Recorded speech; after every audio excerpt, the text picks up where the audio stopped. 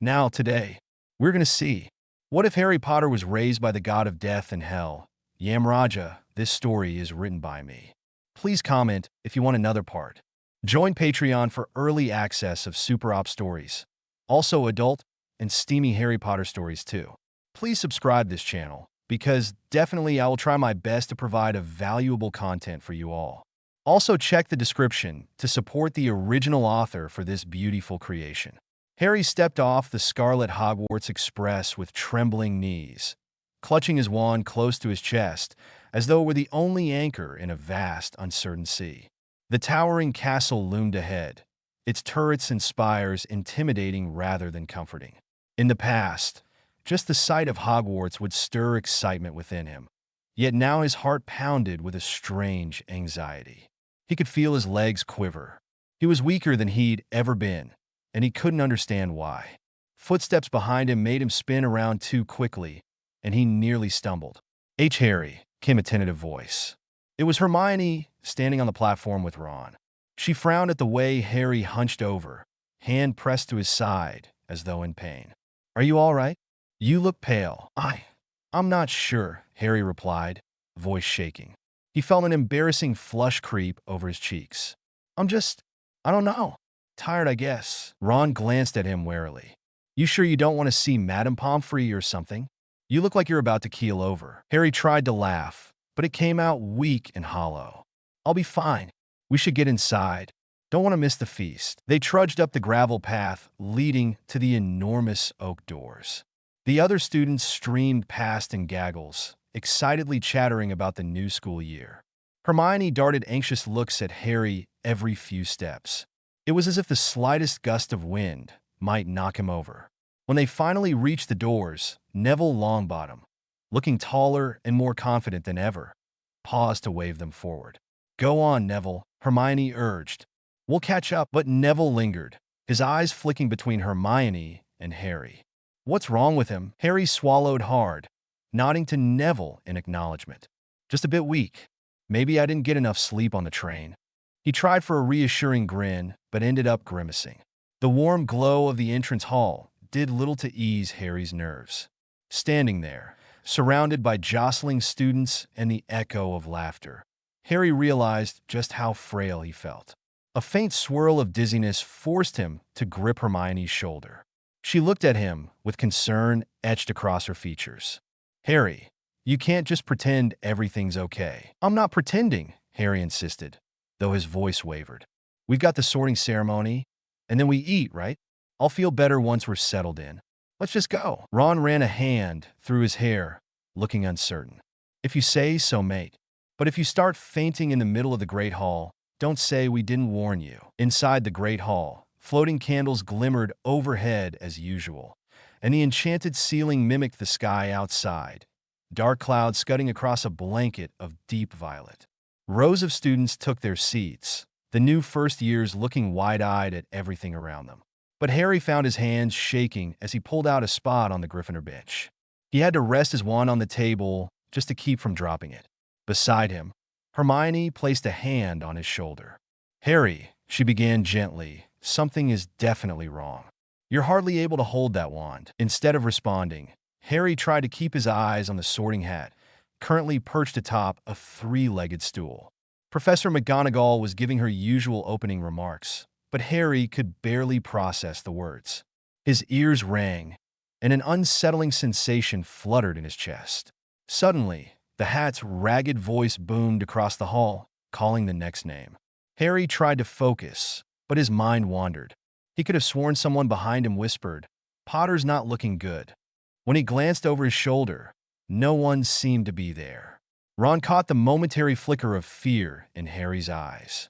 Leaning closer, he said in a low voice, "Seriously, mate, we'll go to the hospital wing right after dinner. No questions asked." Harry wanted to protest, to say something witty or reassuring, but all that came out was a feeble nod. Deep down, a shadow of worry gnawed at him. Something was off in Hogwarts, and it wasn't just his failing strength. He had the strange sense that the whole castle, once so welcoming, was cloaked in an unexplainable tension. And at the center of it all was Harry's own inexplicable weakness. Hermione squeezed his arm gently. "We'll figure this out," she whispered, trying to hide the concern in her eyes. We always do. Harry nodded again, clenching his fists under the table. He only hoped that whatever was happening wouldn't derail everything he and his friends had fought so hard for. If the castle itself felt changed, then nothing was certain, except that he needed to find out why he was so weak before it was too late. Later that night, long after the Great Hall had emptied and the torches in the corridors were burning low, Harry found himself unable to sleep. His bones felt like lead, and his thoughts were a tangled knot of worry. Every time he closed his eyes, he saw the concerned faces of Hermione and Ron, and he couldn't shake the uneasy sense that something was terribly wrong. Why can't I just be strong? He muttered under his breath, staring at the stone ceiling of the dormitory. Pulling on his cloak and slipping out of Gryffindor Tower, he crept past the slumbering portraits. The fat lady stirred as he passed through the portrait hole. Out so late, dear, she called in a drowsy voice. Harry only managed a half-hearted nod in response, not trusting his voice to sound any less distraught. The corridors felt colder than usual. His footsteps echoed with a hollow note that made him flinch. His head pounded, thoughts darting like frightened birds. It's all falling apart, he whispered, gripping the banister on the last flight of stairs down to the entrance hall. A part of him wanted to go to Dumbledore's office. Though Dumbledore was long gone, Harry still found comfort in that wise face's memory. But something else tugged at him, a pull he couldn't explain. It drew him straight out through the massive oak doors, across the moonlit grounds, and into the fringe of the forbidden forest. Broken branches crackled underfoot. The air was thick with the hum of night creatures, and Harry's wand hand shook as he moved deeper among the towering trees. He heard a rustle and froze, heart hammering. Who's there? He whispered, voice barely louder than a breath.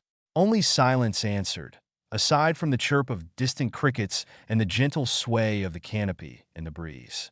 As Harry trudged forward, he felt weaker with each step, like the darkness was drawing the very energy from him. He leaned against a gnarled trunk, gasping, and that's when he saw it.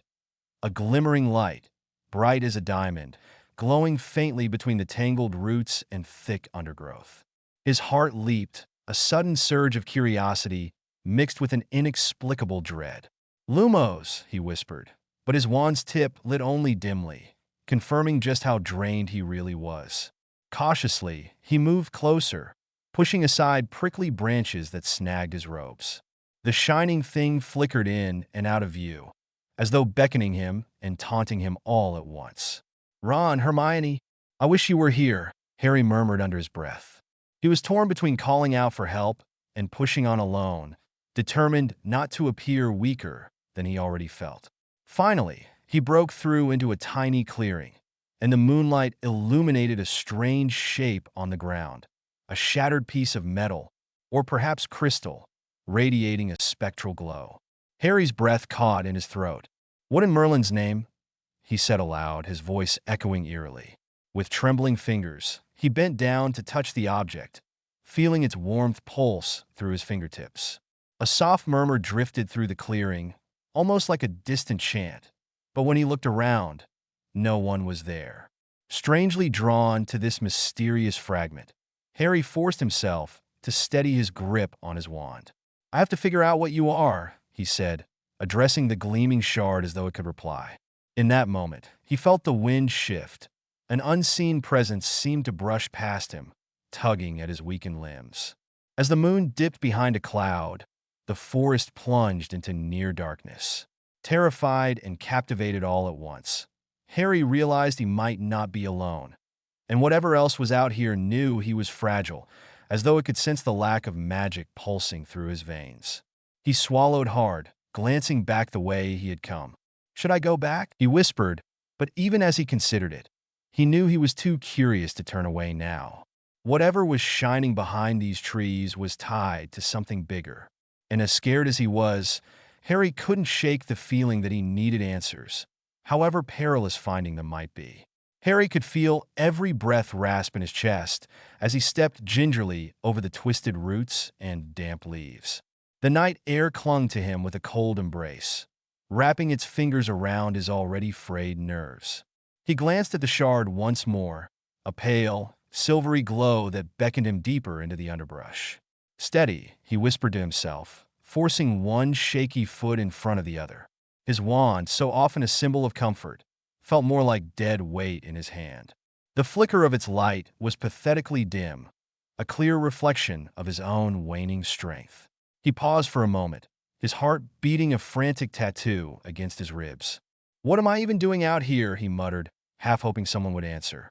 But the forest replied only with the gentle rustling of leaves and the occasional hoot of an unseen owl. He tried to steel himself. If that glowing fragment, whatever it was, had chosen to appear here, then it might hold answers. Answers to why he was so weak and where the energy he once wielded had gone. It shimmered again, almost like it heard him and was calling him closer.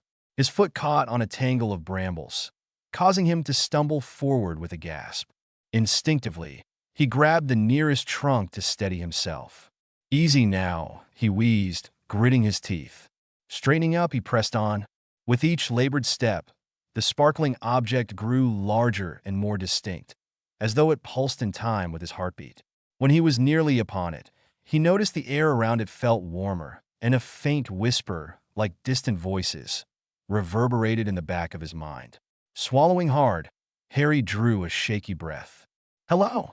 His voice trembled as he addressed the swirling light. Of course, nothing spoke back directly, but the clearing seemed to respond in its own way. The undergrowth rustled, the air thickened, and the shard's glow flared, illuminating the tangled forest floor in soft silver. Biting down on his lip, Harry reached out cautiously. "If there's anyone here, show yourself."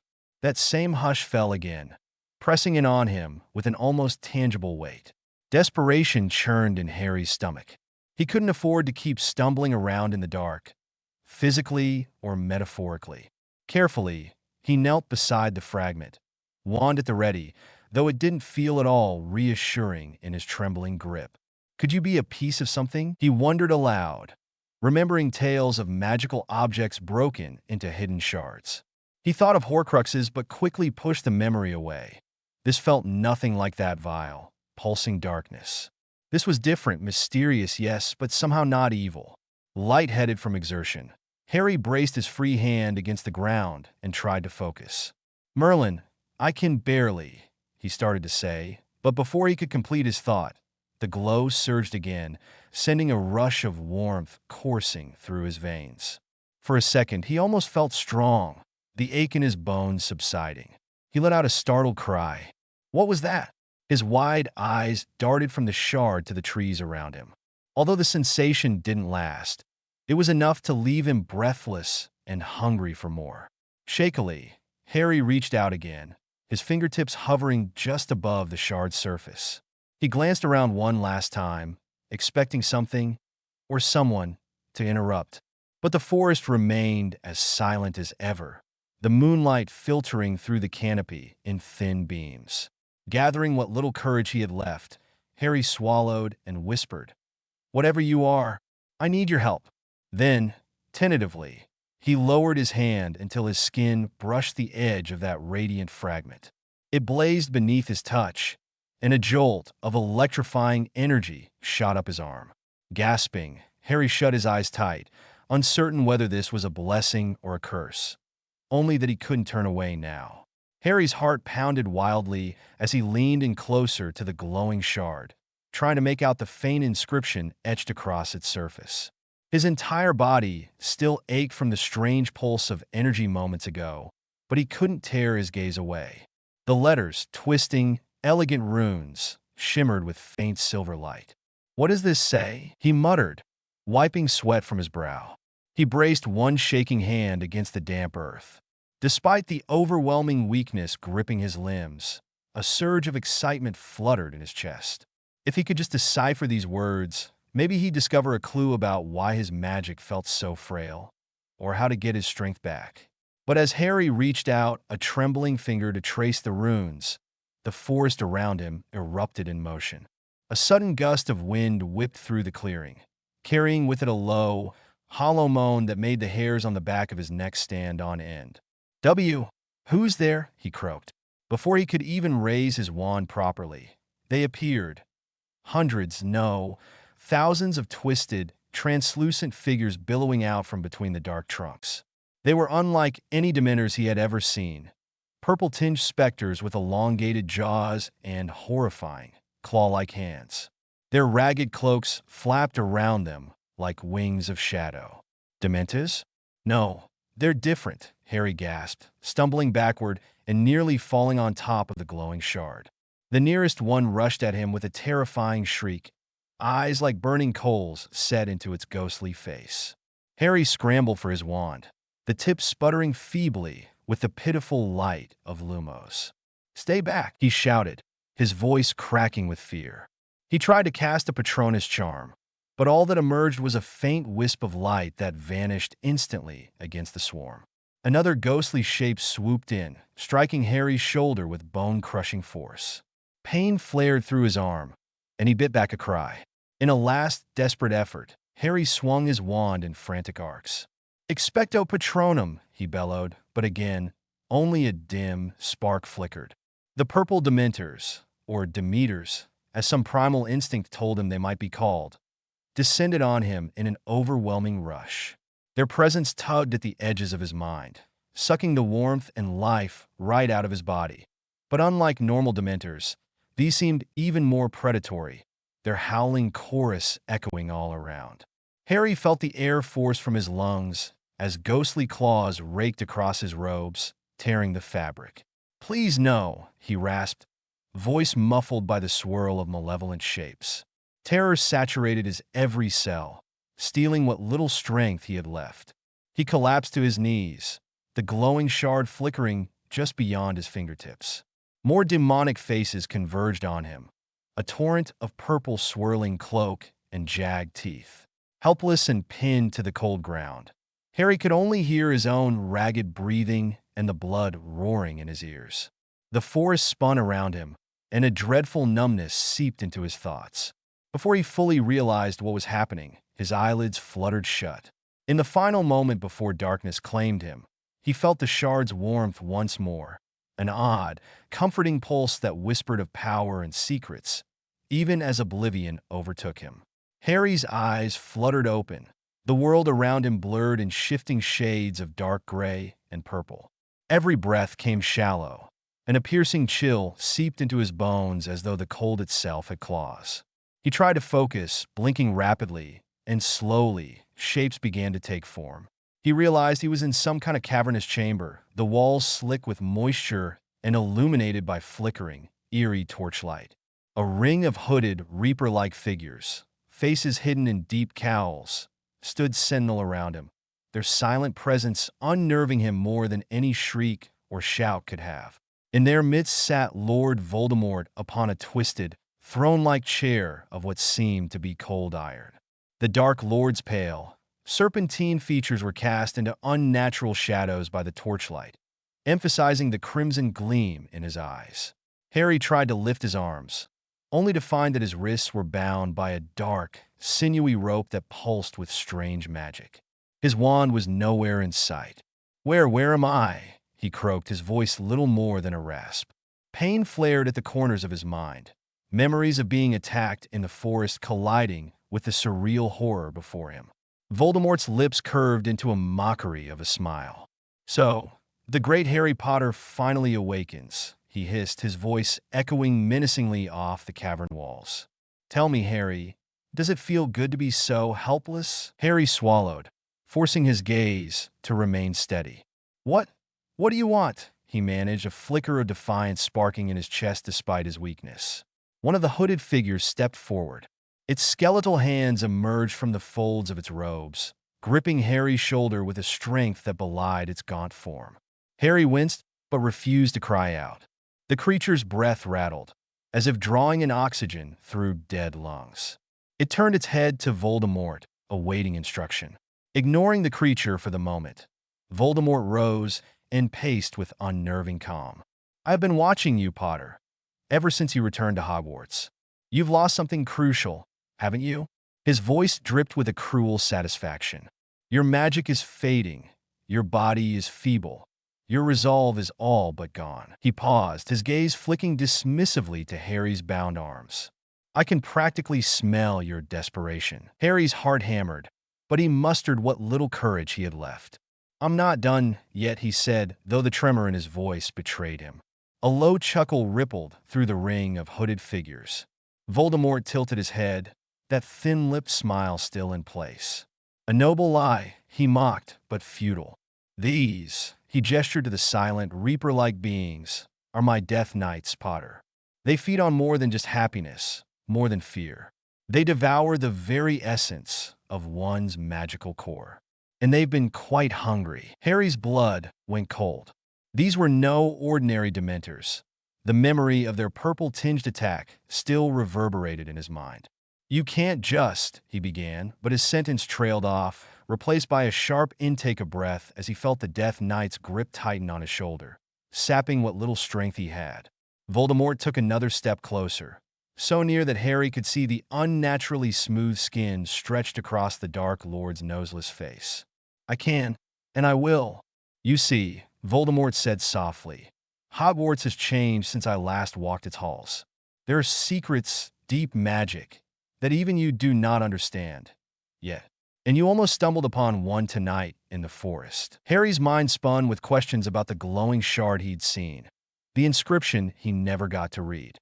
"You mean that piece of," he started, but Voldemort cut across him with a lazy wave of his hand. "Oh, we will get to that, my boy," Voldemort said, a spark of malicious glee in his crimson eyes. "In due time.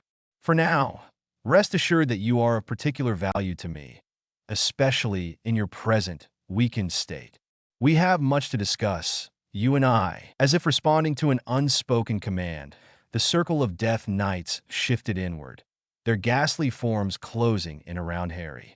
He could feel their cold presence pressing on his mind, threatening to smother his consciousness once more. "Don't," he gasped, trying in vain to wrest free of the binds. Panic prickled under his skin as shadows danced and swirled in his peripheral vision. Voldemort raised one skeletal finger, and instantly, the robed creatures halted their advance. "Harry Potter," he said in a tone almost too gentle, "it is time for you to realize your position in this war.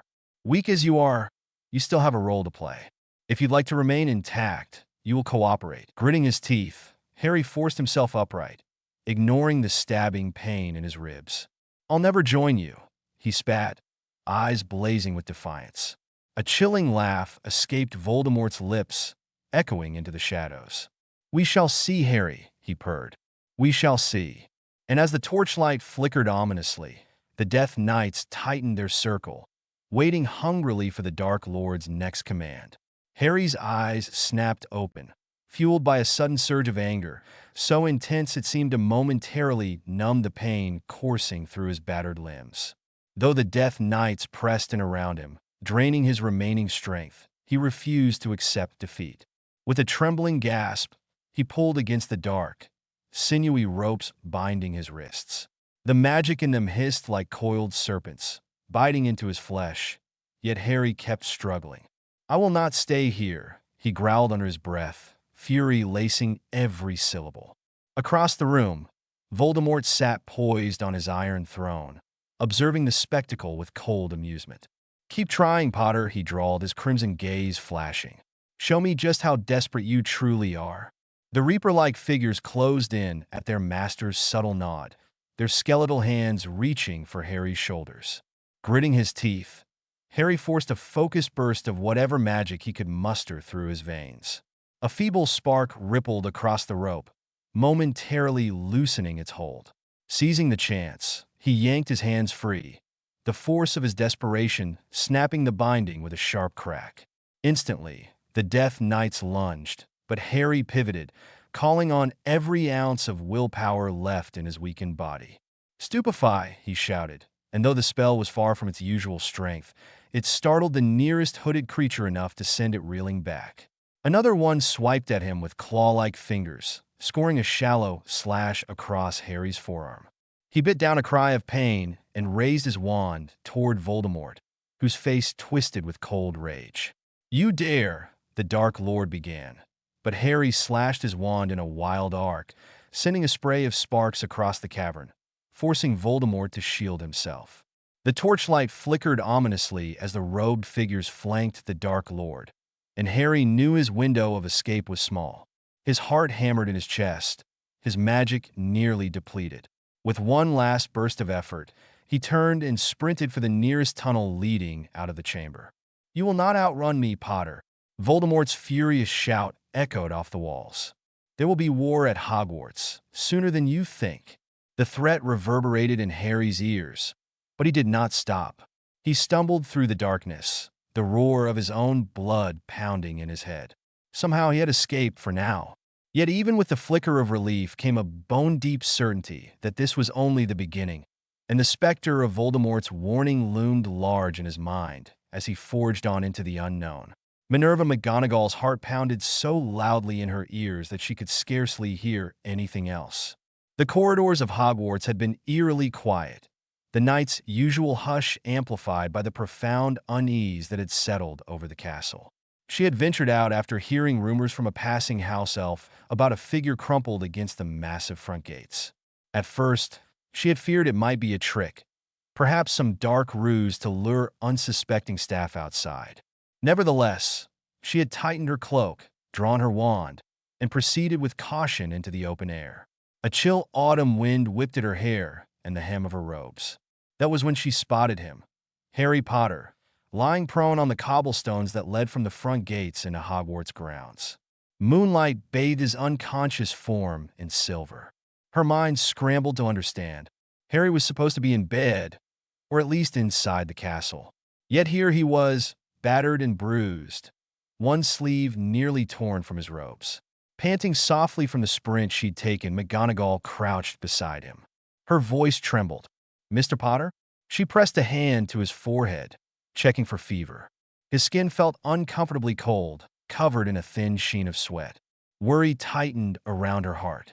Harry's breathing was shallow, and there was a peculiar slackness to his limbs, as though he'd been drained of every ounce of energy. A swirl of questions assaulted her. How had he managed to make it back on his school grounds? Where had he been? And most pressing of all, what had done this to him? Fighting a surge of panic, she pressed 2 fingers to Harry's neck, feeling for a pulse. It was there, thank Merlin, but weak and fluttering. Though she was a capable witch and a dedicated professor, McGonagall was not a trained healer. She knew that if Harry was in critical danger, she had to get him to Madame Pomfrey as soon as possible. Hogwarts's grounds, though normally a place of learning and sanctuary, felt unnaturally foreboding under the sliver of moon. Something evil was at work, something that had followed or attacked Harry just beyond the castle walls. McGonagall shivered despite herself. She lifted her wand, casting a silent levitation charm to lift Harry gently. He rose a few inches from the ground and hovered as though weightless, his head still lolling to one side. Anxious to get help, she hesitated only a moment before recalling that Albus Dumbledore, somehow present, despite all the tragedies of the past, had recently requested that, under no circumstances, should Harry be taken anywhere but to him in the event of an emergency. The memory of Dumbledore's message was vividly etched in her mind.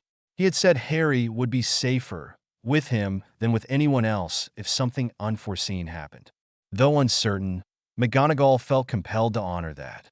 With a worried sigh, she guided Harry away from the gates, the invisible bubble of levitation bobbing gently with each step. Her thoughts churned relentlessly. What could have reduced him to this state? Hermione Granger had reported Harry feeling drained and weak the moment the school year began. But to see him in such a dire condition was another matter entirely. The weight of impending doom pressed on McGonagall's chest, and she quickened her pace until she reached the wooden doors of the castle. With a whispered incantation, the doors creaked open. Several portraits roused themselves at the unusual disturbance in the middle of the night. A few called out, wanting to know what was happening, but McGonagall ignored them. She had one goal: get Harry to Dumbledore's private quarters. The journey through the torchlit corridors was a blur. The flickering orange glow cast dancing shadows on the walls, giving everything a haunted feel. At times, Harry's levitation charm faltered, and McGonagall had to steady him, worried that at any moment he might slip out of consciousness entirely. She cursed under her breath, wishing she had more immediate medical knowledge. "Hold on, Potter," she whispered, as though Harry might somehow hear her beyond the veil of unconsciousness. "We'll set this right." At last, she arrived at the familiar stone gargoyle standing sentinel outside the headmaster's, or in older times, the headmaster's office. McGonagall had rarely set foot here since the war ended, but she recalled the passwords of old. They were typically the name of some suite, and indeed, she tried a few before the gargoyle rumbled aside. The spiral staircase began its steady rotation upward, carrying her and the floating Harry to the door of Dumbledore's private quarters. She rapped sharply, anxiety twisting her insides. A moment later, the door swung open of its own accord, revealing Albus Dumbledore standing inside, clad in a deep purple dressing gown. His expression, calm and serene as ever, morphed into alarm when he saw Harry's limp body. His hand shot up, almost reflexively, and he helped guide Harry gently into the room. Light from a large fireplace danced across shelves stacked with thick tomes. Fawkes, perched on a stand near the fireplace, let out a mournful trill, as though sensing the gravity of the moment. "Place him here, Minerva," Dumbledore said softly, indicating a chaise lounge near the fire. He touched Harry's forehead with slender fingers. "We mustn't waste time." There was urgency, but also a kindness in Dumbledore's tone. He opened the front of Harry's robe carefully and examined the cuts and bruises that marred his skin. There was an unnatural darkness to them, as if tinted by a sinister magic. Dumbledore's wise eyes flickered. "Harry has encountered something far beyond the ordinary," he observed. McGonagall's lips tightened. "I found him near the gate, unconscious, barely breathing." Her voice faltered, but she forced herself to continue. "I didn't know if I should take him to the hospital wing first, but you," she swallowed. "You said to bring him to you in case of trouble." Dumbledore nodded, his face grave. "You acted correctly. I have some potions that may aid him until Poppy can tend to his injuries." He glanced at Fawkes, who spread his wings and offered another plaintive note. "All will be well, old friend," Dumbledore added softly, though the lines of worry etched on his face told a different story. In the next few minutes, Dumbledore and McGonagall worked together to administer a series of potions. One to stabilize Harry's breathing, another to staunch any internal bleeding, and a third to fortify his magical core, if even slightly. When at last Harry's breathing evened out, the two professors exchanged a heavy sigh of relief. "He is not out of danger," Dumbledore cautioned, "but at least he's no longer teetering on the brink of life and death. Let us summon the others. They will want to be here when Harry regains consciousness." Word traveled fast within the old stone walls of Hogwarts. Ron Weasley and Hermione Granger, roused from their uneasy slumbers by a frantic house elf's message, arrived outside Dumbledore's quarters with wild eyes and disheveled hair. Hermione's breath caught at the sight of her best friend lying pale and still beneath a blanket near the hearth. "Oh, Harry," she managed, tears threatening to spill over as she rushed to his side. Ron stood at her shoulder, fists clenched and face set in barely contained anger. "It just keeps getting worse," Ron muttered. "First he was weak, then missing, and now all of this." His eyes darted from McGonagall to Dumbledore. "What happened out there? Did you see who attacked him?" McGonagall shook her head. "I only found him. Merlin knows what he endured. There's no sign of who or what did this." She glanced at Dumbledore, though I suspect the headmaster might have some ideas. Dumbledore gazed at Harry with somber reflection. "The shadow of Voldemort has fallen over these grounds before. It would not surprise me if Harry's unfortunate encounter is part of some larger design. We cannot rule out that Voldemort is involved." He inhaled slowly, closing his eyes for a moment. "We all have reason to believe events have been building toward another confrontation." Hermione, kneeling at Harry's side, ran a gentle hand through his hair. "He hasn't been sleeping well. He's complained of feeling drained, like something is sapping his strength. We thought maybe it was just the stress of returning to Hogwarts or nightmares from the war. But this," she took a shuddering breath. "Dumbledore, do you think he'll recover?" Dumbledore studied Harry's shallow breathing. "He is very resilient, Miss Granger. But we must be prepared for the possibility that his recovery will take time, especially if dark magic was at play." He glanced around the room. There is no place safer than Hogwarts, so long as we are vigilant. We shall care for him here until he awakens. Ron sank into a chair, raking a hand through his hair. I hate this, he whispered fiercely. Harry's always in danger. You'd think after the war. He broke off, unable to continue. Hermione reached out, grasping his free hand in silent solidarity. McGonagall pursed her lips. We mustn't forget that Harry's heroism has a cost. Voldemort may have lost the war, but many of his followers still lurk in shadows. And if you recall, she gave Dumbledore a meaningful look. The scars of the past never truly vanish. They linger. Hermione's eyes were bright with worry. He wasn't just attacked physically, she said, voice trembling. It's like his magic has been leached. Is that even possible? Dumbledore's tone was grim. Yes, Miss Granger, there are entities and spells capable of siphoning another's magic. This we must investigate thoroughly. He settled into a tall back chair, folding his hands in front of him. I must ask for your patience. Until Harry wakes, we cannot fully know what transpired. I suggest you remain here, all of you, so we may be ready to assist him the moment he stirs. The hours that followed felt interminable. The soft crackling of the fire provided a counterpoint to the quick, anxious breaths of those gathered. Hermione perched on the edge of a chair beside Harry, frequently pressing a palm to his forehead to check for fever. Ron paced back and forth in front of Dumbledore's many bookshelves, occasionally letting out frustrated sighs. McGonagall stood near one of the windows, the pale moonlight streaming over her severe features, accentuating the worry etched across her brow. No one dared speak of trivial matters. Instead, the hush that settled seemed almost reverent, punctuated by the occasional rustle of turning pages as Dumbledore consulted ancient tomes about magical siphoning, malevolent curses, and rarely seen monsters. His eyes flicked from line to line, as if searching for any clue or precedent that could have led to Harry's condition. Now and then, he would pause and run his fingertips over a passage, deep in thought. Once or twice, he closed the book with a sigh and reached for another, his expression unreadable. Near dawn, with the sky outside stained a faint lilac, Hermione spoke up in a hushed, trembling tone. Headmaster? Though she wasn't fully accustomed to calling Dumbledore that anymore, the old habit remained. Will he ever be the same? This isn't just a matter of healing a cut or a bruise. His magic feels different. Dumbledore glanced from Hermione to Ron, then to the figure lying so very still upon the chaise. I understand your concern, he replied quietly. Healing, whether physical or magical, is not always straightforward. But Harry's resilience is extraordinary. He has time and again defied the odds. He paused, leaning forward in his chair, the firelight dancing on his half-moon spectacles. The question we must ask is not just whether he will recover, but what it may cost to bring him back to full strength. And whether we, as his friends and mentors, are prepared for the challenges that may arise. Ron let out a shaky breath, halting his pacing.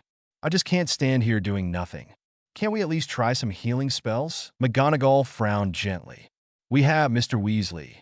They've stabilized him for now, but if we cast the wrong spell or push too hard, we risk harming him further. She looked to Dumbledore, who nodded in agreement. The best course of action is to wait until he regains consciousness and can tell us what happened. Ron's shoulders sagged. He dragged a chair closer and dropped into it heavily. I know. You're right. It's just, I've never felt so useless in my life. Hermione placed a comforting hand on his forearm. We'll be here for him, Ron. That's what matters. Her gaze drifted back to Harry's pale face. His scar, that infamous lightning bolt, appeared more pronounced against his ashen complexion. She couldn't help but recall all the times this very scar had led Harry to confront Voldemort. Painful visions, a conduit of sorts. Was it still acting as such? Even now? Harry moaned softly, and all eyes snapped to him. For a moment, it seemed he might stir. His fingers twitched, and his eyelids fluttered. Hermione leaned forward, her heart leaping with hope. Harry, she whispered urgently. Harry, can you hear me? His lips parted, but formed no coherent words, only a faint exhalation. Then, his body went limp again, sinking further into the cushions. Disappointment hung thick in the room, and Hermione forced back tears of frustration. Dumbledore let out a slow breath. He's fighting. That much is clear. He stood, walking to the bedside and placing a hand on Harry's forehead. His temperature is rising. Perhaps that is a sign his body is rallying against whatever dark curse or creature attacked him. The next hour wore on with agonizing slowness. Finally, in an effort to ease the tension or perhaps offer some explanation, Dumbledore lifted his head from his reading and addressed McGonagall in a low, measured tone. "Minerva," he said, a heaviness to his voice. "I believe it's time I shared something I've kept to myself for quite some time. An additional reason why I asked you to bring Harry to me first." Ron and Hermione exchanged a glance, curiosity piqued. McGonagall gave a short nod. "I assumed you had your reasons, Albus. Especially after so much we've seen." Dumbledore inclined his head. "Indeed. In truth, I have harbored suspicions for months, perhaps longer, that Voldemort was not as dormant as we might have hoped after the war. While his main forms of power were vanquished, there are always dark corners of magic where he could linger, or from which his followers could attempt his resurgence." He steepled his fingers. "And there was something else, a prophecy, or more accurately, an echo of prophecy, that indicated Hogwarts would face dire threats again." Hermione's eyes went wide. "Another prophecy? How?" She remembered, all too well, the events surrounding the prophecy that foretold the confrontation between Harry and Voldemort, the prophecy that set so many tragedies in motion. Dumbledore offered a faint smile, tinged with regret. "Not a prophecy in the formal sense. Rather, a piece of knowledge gleaned from my past studies into Hogwarts' wards and the shifting energies of its foundations. I discovered an ancient notation that hinted at a cycle of darkness. Every few generations, the wards weaken, allowing certain malicious forces easier access. Voldemort, with his extraordinary cunning and deep ties to the school's darker secrets, was in a prime position to exploit those weaknesses. He did so during the war, but it seems he, or what remains of him, may be stirring once more." McGonagall let out a slow breath, nodding. "I've suspected something too, Albus. The castle feels on edge. The corridors feel colder. The portraits have been whispering of strange omens. And then, just this evening, I found Harry nearly dead at the gates." Hermione interjected softly, "But Dumbledore, Voldemort was defeated.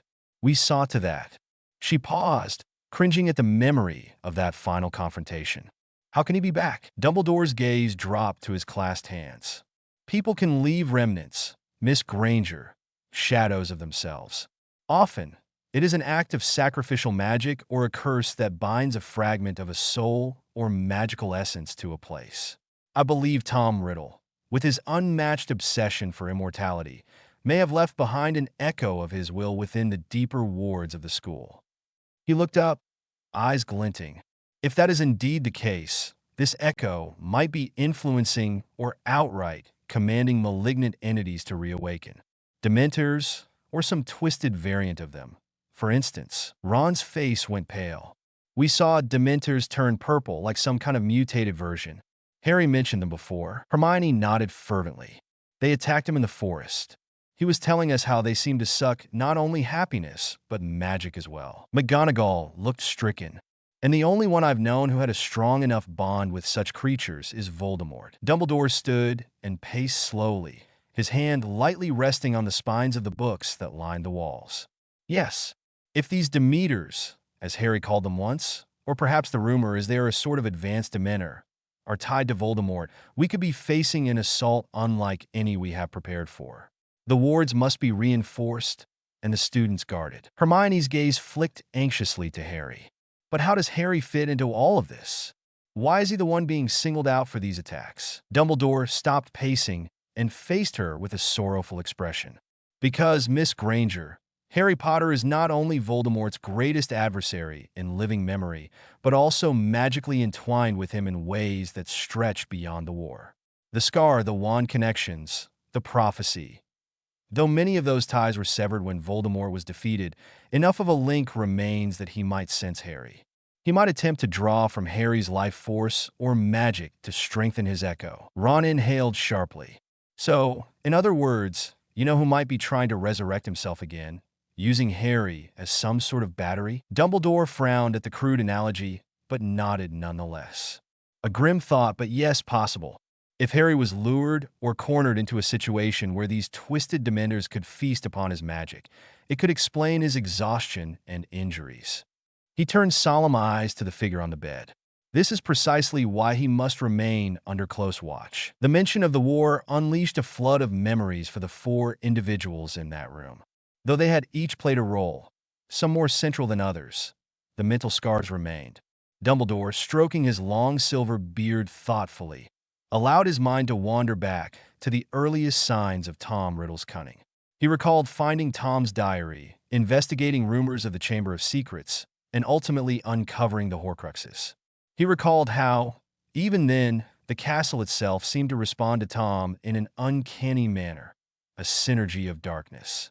McGonagall was lost in her recollections of the many nights spent rallying the school, preparing the defenses, comforting frightened students, and fighting alongside them when the final battle came. She remembered the heartbreak of losing beloved colleagues and the joy at discovering some had survived.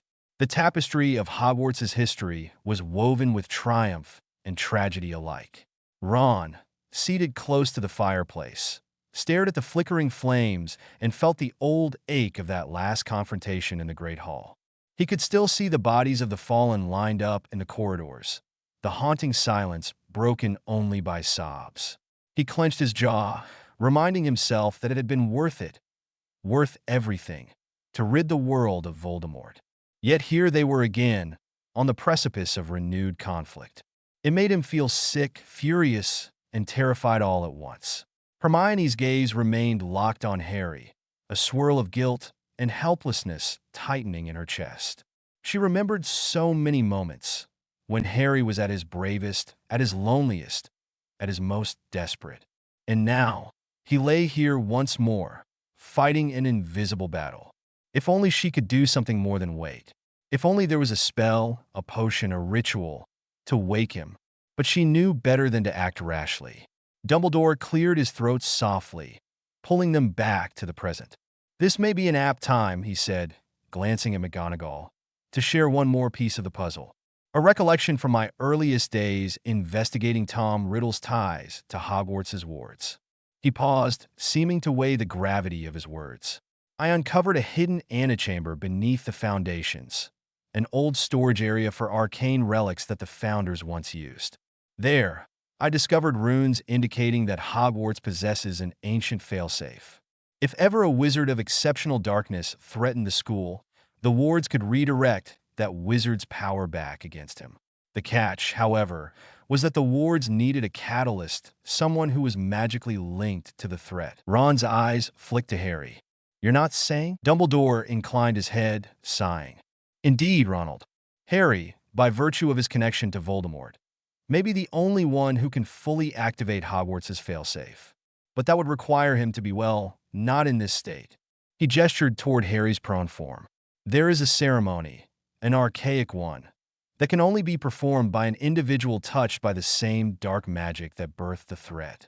In other words, someone who has survived the killing curse from that very wizard." Hermione's voice trembled with equal parts awe and anxiety. "So, we need Harry to complete some kind of ritual to defend Hogwarts from Voldemort's echo." "Precisely." The impetus to reveal this was spurred by Harry's initial signs of weakness. "I feared something was in motion." Dumbledore closed his eyes briefly, pained. "Had I known it would escalate so quickly. But regrets serve little purpose now. We must focus on reviving Harry." McGonagall nodded resolutely. "When Poppy arrives, we'll combine her healing expertise with the potions you've already administered. If we can restore his strength and confirm that his magical core is intact, perhaps we can prepare him for whatever steps must be taken." The hours slipped by. Ron and Hermione, despite their fatigue, refused to leave Harry's side. McGonagall busied herself, sending a discreet message to Madame Pomfrey, instructing the matron to come to Dumbledore's quarters post-haste, and to do so quietly, so as not to alarm the entire school. Though the morning sun was climbing higher in the sky, casting sharp beams of light into the office, the atmosphere felt as tense and hushed as midnight. At long last, a flutter of movement drew their attention. Harry's hand shifted on the covers. A weak groan escaped his lips. Instantly, Hermione was at his side. "Harry," she whispered, voice taut with worry and hope. "Harry, can you hear me?" Harry's eyelids slid open to narrow slits, and for a moment, confusion clouded his gaze. He tried to lift his head, but sank back onto the pillow with a wince. "Hermione," he croaked so softly that she had to lean in to hear. "What, where?" "Shoo," Hermione murmured, brushing his bangs away from his forehead. "You're safe. You're at Hogwarts in Dumbledore's quarters. Just rest." Ron took a step closer, relief flooding his features.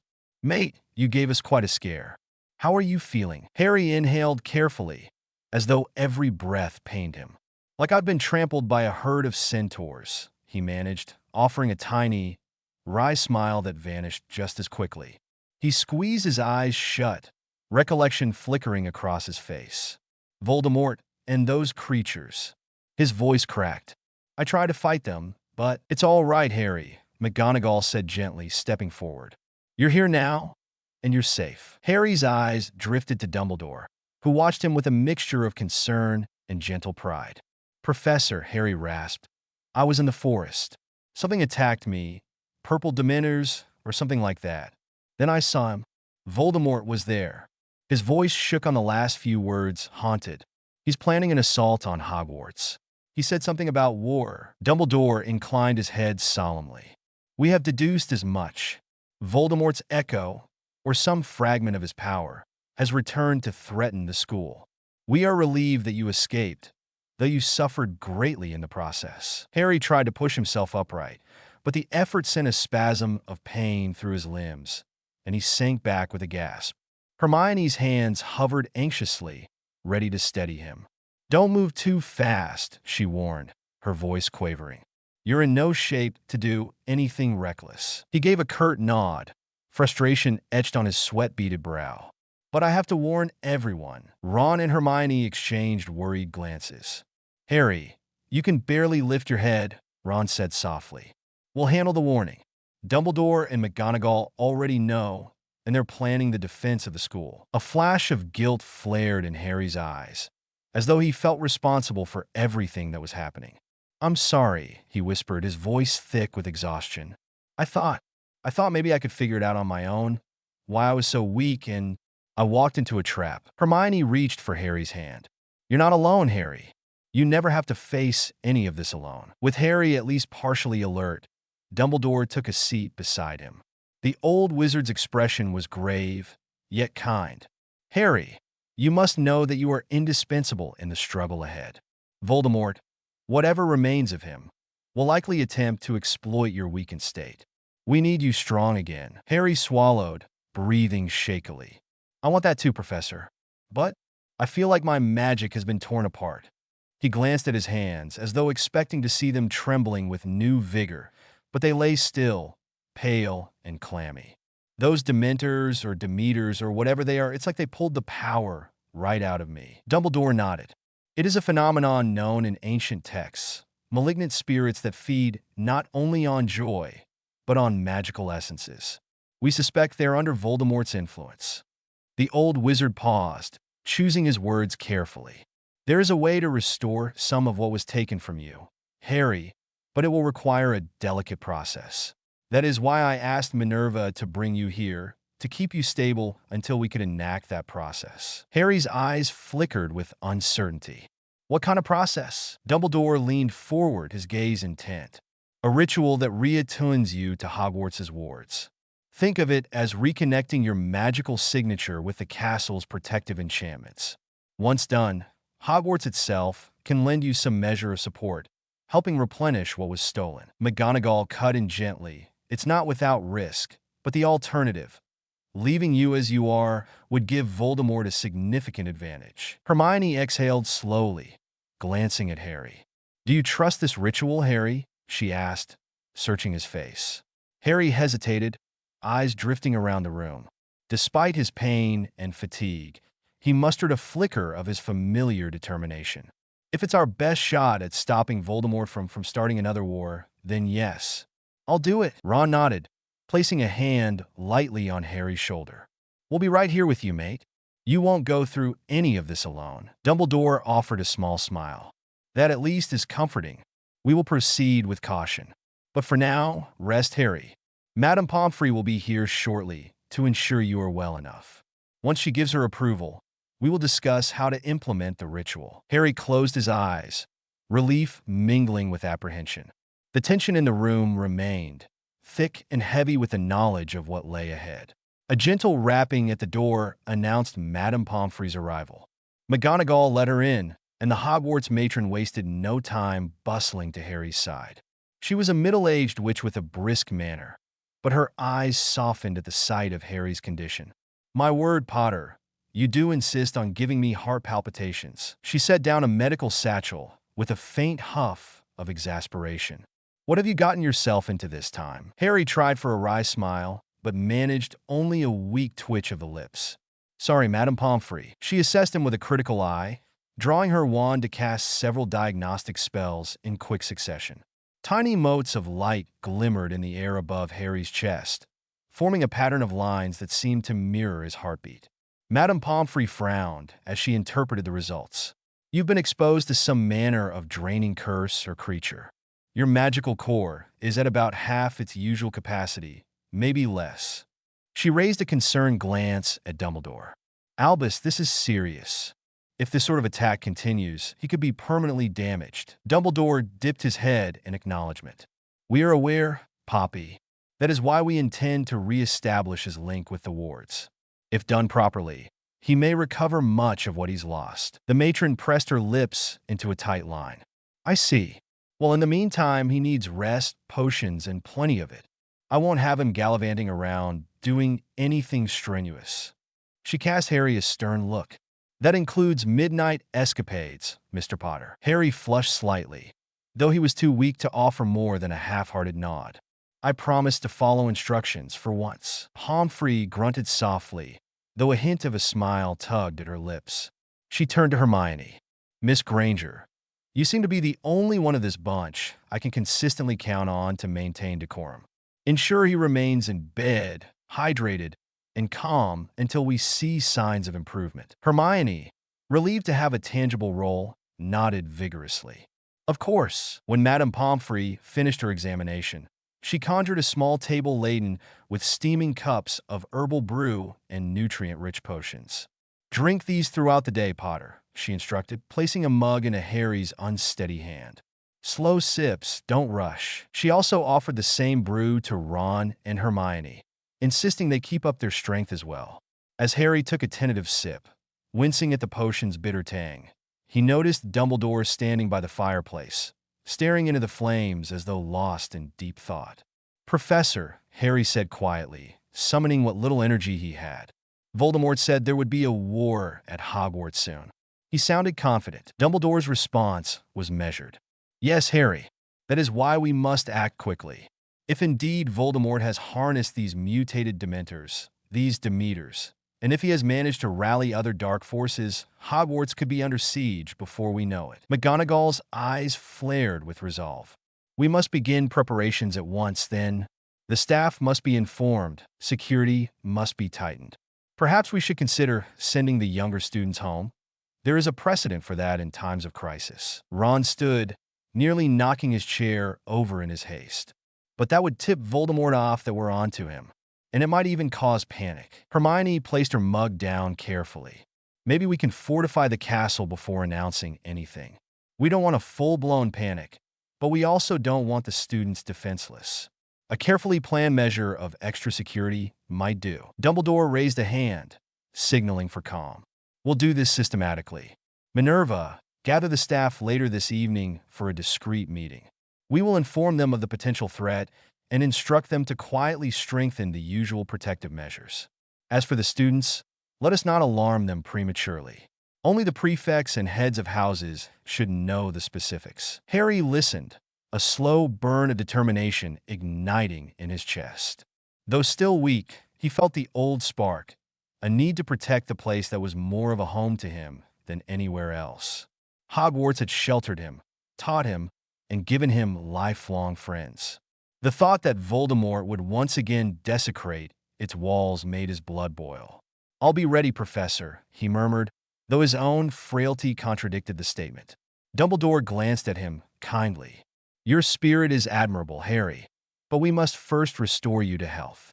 I will not risk you facing Voldemort's forces at a fraction of your strength." Harry nodded, though a flicker of frustration crossed his face. "I understand." Later that day, after Ron and Hermione had gone for a short break, at Madame Pomfrey's insistence that they rest, and Harry had dozed off again, Dumbledore and McGonagall withdrew to a corner of the room to speak in low voices. McGonagall could sense the weight of unspoken fears in her old friend's eyes. "Albus," she said quietly, "the war. We're not prepared for another one. The students have just begun to recover from the last." Dumbledore nodded solemnly. "I know, Minerva, but Tom Riddle has always been an opportunist. With the wards in their cyclically weakened state and Harry in a vulnerable condition, it's the perfect storm." He placed a gentle hand on McGonagall's shoulder. "I've carried knowledge about these wards since before you became deputy headmistress. I'd hoped it would never come to this, but I suspect there was always a part of me that feared it might." McGonagall studied him closely. "What else is troubling you, Albus? There's something deeper in your eyes." He exhaled, glancing briefly at the sleeping Harry. "Voldemort's manipulations with Horcruxes were widely known, but I suspect he may have used another form of anchor within Hogwarts itself. Something intangible, woven into the tapestry of magical lines that converge beneath the castle. I found references to a forbidden practice in his private journals many years ago. The entries spoke of an ability to embed an echo in the place where one's magic is strongest. For Tom, that place was always Hogwarts." McGonagall's gaze hardened. "Then we may be dealing with a direct conduit, like a Horcrux, but not quite?" Dumbledore nodded. "Precisely. If that is so, he could theoretically harness any negative energy or fear within the castle to fuel his presence. The arrival of students, some of whom still bear fresh scars from the war, could be feeding him inadvertently." A grim silence settled between them. McGonagall pressed a hand to her chest, as though the weight of these revelations was physically pressing on her. "We cannot let him gain more power, Albus. We must solidify the wards and remove that echo. The ritual you spoke of earlier, do you truly believe it can work?" "Yes," Dumbledore answered, though there was a hint of uncertainty in his voice. "It is Hogwarts' built-in failsafe, devised by the founders themselves. If anyone knows how to rid the school of dark infiltration, it is they. But the founders' method requires someone who is both connected to the threat and capable of channeling the wards. Harry fits that role, but only if he recovers enough to handle it. The attempt could be dangerous. The wards might reject an unworthy or unprepared vessel." McGonagall's lips thinned. "So either he tries and succeeds, or..." Dumbledore bowed his head. "Or he might suffer great harm. But I suspect Harry's loyalty to this school, and his history, will be enough to see him through. We must have faith." As the day wore on, Hogwarts bustled with the usual rhythms of classes, meals, and student chatter, blissfully unaware of the quiet crisis unfolding in Dumbledore's quarters. The only sign that something was amiss was the faint tension in the air, the subdued caution of certain professors, and the occasional hushed conversation among the prefects. Meanwhile, Harry awoke intermittently, never for long, each time murmuring hazy recollections of Voldemort's mocking face and the swarm of purple-tinged Dementors. Hermione took it upon herself to document his mutterings, hoping that some clue within his delirium might point them to a strategic defense. Ron hovered protectively, occasionally sneaking in jokes or encouraging words to keep Harry's spirits up. Toward evening, Harry managed to stay conscious for nearly a full hour. He sipped soup carefully, guided by Hermione's watchful eye, and grumbled good-naturedly at Ron's jokes, even though each laugh made his ribs ache. Dumbledore stayed close, politely answering Harry's questions about the plan to repel Voldemort. "I will explain everything in detail once you're well enough, Harry," he reassured him. Despite the heaviness of the situation, the brief moments of normalcy, Ron teasing Hermione, Hermione fussing over Harry, Dumbledore offering a warm smile, provided a semblance of hope. Hogwarts had survived crises before. Perhaps it would survive again. Night descended over the castle once more, and the torches lining the corridors flickered low. In Dumbledore's quarters, the hush felt almost stifling, as if the walls themselves were bracing for the oncoming storm. Harry drifted in and out of a restless sleep, occasionally stirring with a sharp gasp, as if from a nightmare. Each time, Hermione or Ron was there to calm him, to hold his hand until he settled. McGonagall left at one point to confer with the other heads of houses, discreetly organizing the first line of defenses, reinforcing curfews, ensuring patrolling staff in the corridors, and quietly adjusting the wards. She knew that if Voldemort chose to strike soon, every measure of caution could be the difference between life and death. While McGonagall was gone, Dumbledore approached the bed, his expression thoughtful. He seemed to be considering whether or not to share another piece of knowledge. Finally, he crouched beside Harry, who lay wide awake, eyes dim in the glow of the fireplace. "Harry," he began, voice gentle, "I realize this is no small burden, especially so soon after the war. But do you remember our talks about the bond you and Voldemort share? How your scar once served as a conduit?" Harry let out a shaky breath. "Yeah. It used to give me visions, sometimes let me see through his eyes." Dumbledore nodded. "We were able to sever much of that link, but I have reason to believe that the deeper wards of Hogwarts are resonating with any vestiges that remain. Since you stepped onto Hogwarts grounds, you felt weaker perhaps because the wards are inadvertently pulling from your link to Voldemort. They're trying to protect themselves, but in doing so, they're draining you as well." Harry's brow furrowed. "So, the castle is hurting me while trying to fight him?" "In a manner of speaking, yes." Dumbledore's eyes reflected genuine sorrow. "But once we conduct the ritual to attune you properly, that drain should reverse and become a reciprocal flow, strengthening both you and the wards." Harry let the idea sink in, his mind spinning. "So it's crucial I do this. That's what you're saying." "It is," Dumbledore acknowledged softly, "but only if you feel ready. I will not force you." Harry's gaze flicked around the room, finally resting on Hermione and Ron, who were murmuring quietly at the far side. He saw the concern on their faces. He saw the lines of worry etched around Dumbledore's eyes. Images of the war flashed through his mind. The Great Hall in ruins, friends lying injured, the final duel. He swallowed.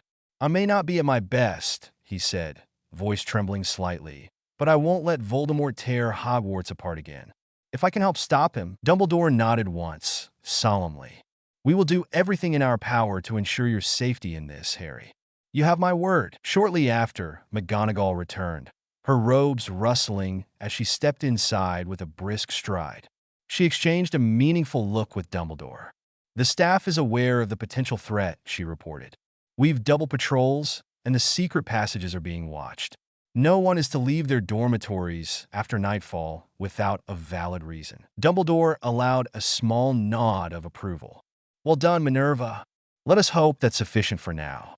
We don't wish to engage the students in panic." Hermione glanced up from her seat. "And if Voldemort attacks sooner rather than later?" McGonagall pursed her lips. "Then we stand ready as best we can. We're not defenseless, Miss Granger. Hogwarts may be weaker than usual, but it's still a formidable stronghold." Dumbledore arched an eyebrow. "A stronghold that will grow stronger once we perform the ritual with Harry." Harry managed to sit up slightly, leaning against a pile of soft pillows. "Professor," he said, addressing Dumbledore, "you mentioned that you've known about this possibility for a while, about Voldemort returning, I mean.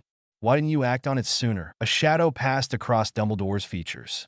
"The short answer, Harry, is that I had incomplete information and hoped we might avoid the worst of it. I had hoped that Voldemort's last defeat was truly the end." He sighed heavily. "But I also knew it was unwise to dismiss the possibility of fragments of his essence lingering, especially at Hogwarts. My aim was to watch, gather evidence, and only intervene if and when it became absolutely necessary. I never intended for you to be harmed in the process." Harry let out a slow breath. He still felt weary, but a flicker of understanding softened his expression. "I get it. You wanted to be sure." "Yes." Dumbledore's eyes flickered with regret. "Sometimes, in the pursuit of caution, we find ourselves reacting too late. For that, Harry, I'm sorry. Ron cleared his throat, standing up from the chair he'd been slouching in. Right then, now we know Voldemort's lurking in the shadows, planning to strike. We have to be ready to fight, and we have to get Harry back on his feet. Hermione pressed her lips together, nodding. Exactly. The war might be starting again, but this time we're not children caught unawares. We'll face it together. She turned to Harry, her eyes shining with conviction. And we won't let you do this alone. Harry felt gratitude swell in his chest. Exhausted though he was, the unwavering support of his friends lent him a sense of warmth and courage. He mustered a small smile. All right, let's do this then. Dumbledore allowed a rare, relieved smile to crease his own features. Thank you, all of you. Our unity will be our greatest strength in the dark days ahead. We must coordinate carefully, keep our wits about us, and above all, remember what we're fighting for. McGonagall straightened, adjusting her square spectacles. Albus, I'll finalize the preparations for the wards. When Harry is strong enough, we'll do the ritual. Poppy says he'll need at least a day or two of rest before any strenuous activity. That should also give us time to gather the necessary components. Dumbledore gave a single, decisive nod. Excellent. Then let us consider tomorrow our window to make final arrangements. The ritual must be performed at midnight, at the cusp of the new moon, when the magical energies are most fluid. He offered Harry an encouraging glance. Until then, Harry, focus on recovery. Drink your potions, rest, and trust in your friends and mentors. Hermione gently pressed a new vial of potion into Harry's hand. You heard him. Drink up. Harry rolled his eyes good-naturedly but complied, his face twisting in disgust at the pungent flavor. Bleck, he groaned, making Ron chuckle for the first time in hours. Time in Dumbledore's quarters felt oddly suspended, as though the usual tempo of Hogwarts life existed elsewhere. The next day arrived, bright and crisp, with the sound of distant chatter from students heading to morning classes. Harry spent most of it asleep or in a state of half-awareness, occasionally startled from his doze by the aftershocks of nightmares. Each time, Hermione or Ron was there to reassure him, and Madame Pomfrey periodically arrived to check his vitals and administer more potions. By afternoon, Harry felt marginally better, managing to eat a modest meal without too much pain. Though his limbs were still heavy, he sensed a faint spark returning to his magical core. It wasn't enough to cast spells effortlessly, but it offered hope that recovery was possible. Dumbledore and McGonagall slipped in and out of the chambers, tending to Hogwarts matters, but always returning to monitor Harry's progress. Occasionally, Dumbledore would pull out ancient scrolls and meticulously cross-reference them with old notebooks, presumably the instructions for the upcoming ritual. Hermione, naturally inquisitive, assisted where she could, deciphering runic annotations. Late in the evening, while Ron dozed in an armchair and Hermione diligently jotted notes at a nearby desk, Dumbledore and McGonagall conferred one more time. Their voices were soft but urgent, meant not to disturb Harry but to finalize matters. Minerva, Dumbledore said in a subdued tone, there's a detail I did not fully disclose earlier. Before the war ended, I retrieved a letter from the Department of Mysteries that had been buried in an old file on Hogwarts wards. It warned of a cyclical resurgence of darkness, pegged to the one who tried to claim the castle as his domain. He paused, regret ghosting across his features. Tom Riddle, as you know, tried to align himself with Salazar Slytherin to claim the castle's secrets. The letter suggested that if he ever returned, the wards might react unpredictably, either aiding him or turning against him. I fear that unpredictability is what we are now experiencing. McGonagall's brow furrowed. And you never mentioned this to anyone? Dumbledore offered a sad half-smile. I hoped it would never come to pass. But when I first noticed Harry's fatigue, I knew the wards were stirring. My aim was to quietly investigate, to see if I could handle it without alarming the school. Yet here we are, forced into action. The weight of his words settled over them both. After a moment, McGonagall laid a hand on Dumbledore's arm. We will see this through, Albus. We must. Dumbledore gently covered her hand with his. Together, yes. When midnight approached once again, Dumbledore gathered everyone around Harry's bed. Ron stretched his stiff limbs, and Hermione rubbed her tired eyes, closing the notebook of runic references. McGonagall hovered near the fireplace, arms folded, her expression resolute. Harry shifted upright against the pillows, ignoring the dull ache in his ribs. "Tomorrow night, then?" he asked, his voice firmer than before. Dumbledore nodded. "Tomorrow at midnight, when the moon is darkest. We'll journey to the heart of Hogwarts, deep beneath the foundations, to perform the ritual. Do not be alarmed by what you see or feel. The wards are ancient and may produce powerful phenomena." He paused, letting his gaze settle on each person present. "This will be dangerous. Voldemort may sense our plan and attempt to intervene. We must be prepared for anything." Ron set his jaw. "We'll be ready." Hermione pressed her lips together, her eyes reflecting both fear and fierce determination. "We've come this far," she said quietly. "We won't fail now." Dumbledore nodded, then addressed Harry directly. "Harry, get as much rest as possible. Your magical core has improved slightly, but you'll need every bit of strength for what lies ahead." Harry swallowed, a knot of anticipation twisting in his stomach. "I understand, Professor. I'll be ready." A moment of silence passed, thick with the weight of the path they had chosen. Outside, the wind stirred, rustling the high turrets of the castle. It sounded almost like a low lament, a reminder of the battles fought and those yet to come. Finally, Dumbledore clasped his hands in front of him. "Then let us call this day to a close. Rest well, all of you. Tomorrow's events may shape the fate of Hogwarts, and perhaps the wizarding world, once again." With that, everyone began to settle in for a final attempt at peace before the looming confrontation. Hermione dragged in a couple of extra pillows and blankets, setting up makeshift beds for her and Ron so they could stay by Harry's side. McGonagall insisted on patrolling the corridors through the night, both to protect the castle and to steady her own nerves. Dumbledore lingered, gazing into the fire as though searching for answers in its flames. Harry, cradled by pillows, drifted into a light doze. In the space between wakefulness and sleep, he felt a mixture of fear and determination swirling within him.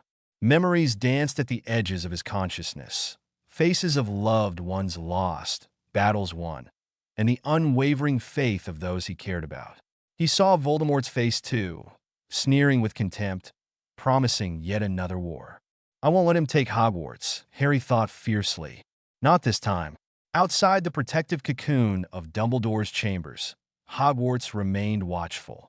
The portraits kept their vigil, and the suits of armor stood silently at attention. The castle itself seemed to breathe, anticipating the coming storm. By the time dawn's light crept through the windows, everyone in that room would have snatched only fragments of rest, their minds already racing with strategies, fears, and the faint flicker of hope. For Harry, that hope was enough to keep him moving forward. He had survived Voldemort once. He could do it again. Though his body was battered and his magic depleted, his resolve was unbroken. And in the quiet hush, just before slumber claimed him fully, he recalled what Hermione always told him. "You're never alone, Harry." No, he wasn't alone. He had allies, friends, and mentors who would stand by him to the very end. As darkness gathered on the horizon, one truth shone through the uncertainty. Love and loyalty had triumphed over Voldemort once before, and they would do so again. With that conviction in his heart, Harry surrendered to sleep, determined, for the sake of everyone at Hogwarts, to rise the next day stronger than before. The morning sun had yet to crest the horizon when Harry Potter woke. A pale wash of pre-dawn light filtered through the tall windows of Dumbledore's quarters, painting the room in muted blues and purples. He stirred slowly, aware of an odd stiffness in his limbs, a reminder of the vicious attack by Voldemort and those purple-tinted Dementors. Nearby, Hermione dozed in a chair, her arms folded atop a desk cluttered with open books and half-finished notes. Ron was absent. Apparently, he had left some time in the night to check on something, or so Hermione had mumbled when Harry half-woke earlier. Now, in the hush of dawn, Harry surveyed the scene more clearly and noticed how quiet everything felt, how thick the tension seemed in the air. A soft rustle alerted him to another presence. Professor Dumbledore stood at a table spread with scrolls, frowning as he read. At Harry's stirring, the old wizard turned and offered a gentle smile. "Harry," he said softly, voice echoing in the stillness. "You're awake sooner than expected. How do you feel?" Harry pushed himself upright against the pillows, wincing a little. "Better than yesterday," he admitted. His muscles no longer screamed with every movement, though he still felt uncomfortably drained, like a lantern running low on oil. "Is there any news?" He cast an anxious glance around, half expecting to see McGonagall or some sign of the war drums sounding. Yet the day had barely begun. Dumbledore exhaled, gliding to Harry's side. His half-moon spectacles glinted in the subdued light. "We're about to convene a meeting of the heads of houses, along with a few select professors. Preparations for Hogwarts' defense are already underway. I believe Minerva and the others have been quite thorough." He paused, then added more gently. "Hermione and Ron insisted on staying with you through the night, but Ronald left some hours ago, saying he needed fresh air." Harry's brow furrowed. "He didn't mention anything to me. Didn't say where he was going, only that he would return shortly," Dumbledore replied, a faint trace of concern in his voice. Miss Granger tried to stop him, but he was quite insistent. Just then, Hermione stirred, blinking sleepily as she lifted her head from the desk. Books and parchment crinkled beneath her arms. She pushed her bushy hair back from her face. "Harry, you're awake," she said, relief evident in her tone. Rubbing at her eyes, she tried to gather her scattered notes. "Good. How are you feeling?" He repeated his earlier reply, adding a note of determination. "I'm feeling well enough to help." He paused, then asked the question that pressed hardest on his mind. "Have we heard any word on Voldemort's next move?" Dumbledore glanced at Hermione, silently inviting her to fill Harry in. She nodded, riffling through her parchment. "We've been reading up on these so-called Demeters. From what I can tell, there's some corrupted offshoot of Dementors that might have been mutated by a dark magical anchor, an echo of Voldemort. Professor Dumbledore thinks it's tied to the wards at Hogwarts, and we're—" Harry's eyes sharpened with alarm. "Is the castle safe right now?" Hermione glanced at Dumbledore, who replied in a measured voice. "We are fortifying Hogwarts as best as we can, but we'll need your help soon, once you recover further." The old wizard rested a hand gently on Harry's shoulder. "Now, get dressed if you can, and come to the Great Hall for breakfast. We'll likely announce some measures to the staff. We won't tell the entire student body everything, but certain precautions must be taken." Harry nodded, swinging his legs over the side of the bed. Though still weak, he was determined to stand on his own 2 feet. "I can't let everyone fight this without me," he thought fiercely. In the back of his mind, a faint worry about Ron's absence tugged at him, but he pushed it aside for the moment, assuming Ron had merely needed a breather after so much tension. By the time Harry, leaning lightly on Hermione for support, made his way into the corridor, life in the castle was stirring. Students in dressing gowns ambled toward the Great Hall, some yawning expansively, others chattering in subdued tones. It was a far cry from the typical boisterous morning bustle. Perhaps the air of caution had already permeated the halls, or maybe everyone was simply exhausted from the emotional toll of the prior evening's rumors. Strange sightings near the forest, flickers of purple light, and other ominous portents. As they descended the moving staircases, Hermione cast worried glances at Harry. "Are you sure you're all right walking? I could cast a stabilizing charm if you're dizzy." She kept one arm looped around his, ready to catch him if he stumbled. Harry shook his head. "Thanks, Hermione, but I want to do this on my own." His steps were unsteady, but the fresh air of the corridor seemed to invigorate him, if only slightly. "I'm tired of feeling helpless." Before Hermione could protest further, a burst of vibrant red hair caught Harry's eye. Ginny Weasley had just emerged from a side passage, books clutched in her arms. Upon seeing Harry, her expression lit with relief, swiftly followed by concern. "Harry," she exclaimed, hurrying toward him. "I heard you were back on your feet. Are you sure you're okay?" She all but dropped her books in her haste to reach him. Hermione, wearing a small smile, released Harry's arm so Ginny could take her place. "He's insisted on walking," Hermione explained, stepping back. "I'm off to speak with McGonagall about scheduling." I'll meet you two in the Great Hall." And with that, she darted off, leaving Ginny and Harry alone in the corridor. Ginny slipped an arm around Harry's waist in a gesture of both closeness and support, her eyes searching his face. "You had me worried sick," she whispered, voice trembling slightly. I heard something awful happen in the forest. Then you vanished, and no one could tell me anything." Her tone carried the weight of sleepless nights and raw fear. Harry's chest tightened at her obvious anxiety. "I'm sorry," he murmured, casting his gaze downward for a moment. "It's been complicated. Voldemort." "I know," Ginny said quietly, brushing her free hand over his cheek in an uncharacteristically tender gesture.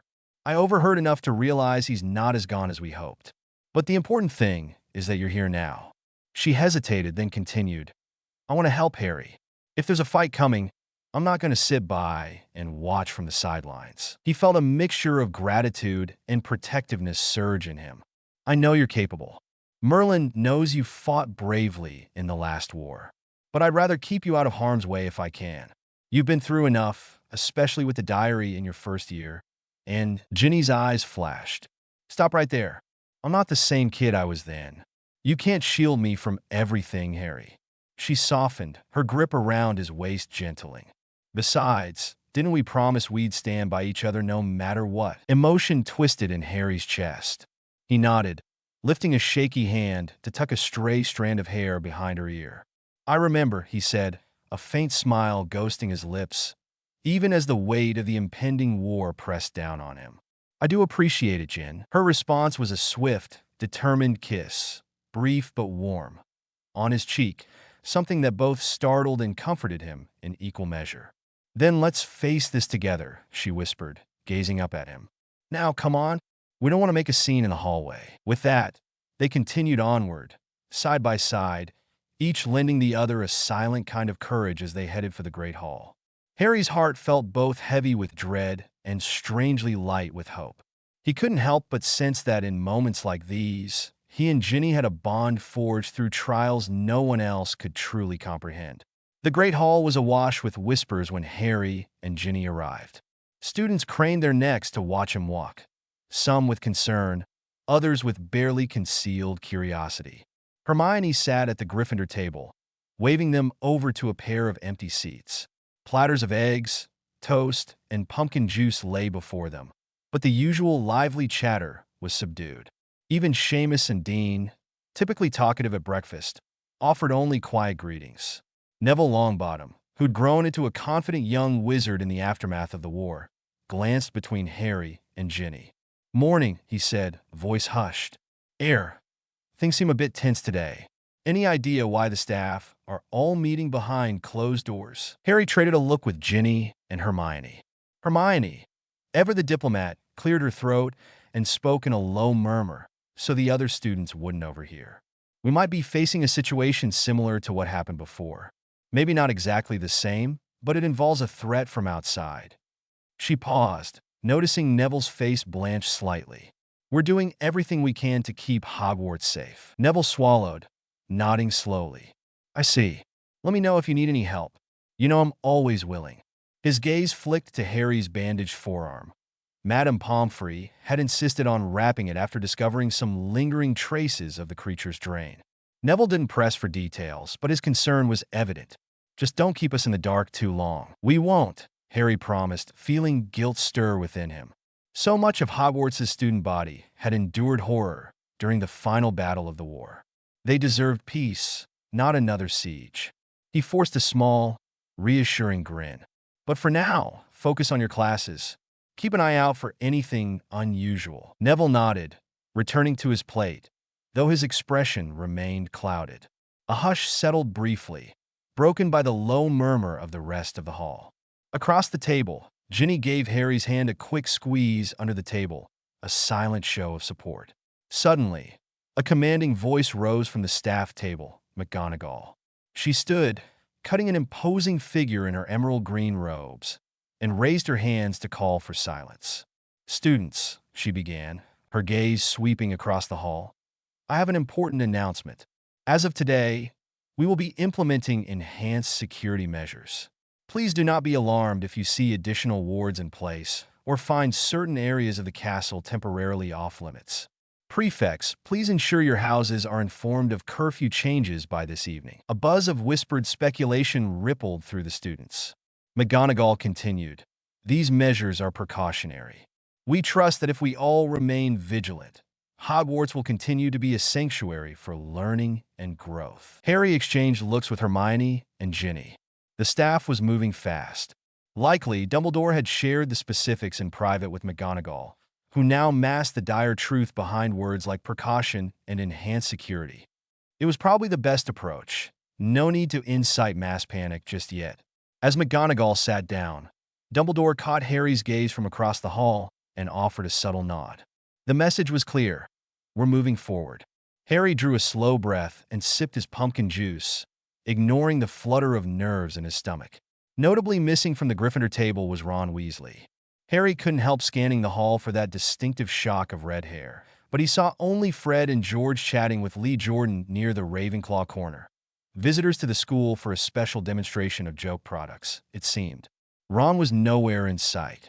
Ginny noticed Harry's roving gaze and leaned in. Still no sign of him? Harry shook his head, a crease forming between his brows. He left Dumbledore's quarters hours ago. I assumed he'd be here for breakfast. Hermione frowned. This is strange, even for Ron. He'd never miss a meal if he could help it.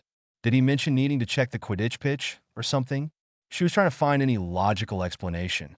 No, Harry answered, voice laced with quiet apprehension. He just left. He tried to ignore the uneasy prickle at the back of his neck. He probably just needed to clear his head, Ginny offered, though she didn't sound entirely convinced. She well remembered Ron's occasional impulsive decisions and bouts of moodiness. Let's not jump to worst-case scenarios. We'll keep an eye out for him and ask around. Hermione sighed, gathering her books. I've got to run to the library to follow up on some references for Dumbledore about these wards. You too. Maybe check the dorm or the common room. If you see him, tell him to meet us outside Dumbledore's office at noon.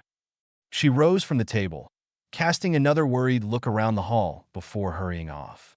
Harry stood as well, despite his body's protests. I'll check around, he said to Ginny, who quickly stood with him. We can split up. Maybe you go see if he's at the Gryffindor Tower. I'll look outside. I know he sometimes stares out at the lake when he needs space. Ginny bit her lip. Harry, I'd rather come with you, in case you get dizzy or something. The warmth in her eyes clashed with the steely resolve in her voice. He almost argued but relented, touched by her concern. All right, let's go together. If we don't find him soon, we'll speak with Dumbledore directly. And so, they left the Great Hall arm in arm, a swirl of tension in their wake. The day that had barely begun already bristled with uncertainty, as though an unseen storm lingered at the edges of Hogwarts' wards, waiting for its moment to strike. The castle's corridors were relatively empty, as most students were off to morning lessons. Harry and Ginny passed only a few small clusters of stragglers. Each time, they paused to ask if anyone had seen Ron. Most responded with shrugs and polite confusion. A pair of second-year girls insisted they'd caught a glimpse of red hair heading toward the main entrance earlier, but they weren't certain it was Ron. Harry's apprehension grew. Why would he go outside alone? Harry wondered, almost to himself. The last time Ron had vanished so abruptly had been in the midst of their Horcrux hunt, but that had come with bitter argument and frustration. This time, there had been no fight, no harsh words, only an odd, quiet departure. Ginny tightened her grip on his arm, quickening their pace. Let's check near the lake, she said, her tone resolute. If he's not there, we'll try the Quidditch stands. Nodding, Harry led the way out of the castle, wincing slightly as the bright morning light stung his eyes. The ground stretched before them, immaculate yet somehow foreboding, given recent events. A chill wind rustled the tall grass near the shoreline of the Great Lake. In the distance, the forbidden forest loomed. They circled the lake, scanning for any hint of Ron's figure. Several times, Harry called out, Ron, Ron, you out here?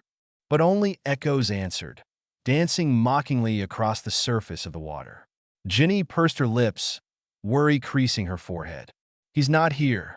Her voice wobbled with a mixture of frustration and fear.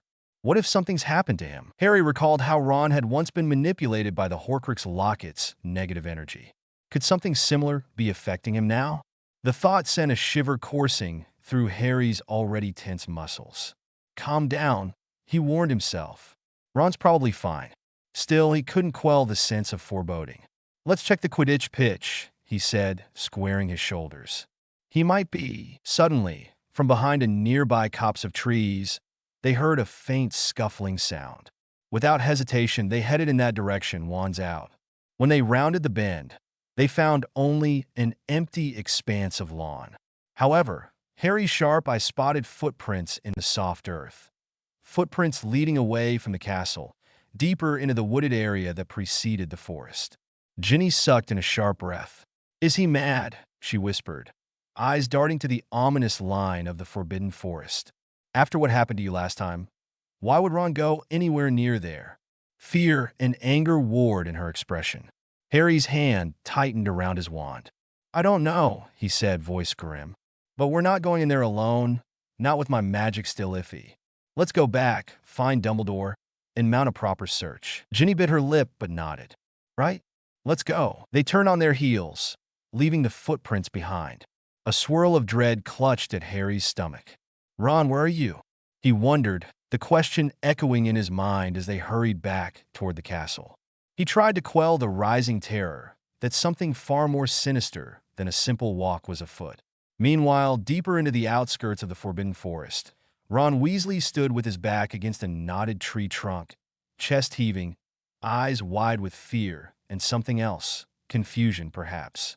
He had no idea how he'd found the courage to come this far.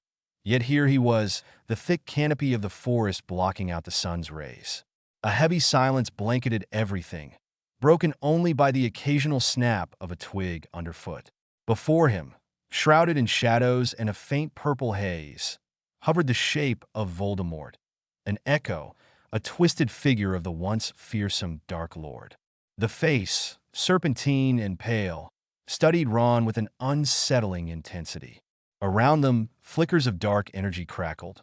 "You came," Voldemort hissed, voice as cold as a blade. "Just as I foresaw. The seeds of doubt I planted in your mind, are they bearing fruit?" He stepped closer, robes trailing like wisps of shadow behind him. Ron's voice trembled. "I didn't come here because I want to help you," he managed, though even as he said it, he felt the words ring hollow. A twisting guilt coiled in his gut. He had been lured here by a dream, a promise, an insidious whisper that maybe there was a path to something else, something that would free him from the overshadowing presence of Harry Potter. "I just wanted answers," Ron spat out, trying to feign bravery. Voldemort, or whatever fragment of him this was, tilted his head, studying Ron like a predator might a wounded animal. "Answers, yes. You want to know why you feel so second to Potter, second to your own family, overshadowed by the legacy of others." Ron's jaw tightened. "Shut up." But the echo continued, undeterred. "You've always been overshadowed. The poor boy, the best friend, the comedic relief. And now, even after your supposed victory, you watch as everyone rallies around Potter again. Your own sister, the girl you fancy yourself in love with, devotes herself to him." Ron's face contorted with rage and shame. He knew these words were manipulative, designed to drive a wedge between him and the people he cared about. Yet some part of him, the insecure part, flinched at the truth within those barbs. "He's my best friend," Ron snarled, tears pricking his eyes. "I'd do anything for him. Would you?" Voldemort's echo replied, voice sliding into a soft sneer. "Then why are you here? Why did you slip away like a thief, answering my call?" A pause, pregnant with tension. "You can't lie to me, Ronald Weasley. I see what resides in your heart. You want recognition, power of your own, not to stand in Harry Potter's shadow for the rest of your life." Ron's hand shook around his wand, lowered at his side. He forced himself to meet the hollow red eyes. "That's not. I don't want your kind of power." His breath caught. The purple haze around Voldemort seemed to pulse, filling the clearing with a noxious energy. "Why did you summon me?" The echo smiled, revealing snake-like nostrils and inhuman features. "Because you're the weakest link in Potter's circle," it hissed. You desire to be something more. Stand beside me, Ron Weasley, and I can promise you power, or at least freedom from being overshadowed. You can carve your own path." Ron's eyes flickered with indecision, shame burning his cheeks. Part of him wanted to flee, to warn Harry, to proclaim his loyalty. Another dark, desperate part whispered that he deserved more recognition, more something. His family, his friends, they all adored Harry. Even Ginny. No, Ron managed, forcing out the word. "I'm not going to serve you. Not after everything we've been through. Harry, he saved me. We saved each other." Voldemort's echo circled him slowly. "And yet you answered my summons. Why is that, Ronald Weasley?" The question hung in the air. "I will leave you with something to think about," Voldemort murmured, stepping closer. Ron could feel the vile aura pressing in on him, making his skin crawl. "An offer. Bring Potter to me when the time is right, and you shall have what you've always craved, a life beyond his shadow, beyond the Weasley name's limitations." Ron's breath trembled. "Shut it," he growled again, but it sounded weak. He took a stumbling step away, heart pounding so violently he feared it might burst. "I'll never do that." The echo's red eyes glinted with malicious amusement. "Say that all you wish. The seeds have already been planted." Then, with a swirl of dark energy, Voldemort's form dissipated into a purple mist, vanishing into the deeper gloom of the Forbidden Forest, leaving Ron alone with his conflicted heart. Shaken and disoriented, Ron stumbled out of the wooded clearing, not entirely sure which direction led him back to Hogwarts. Twigs snapped beneath his feet, and sweat trickled down his forehead. The conversation with Voldemort's echo replayed relentlessly in his mind, stoking confusion and self-loathing in equal measure. He needed to get away, to clear his head. At last, after pushing through a tangle of branches, he emerged on the outskirts of the castle grounds. Heart still pounding, he leaned against a large rock and sucked in ragged breaths. The sight of Hogwarts' turrets in the distance did little to calm him. "What am I doing?" he thought, pressing a hand to his eyes. Could he really betray Harry? Betray them all? No, of course not. But what was this gnawing feeling of wanting something more? "Ron!" came an urgent shout. He snapped his head up to see Hermione sprinting across the grass, wand in hand. Harry and Ginny were hot on her heels. Their faces were etched with worry. "Where have you been?" Hermione demanded as she reached him. Then her gaze fell on his pale, perspiring face. "Merlin's beard, Ron. You look awful." She pressed her palm to his forehead. "You're clammy. What happened?" Ron swallowed, forcing out a shaky laugh. "I just needed some air. Went for a walk. Lost track of time." He knew how flimsy that sounded, but he clung to the excuse. His mind reeled, searching for a better explanation. Harry stepped forward, concern radiating from his eyes. "We were worried. We thought." He broke off, not quite wanting to voice the worst scenarios that had crossed his mind. "Come on, we need to get back to Dumbledore. He wants a word with all of us." Ginny rested a hand on Ron's shoulder. "You sure you're okay?" she asked gently. Her earlier frustration softened at the sight of his obvious distress. Ron forced a nod, not meeting her gaze. "I'm fine." He tried to sound convincing, but even to his own ears, he sounded hollow. Inside, Voldemort's words slithered around like poison, echoing, "Bring Potter to me." Ron felt nauseous. "I can't do that. I won't." But an unwelcome voice in his head whispered, "What if?" Hermione exchanged a fretful look with Harry, who regarded Ron carefully. "Right," Harry said softly. "Let's just go back. Dumbledore's waiting." He offered Ron a supportive nod, but there was a flicker of uncertainty in Harry's expression. Ron's manner was too off. Something had happened. "I'll ask him later," Harry resolved, "when we have privacy." Thus, in tense silence, they made their way across the grounds, for silhouettes set against the backdrop of a brightening sky. None of them realized that beyond the tree line, hidden by the forest's gloom, malevolent red eyes watched them depart, a spectral presence flickering faintly with triumph. The quartet reached Dumbledore's office to find Professors McGonagall, Flitwick, and Sprout already there, along with Madame Pomfrey and Kingsley Shacklebolt, summoned from the Ministry to offer strategic counsel. Dumbledore stood at the head of the room, expression grave as he sifted through various scrolls and references. Fawkes perched silently on his usual stand, feathers glistening with subdued color in the candlelight. At the sound of footsteps, Dumbledore looked up. "Ah, there you are," he said. His gaze settled on Ron, flickering with mild surprise and concern. "Mr. Weasley, I trust you are well?" Ron gave a hasty nod, swallowing hard. He could feel the weight of every eye upon him. "Yes, sir," he muttered, stepping quickly to the side of the room as if to hide his unease.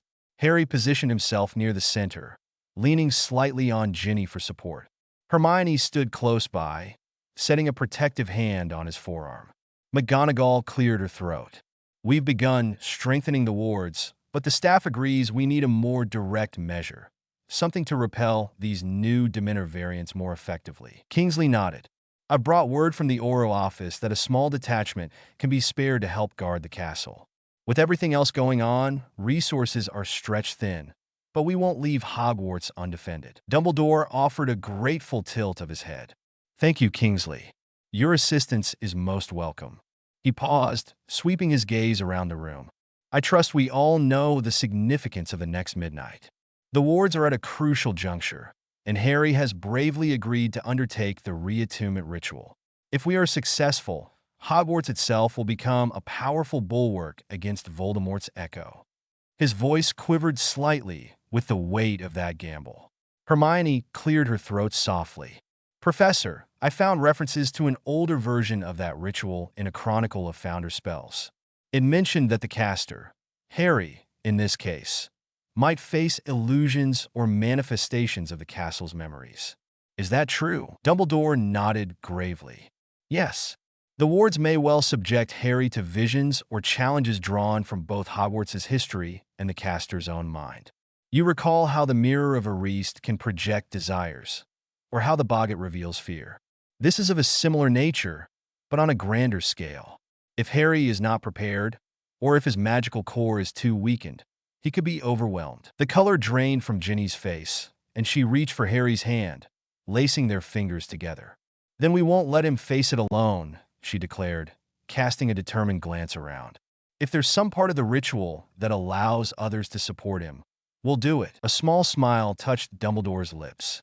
"There is, in fact, a portion that may permit a circle of close friends or family to bolster the caster's will. However, only one can stand at the center. Harry must be that person, due to his connection with Voldemort." Harry squared his shoulders, ignoring the dull ache coursing through them. "I'm ready to do whatever it takes," he said quietly, ignoring the flicker of worry in Ron's eyes. "We can't let it destroy the castle." Kingsley stepped forward. "The Ministry will send Aurors by sundown to help guard the perimeter and handle any external threats. That should give us a bit of breathing room." Dumbledore inclined his head in thanks. "Well done. We'll orchestrate the final details throughout the day. For now, I suggest we each attend to our tasks. Harry, rest until the appointed time. You must conserve your strength." McGonagall cleared her throat, her gaze falling on Ron. "Mr. Weasley, a word?" she asked sharply, beckoning him over. Harry and Hermione exchanged puzzled looks, but said nothing. Ron followed McGonagall toward the far side of the office, heart hammering at the thought she might somehow suspect his venture into the forest. But she only asked him to help coordinate a training session with some older students, perhaps to keep him occupied. He swallowed his guilt and agreed, forcing a weak smile. As the meeting dispersed, Harry found himself alone with Ginny. Hermione had dashed off to gather potions, and Ron had retreated to Gryffindor Tower, seemingly uneasy. Harry and Ginny lingered in Dumbledore's office corridor, where torches burned in sconces, illuminating the polished stone floors. Harry leaned against the wall, exhaling slowly. Ginny gently rubbed his shoulder, concern etched in her freckled features. "Harry," she began softly, "I'm worried about the toll this ritual might take on you. You've barely recovered. You're still walking around like you might collapse at any moment." He managed a feeble grin, though it felt forced. "I'm stronger than I look," he said, attempting reassurance. "And I have you and the others to help me if I falter." Her brown eyes glistened with emotion. "That's exactly it. I don't want you to falter. Merlin, I can't bear to see you hurt again." Her voice broke slightly, and she hesitated before stepping forward, slipping her arms around his waist in a gentle hug. Harry responded in kind, drawing her close, inhaling the subtle floral scent of her hair. For a moment, the corridor fell away, and it was just the two of them, hearts pounding in unison. A quiet confession blossomed on Ginny's lips. "Harry, she paused, lifting her gaze to meet his. 1,000 memories passed unspoken between them. The shy smiles, the glances of affection, the terror of war, the relief of survival. "I love you," she finished simply, her cheeks flushing. Harry's breath caught. He had known, of course. He felt it too, a fierce, protective love for this girl who'd grown into a strong witch, who had braved nightmares of possession by Tom Riddle's diary and fought valiantly in the last war. He gently brushed his fingertips along her cheek, his throat tight with emotion. "Jen," he whispered, I love you too." The confession hung in the air, a warm and tender promise in the midst of looming darkness. Ginny pressed her forehead to his, eyes sliding shut. "Then promise me you'll come back when you face whatever the wards show you. Promise me you won't give up." Harry's chest ached with mingled fear and affection. "I promise," he breathed, leaning in to capture her lips in a soft kiss. The world around them seemed to fade, replaced by a fleeting sense of peace and belonging. They parted after a moment, hearts racing. Ginny's eyes shimmered with tears she refused to let fall. "We'll make it through this, Harry." He nodded, wishing he shared her certainty. "We will," he murmured, knowing that no matter what illusions the wards conjured, the memory of Ginny's love would be a beacon of strength. And as the day wore on, that warmth anchored him against the tide of dread still swirling within the castle walls. Preparations for war advanced swiftly. Throughout the afternoon, the staff discreetly mobilized defensive measures around Hogwarts. Flitwick orchestrated advanced charms around the doors and windows, so subtle that most students wouldn't even notice them. Sprout devoted the greenhouses to cultivating a new array of defensive plants, venomous tentaculous seedlings, and stinging nettle rash vines that could be unleashed in the event of an attack. Hagrid, though concerned, kept close watch on the forest's edge with a crossbow at hand, ensuring that no more of those twisted Demeters could infiltrate without warning. Hermione, tireless in her research, distributed specialized incantation sheets to the older prefects, teaching them how to cast potent area-based Patronus charms if needed. She also spent hours with Dumbledore, refining the details of the midnight ritual, her face growing graver with each new piece of archaic text they deciphered. Yet behind her diligence, a kernel of excitement flickered. Here was a chance to use her intellect for the greater good once again, to unravel a puzzle that could save them all. Harry, for his part, did his best to rest as instructed. But rest didn't come easily. His mind kept drifting toward the swirl of nightmare images he'd faced in the Forbidden Forest. Voldemort's mocking grin, the purple Dementors draining his magic. Every so often, he'd stand at a window overlooking the courtyard and spot Aurors arriving in small squads, wands at the ready, tension etched on their faces. This is really happening, Harry thought. Another war, another battle at Hogwarts. By late afternoon, the tension in the air had become palpable, like an electric charge that made the hair on the back of one's neck stand on end. Students whispered rumors that the castle was gearing up for something, though they couldn't pinpoint what. Some joked nervously that the staff were overreacting. Others wore expressions of dawning dread, as though the memory of the last war remained too vivid. In a quieter moment, Ginny slipped away from her duties as a Quidditch captain and came to check on Harry in a small side room near the hospital wing, where he was resting on a chaise lounge. She brought him a thermos of hot tea laced with strengthening herbs from Madame Pomfrey. Settling beside him, she brushed her fingers over his wrist. "You look exhausted," she said gently. Harry offered a wan smile. "I might be," he admitted. The day's slow burn of tension had drained him nearly as much as the injuries themselves. "But I'm also determined." Ginny nodded, slipping her hand into his. For a few minutes, they just sat in comfortable silence, finding solace in each other's presence.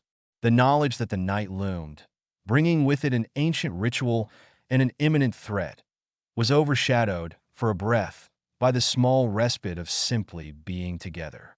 Ron's whereabouts for much of that day remained something of a mystery. Hermione managed to catch him once near the charms corridor, where he claimed to be helping Flitwick with arrangement of new wards. She noticed he seemed distant, answering in curt phrases, avoiding her gaze. "Ron, are you sure everything's all right?" she ventured, pressing a hand to his shoulder. He jerked away, shaking his head. "Yeah, Hermione, I'm fine. Stop fussing," he snapped, though regret flickered across his features an instant later. He mumbled an apology and hurried off before she could probe deeper. Confused and hurt, Hermione watched him go, worry gnawing at her. Why is he acting like this? In truth, Ron was wrestling with a torrent of guilt and confusion. Each time he closed his eyes, he saw Voldemort's echo. "Bring Potter to me." The monstrous suggestion hammered at his psyche, fueling doubt about his worth, his place in the group. He tried to bury these thoughts with frantic tasks, but they festered at the back of his mind, making him jumpy and irritable. Late in the day, as twilight deepened into an orange haze over the horizon, Ron found himself alone in a dusty classroom on the 4th floor. He'd gone there under the pretense of retrieving old defense against the dark arts materials for the new security measures. Instead, he stood motionless amid scattered desks, breathing hard, as though outrunning some invisible pursuer. "Ron?" came a soft voice from behind. He whipped around to see Fred and George standing in the doorway, identical expressions of concern on their freckled faces.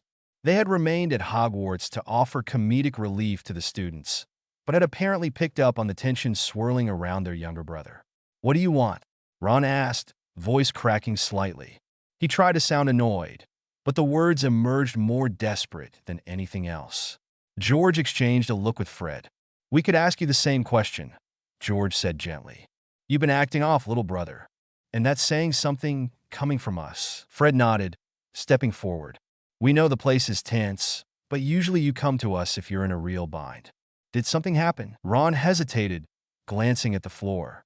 Part of him yearned to spill everything, to let the confusion and fear tumble out.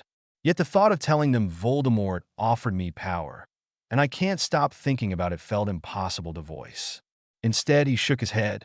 "I'm just worried about the upcoming fight, that's all. I'm not as strong as Harry or Hermione. I'm worried about letting everyone down." Fred's features softened. "Ron, that's rubbish, and you know it. You've fought bravely before. You're strong in your own right." "Exactly," George added, stepping in to clasp Ron's shoulder. "If you ever need help or a good laugh, you know where to find us." Ron swallowed hard, managing a tight nod. The twins studied him for a moment longer, clearly unconvinced, but they let it be. They left him with a final pat on the back, murmuring that they'd see him at dinner. As their footsteps faded, Ron sank onto a desk, burying his face in his hands. "What am I going to do?" As night descended, the final watch set in. Dumbledore had arranged a cadre of aurors around the main entrances and near the Forbidden Forest's edge. Hagrid patrolled with Fong, enormous crossbow in hand, while Professors McGonagall, Flitwick, and Sprout prepared key vantage points inside the castle. Hermione worked tirelessly to finalize the spells that would form the protective circle for the upcoming ritual. Harry spent the hours leading up to midnight in a small anteroom off the Great Hall, sipping restorative potions and trying to meditate, an idea Hermione insisted might steady his magic. Ginny was beside him, occasionally laying a calming hand on his shoulder or brushing a gentle kiss across his temple. Each time, he felt a burst of warmth that pushed back the chill dread in his veins. Ron arrived near 11 o'clock, face drawn, refusing to meet anyone's eyes. He muttered something about triple-checking the wards in the charms corridor. Though concerned, Harry and Hermione were too preoccupied to press him on the matter. The culminating moment of the ritual was nearly upon them. Promptly at 11:30, Dumbledore, clad in deep midnight blue robes embroidered with arcane symbols, summoned Harry, Hermione, Ginny, and Ron to accompany him to the dungeons.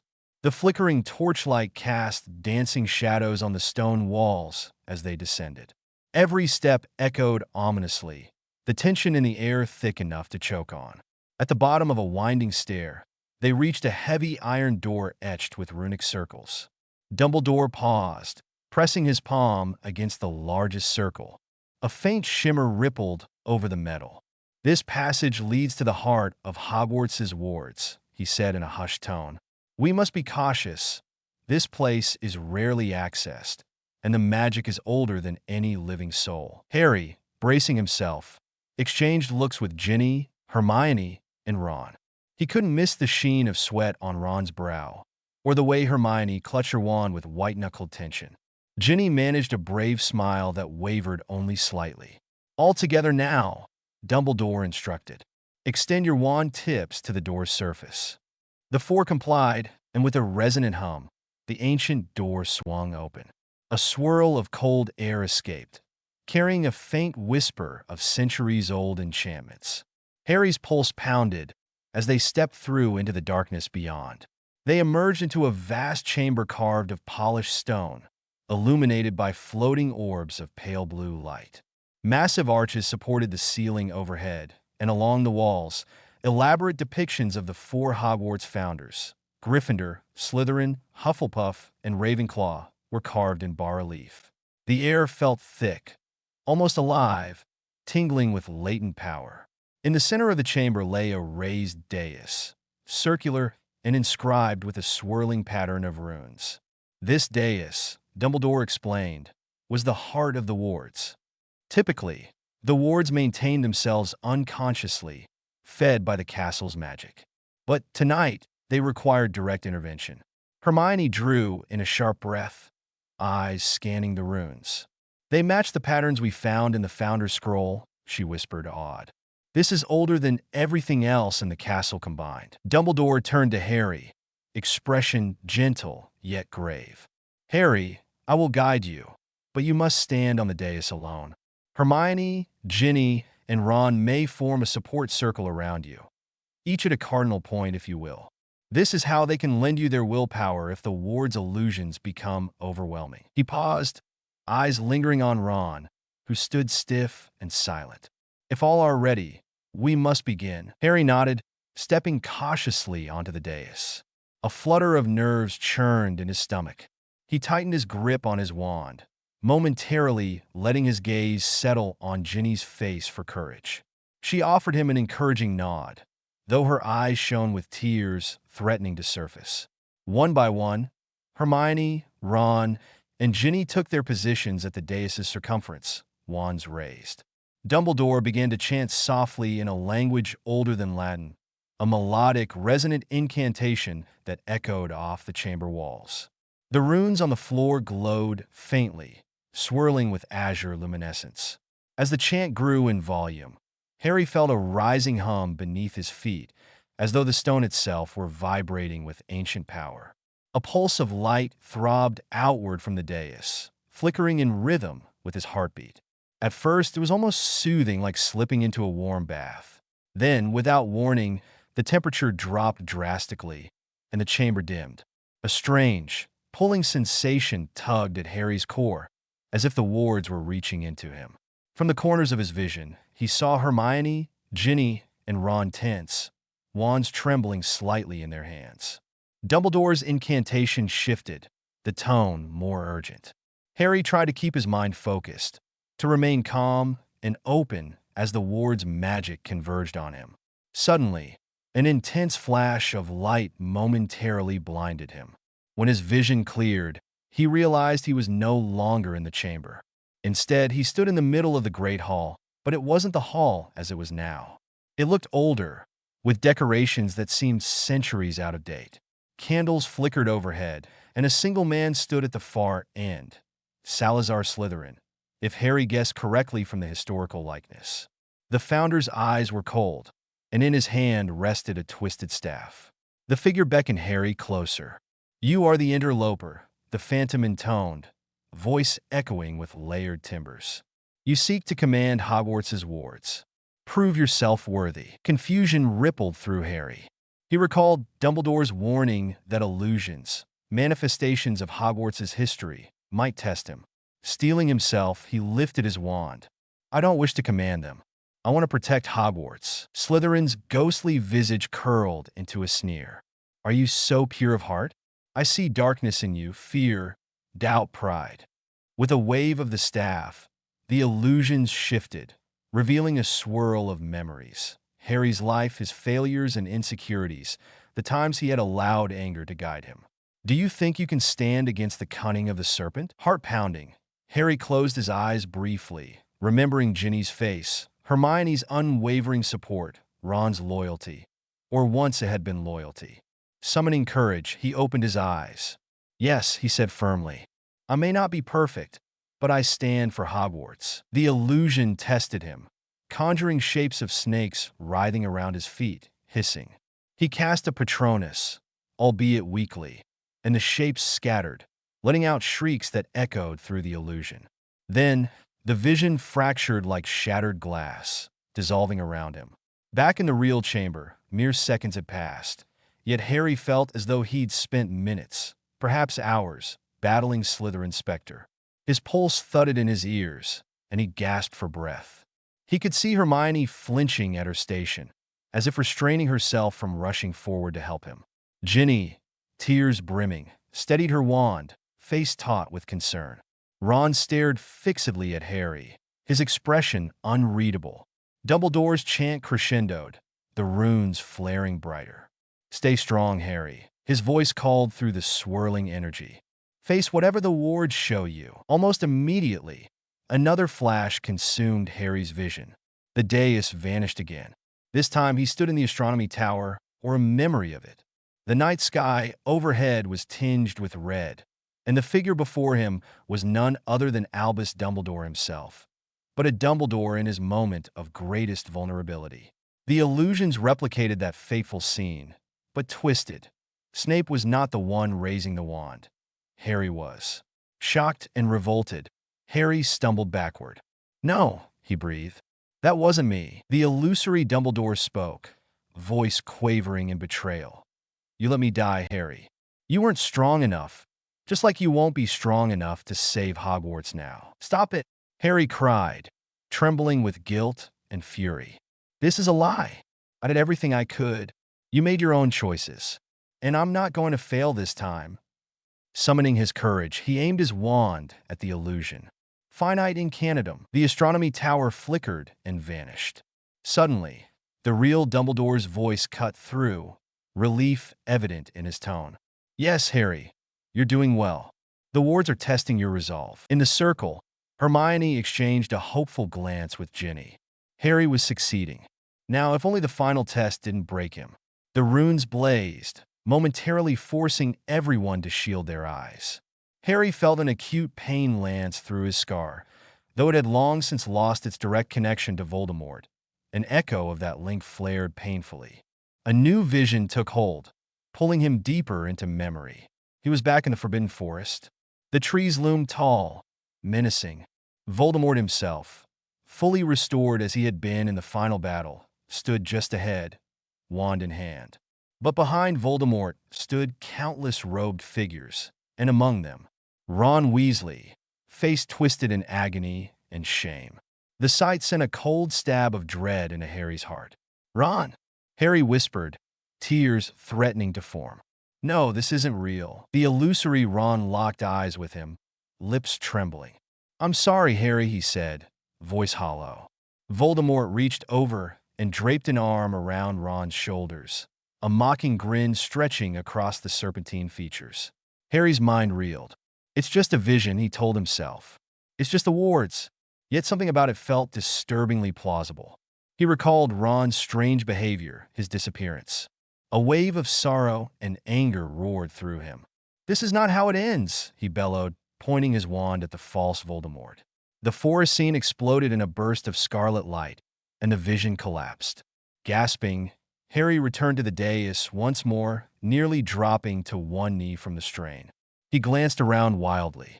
The circle was still in place.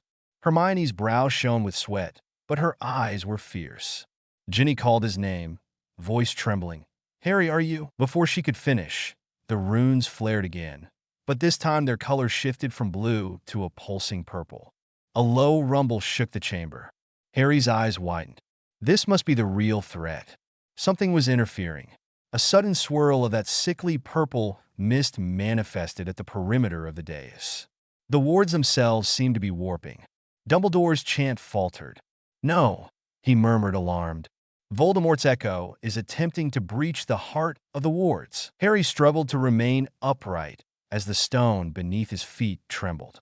From the swirling purple energy, a shape coalesced, a wraith like Voldemort, eyes glowing red, mouth twisted into a snarl. He was no mere illusion of memory. This was the echo that had lured Ron and attacked Harry before. Ron paled visibly, stepping back. Harry caught the flicker of terror and guilt in his eyes. Ginny raised her wand, face set in defiance. Hermione shouted, "Protego," casting a shield around Harry. But the wraith slammed a shadowy hand against the barrier, sending cracks spiderwebbing across Hermione's protective spell. "Harry Potter," the echo hissed, voice reverberating with unholy resonance. "You will not fuse with these wards. The castle will bow to me, and your precious friends, they will betray you." Its gaze flicked maliciously to Ron, whose wand arm shook uncontrollably. Harry tried to steady his own, trembling. "You're just a shard," he spat, forcing as much courage into his tone as possible. "You won't take Hogwarts again." With enormous effort, he poured his will into the circle. The runes glowed, responding to his determination. Dumbledore resumed chanting, channeling the ward's defensive magic. Hermione and Ginny also funneled their energies into the circle, spurred by a furious desire to shield Harry. Then the echo laughed, a cold, hollow sound. "You think your circle is intact?" It gestured to Ron. "Witness the seed of doubt. He stands among you, but his heart is faltering."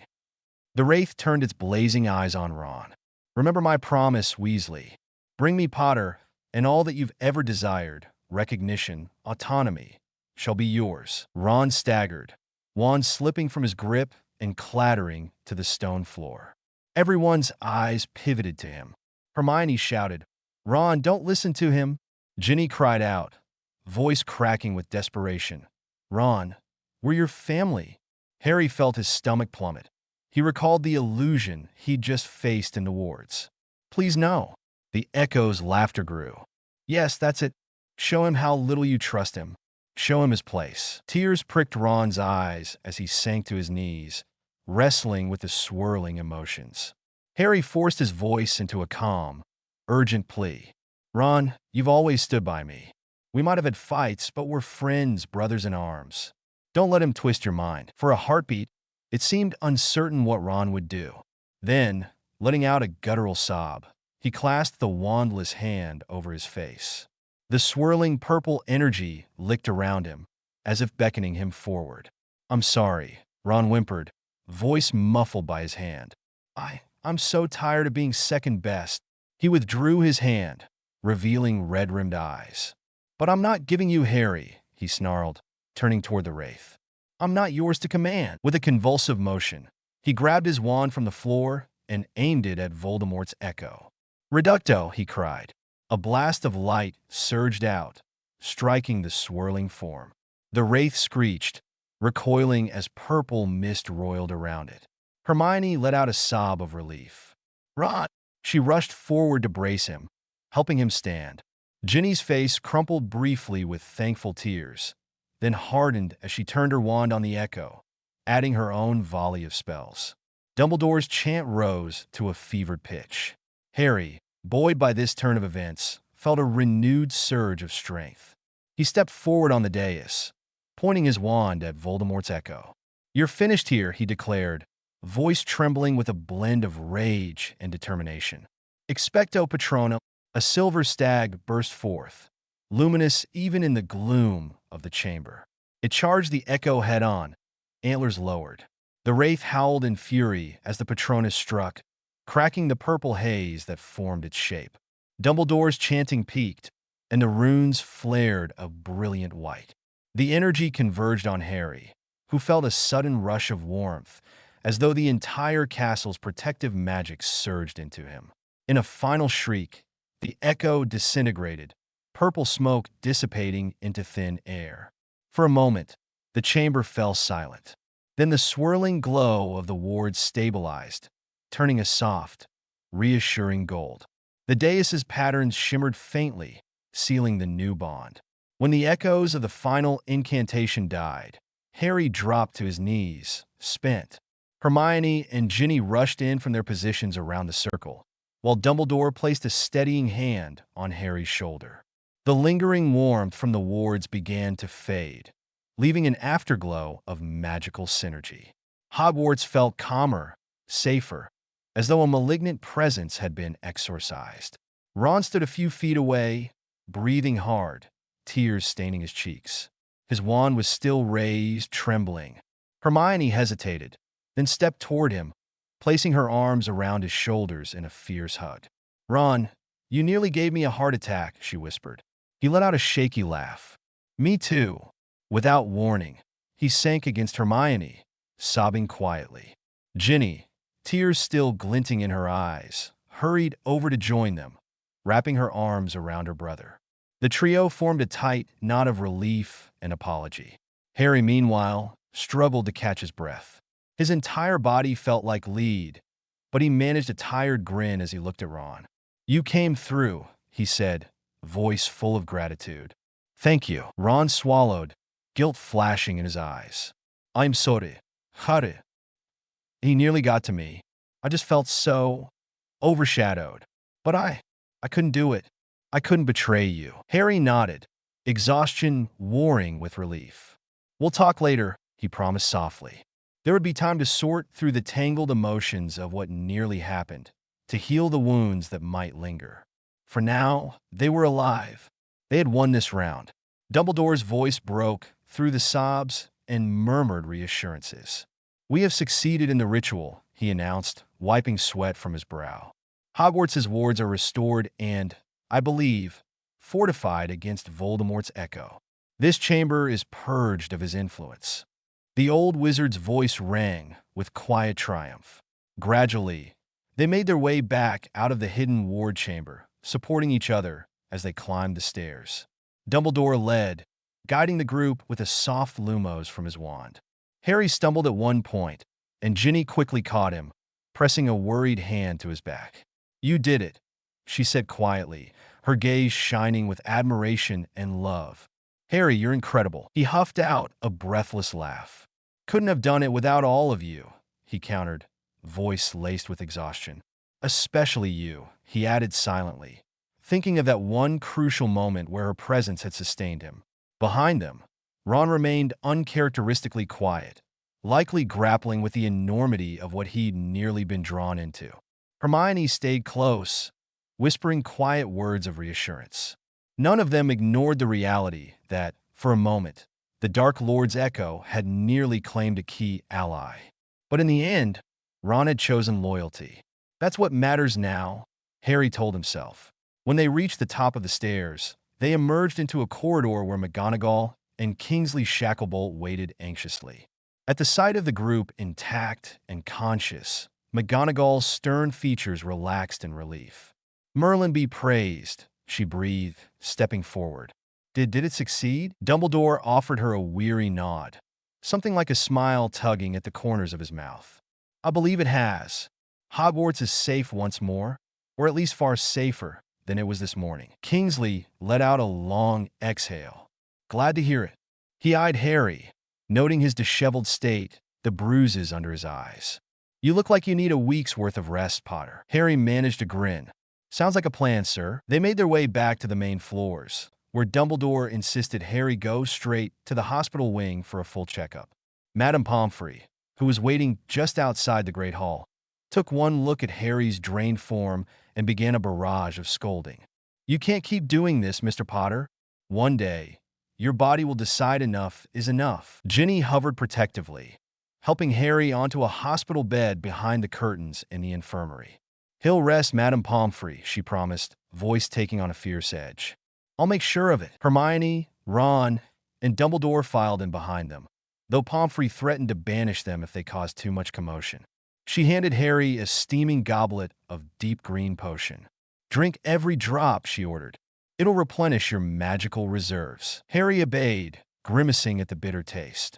As he sipped, he met Ron's eyes across the bed. Ron was standing there, awkward and heavy with remorse. After a moment's hesitation, Harry motioned him closer. "Ron," he said softly. Ron approached, twisting his wand in his hands. "Harry, I'm so sorry." He looked pained, as though the words physically hurt. He offered me everything I'd ever wanted. I was this close, he admitted, pinching his thumb and finger together. But I couldn't. I just couldn't. Harry let out a slow breath, a swirl of weariness and empathy filling him. "Thanks for snapping out of it," he said simply. "You saved me down there." Ron dipped his head, eyes damp. "We're mates, you know." "Brothers," he managed, voice trembling. "I'd never want to truly betray you." Hermione stepped behind Ron, placing a comforting hand on his shoulder. "We'll sort it out," she told them both. Together, Ginny nodded, curling a hand around Harry's forearm. "We all do dumb things sometimes," she whispered, "but we always come back to each other." Silence blanketed them for a moment. Harry felt an ache in his chest, partly physical, partly emotional. The four of them had been through so much together. There had been fractures and fights before, but rarely had they come so close to outright betrayal. He could see in Ron's eyes that this wound would take time to heal. Yet the seed of love and friendship that ran deep among them was unbroken. Eventually, Dumbledore cleared his throat softly from the foot of the bed. "I suspect the castle will be calm for the time being. Voldemort's echo has been banished from the wards, and we have Aurors standing by should any external threat arise. But I must caution you all, vigilance is still required. We do not know if some final vestige of that echo lingers elsewhere." A ghost of a smile tugged at Harry's lips. "At least tonight," he said, exhaustion weighing down every syllable. "We can rest." Ginny brushed a lock of hair off his forehead. "Yes, you can," she insisted. Ron offered a wavering grin. "I'll stay too." "I'll do guard duty," he joked weakly, though behind it was an earnest desire to atone.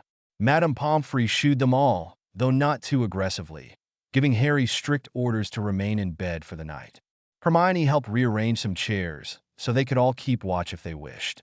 Dumbledore, satisfied that immediate danger had passed, excused himself to assist with final security checks around the school. As they settled in, the hush of the infirmary wrapped around them like a blanket. Lanterns cast a comforting glow on the polished floors. The war that had loomed felt defused, at least temporarily, by the successful ritual. There might be battles ahead, but for now, Hogwarts stood strong, and the ties that bound Harry, Hermione, Ron, and Ginny endured. Much later, well past midnight, Harry stirred from a fitful doze to find Ginny quietly holding his hand. The wards must have been working wonders, for a sense of tranquility filled the castle's corridors, which extended into the hospital wing. The only sound was the soft breathing of the others. Ron dozing in a chair, Hermione sprawled over a desk, half buried in notes. A wave of affection surged in Harry's chest. He squeezed Ginny's hand gently, and she opened her eyes, smiling sleepily at him. "How do you feel?" she whispered. He considered the question, testing his weary limbs. "Better. Freed. Like something's changed inside me in a good way," he admitted. He still felt drained, but the oppressive weakness that had plagued him since the school year began was absent. The wards had replenished him, forging a new connection that wasn't draining but supporting. "I think the castle is healing too." Ginny's face softened. "That's good." A faint blush tinted her cheeks as she leaned in. "Harry," she breathed, voice catching, "about earlier, when we said, 'I just want you to know how much I meant it.'" He silenced her with a gentle press of his lips to hers, the warmth of that contact fueling a soft thrill in his chest. They parted after a moment, faces inches apart. "Me too," he murmured, gazing into her eyes. "We'll get through this war, or whatever remains of Voldemort's threat, together. And after, maybe we can just be." She smiled, watery and hopeful. "I'd like that." She pressed a kiss to his forehead and gently guided him to lie back down. "Now rest, hero. You need it." He managed a quiet chuckle at the word hero, but obeyed, letting his eyes drift shut. A swirl of contentment and relief cradled him, even as he remembered that they still had to confirm the final status of Voldemort's twisted dementors and his stray followers. "But tomorrow is another day," he reassured himself. "We'll be ready." Morning brought a fresh sense of possibility. The Aurors reported no sightings of any dark forces through the night. Neville, who had apparently helped keep watch with Hagrid and the Aurors, popped in to check on Harry with a bright grin. "You look better," he said, relieved. "I heard about the ritual. Everyone's talking about how the castle feels lighter." Harry stretched, wincing a bit at lingering aches. "Feels that way to me too," he agreed. He cast a glance around, noticing how Ron and Hermione were now awake, chatting quietly at a window. Ginny had slipped out to gather fresh clothes. Neville fidgeted. I also wanted to say, if you ever need help, you know I'm here." "We all are." His posture firmed, recalling the bravery that had blossomed in him over the years. "We're not letting Hogwarts fall again." Touched, Harry offered Neville a genuine smile. "Thank you. I appreciate it." Shortly after Neville left, McGonagall arrived, looking somewhat haggard from lack of sleep. She nodded politely to Harry, her mouth set in a tight line of professional concern. "Good morning, Mr. Potter. I trust you're on the mend." "Yes, Professor," he confirmed, shifting to sit on the edge of the bed. "Any news?" She pursed her lips. "No new threats overnight. The wards are secure, but Albus wants to convene a final meeting this afternoon to discuss additional security measures. I would like you and your friends to attend." Harry inclined his head. "Of course. We'll be there." Her eyes flicked briefly to Ron, lingering with an unreadable expression, and back to Harry. "Rest well until then. You've done us all a great service." And with that, she swept out of the infirmary, leaving Harry with a swirl of pride and residual nerves. It's not over, but maybe we have the upper hand now. That afternoon, Harry, Hermione, Ron, and Ginny reconvened with Dumbledore, McGonagall, and Kingsley Shacklebolt in the headmaster's office. The sun streamed through the windows, lending a warmth to the gathering that hinted at hope rather than dread. Fawkes perched quietly, as if sensing the calm after the storm.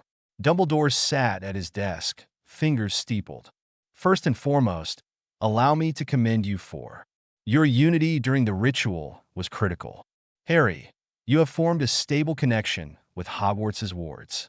His gaze lingered on Ron, a hint of approval in his eyes. "It seems you each faced inner demons, yet overcame them." Ron flushed, mumbling a soft thanks. Hermione's hand found his under the desk, giving it a supportive squeeze. Kingsley cleared his throat. "With the wards back at full strength, the likelihood of a direct infiltration by this Voldemort echo or his creatures is significantly reduced. However," he said, voice low, "my Aurors are still scanning the Forbidden Forest. We can't dismiss the possibility that some twisted Dementors remain." Ginny frowned, leaning forward. "If they do remain, what's the plan?" Kingsley dipped his head. "We exterminate or banish them as swiftly as possible. But if they're truly under Voldemort's command, they may have fled when the Echo was banished from the wards. Our best guess is that they're weakened." Dumbledore nodded. "In any case, we remain vigilant.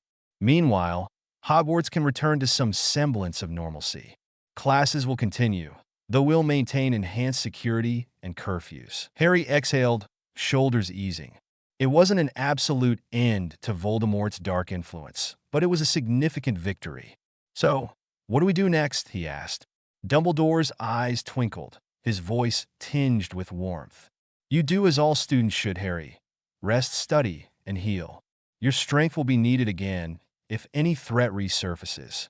And trust me," he added quietly, "should trouble return, Hogwarts will stand with you this time, not drain you." A small smile tugged at Harry's lips. That's enough for now, he thought. With the immediate threat stalled, he could focus on reconnecting with himself and forging a deeper bond with Ginny, who'd stuck by him in his darkest moments. Across the desk, Ron met Harry's eye. A silent understanding passed between them. There would be talks, apologies, mending, but they would remain friends, bound by experiences none other could share. Hermione, noticing the exchange, laced her fingers together and spoke up, voice firm yet optimistic. "Then we move forward," she said. "All of us together." A quiet hush embraced the office, broken only by the gentle rustle of Fawkes's wings. Outside, Hogwarts breathed easier, the threat of immediate war diminished. Within, the ties of friendship and love bound them all in a shared resolve. Voldemort's shadow might linger, but it no longer defined them. And in that knowledge, they found hope, hope strong enough to meet whatever new darkness might someday rise. A low, golden sun stretched across the Hogwarts grounds, casting long shadows of turrets and spires onto the dewy grass. By all accounts, it should have been a peaceful morning. The attacks orchestrated by Voldemort's echo had subsided. Harry had completed the reattunement ritual to strengthen the wards, and the castle, for once, seemed to breathe easier. Yet a silent tension clung to the corridors, as if the walls themselves sensed a hidden threat festering within their ancient stones.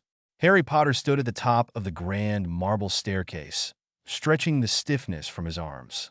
"Feels like we're finally out of the worst of it," he murmured, mostly to himself. He had spent another night in the hospital wing under Madame Pomfrey's watchful eye, but had convinced her to discharge him that morning. Now, free from bandages and potions, he tried to summon a sense of normalcy in the castle he called home. Hermione Granger hovered nearby, her arms laden with textbooks and parchment, preparations for a new wave of enchantment checks. She offered him a small, pensive smile. "I wish I could believe that. But did you see Ron at breakfast? He was different. Not angry, just closed off. It's not like him." She shifted her weight, a worried crease deepening between her brows. Harry had, in fact, noticed Ron's unusual behavior. Over the last few days, Ron seemed far too composed whenever talk of castle defenses arose, or whenever conversations drifted to the renewed threat of any remaining Dementors. Harry had assumed that Ron was still wrestling with guilt over almost succumbing to Voldemort's manipulations. Yet somehow, this felt less like guilt and more like removal, as if Ron were sealing himself off emotionally. Before he could reply, the sound of quick footsteps echoed up the staircase. Ginny Weasley jogged into view, a swirl of red hair bouncing against her shoulders. She looked between Hermione and Harry, her brown eyes filled with concern. "Have you seen Ron?" "I checked the common room. He wasn't there." She paused, noticing the grim look on Hermione's face. "What's going on?" Hermione swapped a glance with Harry. "We're not sure yet, but something's off. He's been disappearing for hours at a time, turning up again with half-baked excuses." Ginny bit her lip, the color draining from her cheeks. "So it's not just me. Last night he came in really late. I asked if he was okay, and he just stared. Then he mumbled something about meeting an old friend, which didn't make sense. He wouldn't look me in the eye." A trickle of unease slid through Harry's stomach. He recalled how only days earlier, Ron had nearly betrayed them, lured by the Echo's promise of power. They had reconciled, hadn't they? Ron had seemed repentant, claiming he would never truly turn on Harry. But what if something else was at play? "Let's find him," Harry decided, swallowing the knot in his throat. "We'll talk to him together. If he's just upset, we can help. But if it's something else..." Ginny placed a supportive hand on Harry's shoulder. "I'm in." Hermione nodded, shifting the stack of books in her arms. "Same. Though I might swing by Dumbledore's office first, just to let him know we have concerns. In case we need backup." Harry's gaze hardened. "Good idea." Searching for Ron turned out to be more difficult than expected. Despite Hogwarts' usual clamor, a swirl of students hurrying to and from classes, ghosts drifting on their endless errands, and professors patrolling the halls, Ron was nowhere to be found. Neither the Gryffindor common room nor the Quidditch pitch yielded a single flame-haired figure. He wasn't in the library, the Transfiguration courtyard, or the Great Hall. Frustration mounted in Hermione's chest. He couldn't have left the castle. Aurors are stationed at the gates, she reasoned as she, Harry, and Ginny regrouped in an empty classroom. Dust motes danced in the sunlight streaming through tall, arched windows, giving the room a strangely surreal hush. Ginny folded her arms, anxiety flickering in her eyes. Then he must be somewhere inside. But why hide? Harry turned to Hermione. "You said you'd pass a message to Dumbledore? Did you get a chance?" She shook her head. "I tried. He and McGonagall are in a private meeting with Kingsley about the last of the Dementors they're hunting in the forest. They asked not to be disturbed unless it was an emergency." Harry frowned. This might be an emergency, he thought grimly, but he also recognized that barging in without more evidence could be rash. "Let's give Ron a bit more time," he said hesitantly. "If we still can't find him, We'll alert Dumbledore directly. Ginny paced, arms tight across her chest. I just hate this feeling, like something's slipping away from us. Her freckled features were strained, and she cast Harry a sidelong look as though seeking comfort. Harry stepped closer, gently taking her hand in his. A flash of memory from the war stirred in him. The times they'd nearly lost each other. That dread was creeping in again. Hermione set down her books on a dusty desk. Let's think. Where else might Ron go? Her gaze traversed the classroom's chalkboard, the ancient carved panels on the walls, as if seeking a clue. He could be in the dungeons, or maybe the Ollery, or the Room of Requirement, Harry suggested quietly, remembering how often they'd used it for clandestine meetings in the past. Ginny nodded. It's worth a look. Come on. The trio made their way to the 7th-floor corridor, where a tapestry of Barnabas the Barmy nearly engulfed half the wall. Once, pacing 3 times in front of the opposite wall could summon the Room of Requirement, if one's need was genuine. This time, though, no door materialized. Harry's brow furrowed. Maybe he's not here, or maybe the room refuses to open for us if it's already in use by someone else. Hermione's lips thinned. If it's in use by Ron, could he be hiding inside with the room sealed shut? She cast Harry a wary glance. What if we can't get in unless we guess exactly what he's up to? Ginny sighed, disappointment flickering in her eyes. Let's try the dungeons then. Or we could. She cut off abruptly as a shadow flickered at the far end of the corridor. The 3 of them turned, wands half raised, only to see Ron stepping out from behind a pillar. But something about him looked off. His stance was too rigid, his head tilting at an unnatural angle. He blinked at them, a forced grin stretching across his lips. There you are, Harry said, relief colliding with confusion. Ron, we've been looking everywhere. Ron's grin deepened, but didn't reach his eyes. Yeah, well, I've been busy, he replied shortly. His voice had the same timbre, but the inflections were too crisp, too measured. We should head back to the common room. Ginny stepped forward, eyes narrowing. Busy with what? For a moment, Ron's expression twitched, as if fighting to maintain its composure. That's my business, Ginny. Why so curious? The room seemed to darken at his words, an invisible weight pressing down. Hermione, ever analytical, observed the slight tremor in Ron's left hand, the way his eyes darted to the side every few seconds. Are you feeling all right?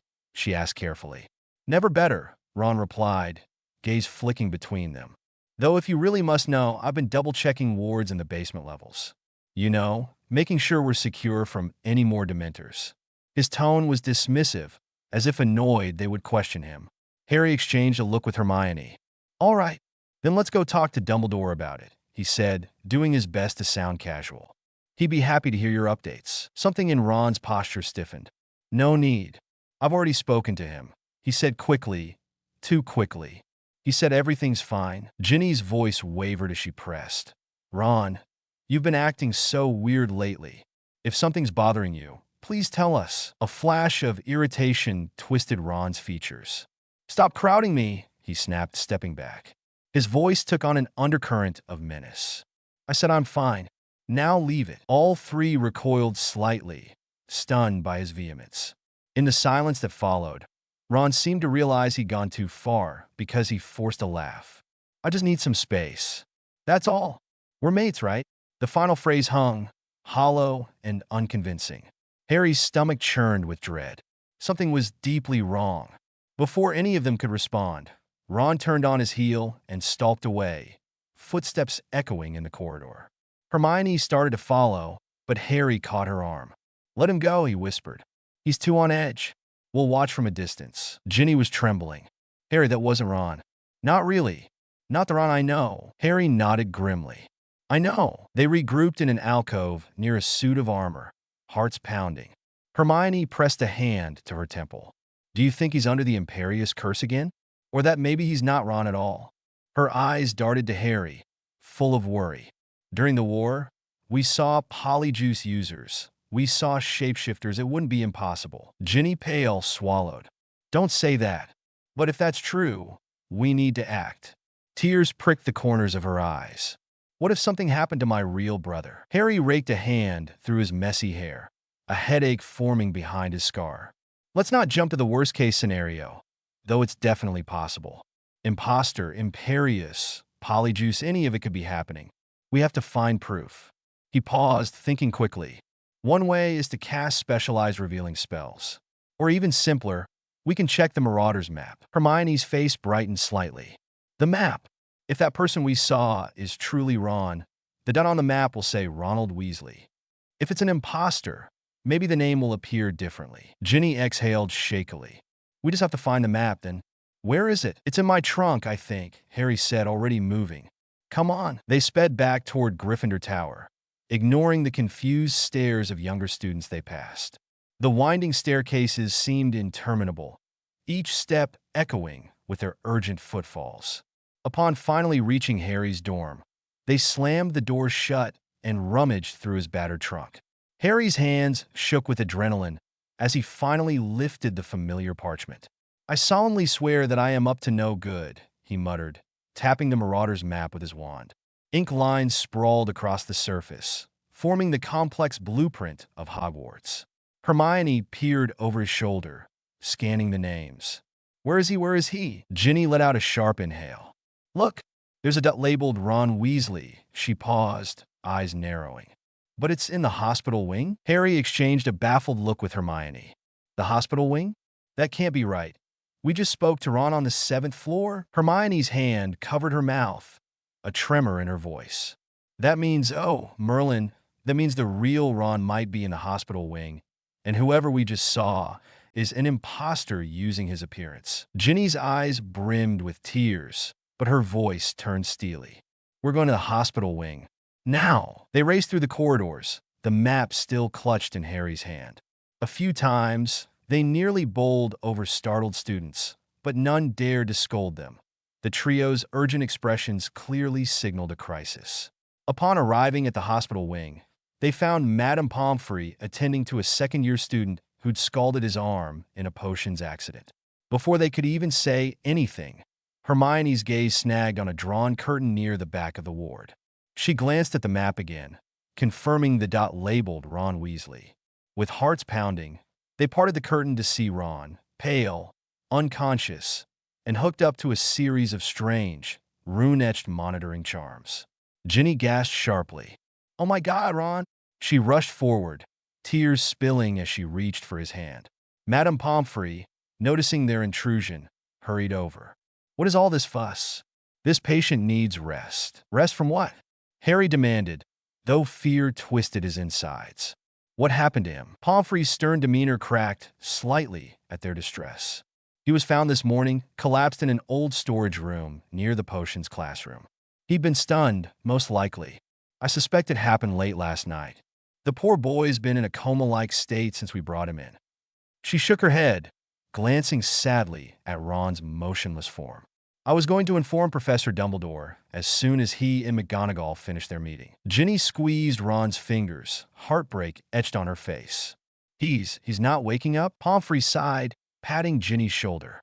We're trying various revival spells and potions. So far, no response, but his condition is stable. He's alive. It may take time. Harry looked at Hermione, fury and worry warring on his face.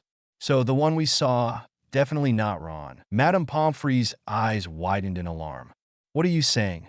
You saw him walking around? Hermione offered a hurried explanation, voice trembling, about how they'd spoken to Ron less than an hour ago. A shadow of realization darkened Pomfrey's face. Then there is an impostor in the castle, she murmured, voice shaking. We must alert Dumbledore immediately. While Madame Pomfrey promised to watch over the real Ron, Harry, Hermione, and Ginny rushed to find Dumbledore.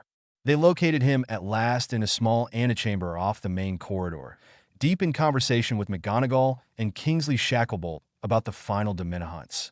The moment Hermione blurted out that Ron Weasley had been found unconscious in the hospital wing, yet a Ron was wandering the castle, Dumbledore's face went ashen. I see, he said quietly. So our defenses were not as unbreakable as we hoped. Or perhaps the intruder has used cunning rather than brute force. He strode across the room, grabbing a quill and scribbling urgent notes. Kingsley, alert every Auror posted on the grounds. Seal the main gates. We cannot let this impostor escape. Kingsley gave a curt nod and was gone in a swirl of robes. McGonagall's expression was grim. Polyjuice, likely. Imperious, or some shape-shifting dark magic. We'll do a thorough sweep. Albus, we must secure the students. Indeed, Dumbledore replied. Let us gather any staff we can spare. Hermione, Harry, Ginny, go to the Great Hall. We'll make an announcement, discreetly if possible, to gather the students. The impostor might try to slip away in the chaos, but we cannot risk them moving freely. Harry clenched his fists, jaw tight. Headmaster, Ron is in real danger. If this impostor is a spy for Voldemort's echo, yes, they may have gleaned information about our newly fortified wards, Dumbledore finished. Time is of the essence. Go! The three sprinted toward the Great Hall once more, hearts hammering. Ginny's anxiety glowed in her eyes, but fierce determination set her jaw. He's got to still be inside, she muttered. Where would he hide? Hermione, panting as they turned a corner, suggested. If he's after intel, maybe near the headmaster's office, or the library's restricted section, or even the staff room. Someplace with access to confidential documents. Harry nodded, scanning the hallway for any sign of movement. Let's think.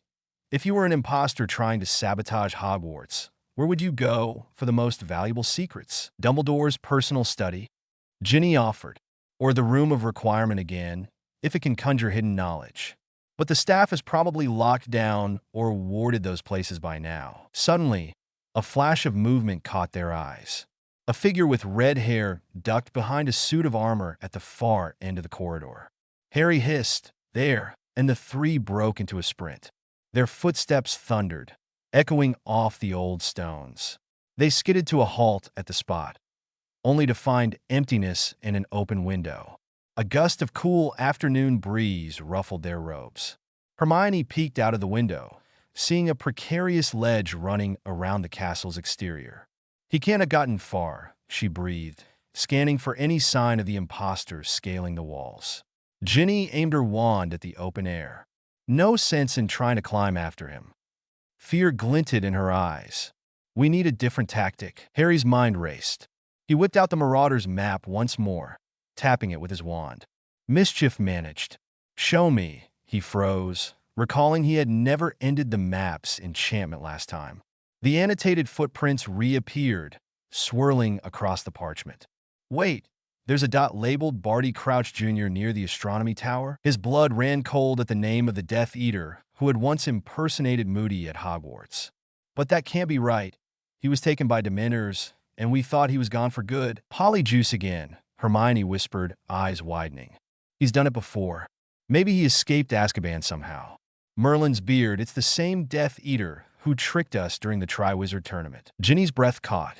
That means he's been wandering the castle, collecting intel, possibly for Voldemort's echo. We have to stop him. Harry spun to face her and Hermione. Let's go to the astronomy tower. If the map is right, that's where he's headed. The climb to the astronomy tower felt interminable, each stair a test of will. By the time they reached the top landing, sweat glistened on their brows despite the castle's cool air. Drawing their wands, they burst onto the open platform, braced for a duel. Near the railing stood a lone figure in Ron's appearance. Tall, lanky, red-haired. He held a small, rolled parchment in one hand and his wand in the other. At the sudden intrusion, he turned, and his face contorted in fury. "Potter!"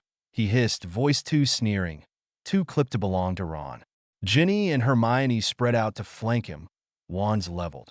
Harry advanced, jaw set. "Barty Crouch Jr.," he said, gripping his own wand tight. "How did you get in here?" "Through cunning," the impostor spat. "You think your wards are foolproof? You should know better, Potter. The best illusions are those that exploit personal familiarity." Harry's chest panged at the memory of letting Ron roam free for days, never suspecting. He gained our trust so easily. Hermione pointed her wand. "Drop your wand. Now, or we'll hex you into next week." A cold laugh. "I wouldn't dare." Then, in a single motion, Ron raised his wand and barked, "Stupefy." A jet of red light streaked toward Hermione, who barely deflected it with a squeak. Harry retaliated instantly. "Expelliarmus." Their spells collided in a shower of sparks, illuminating the tower's stone walls in brilliant flashes. Ginny fired a stunner from the side, but Barty twisted away, eyes alight with fanatic malice. "You've meddled long enough," he snarled, eyes darting across the platform for an escape route. Another flurry of spells crackled through the air. Hermione's full-body bind barely missed, leaving scorch marks on the stones. Ginny's second stunner forced Barty to duck, and Harry closed in, brandishing his wand in a direct duel. With a roar, the impostor attempted to leap past them, but Harry seized the moment. "Incarcerus," he shouted.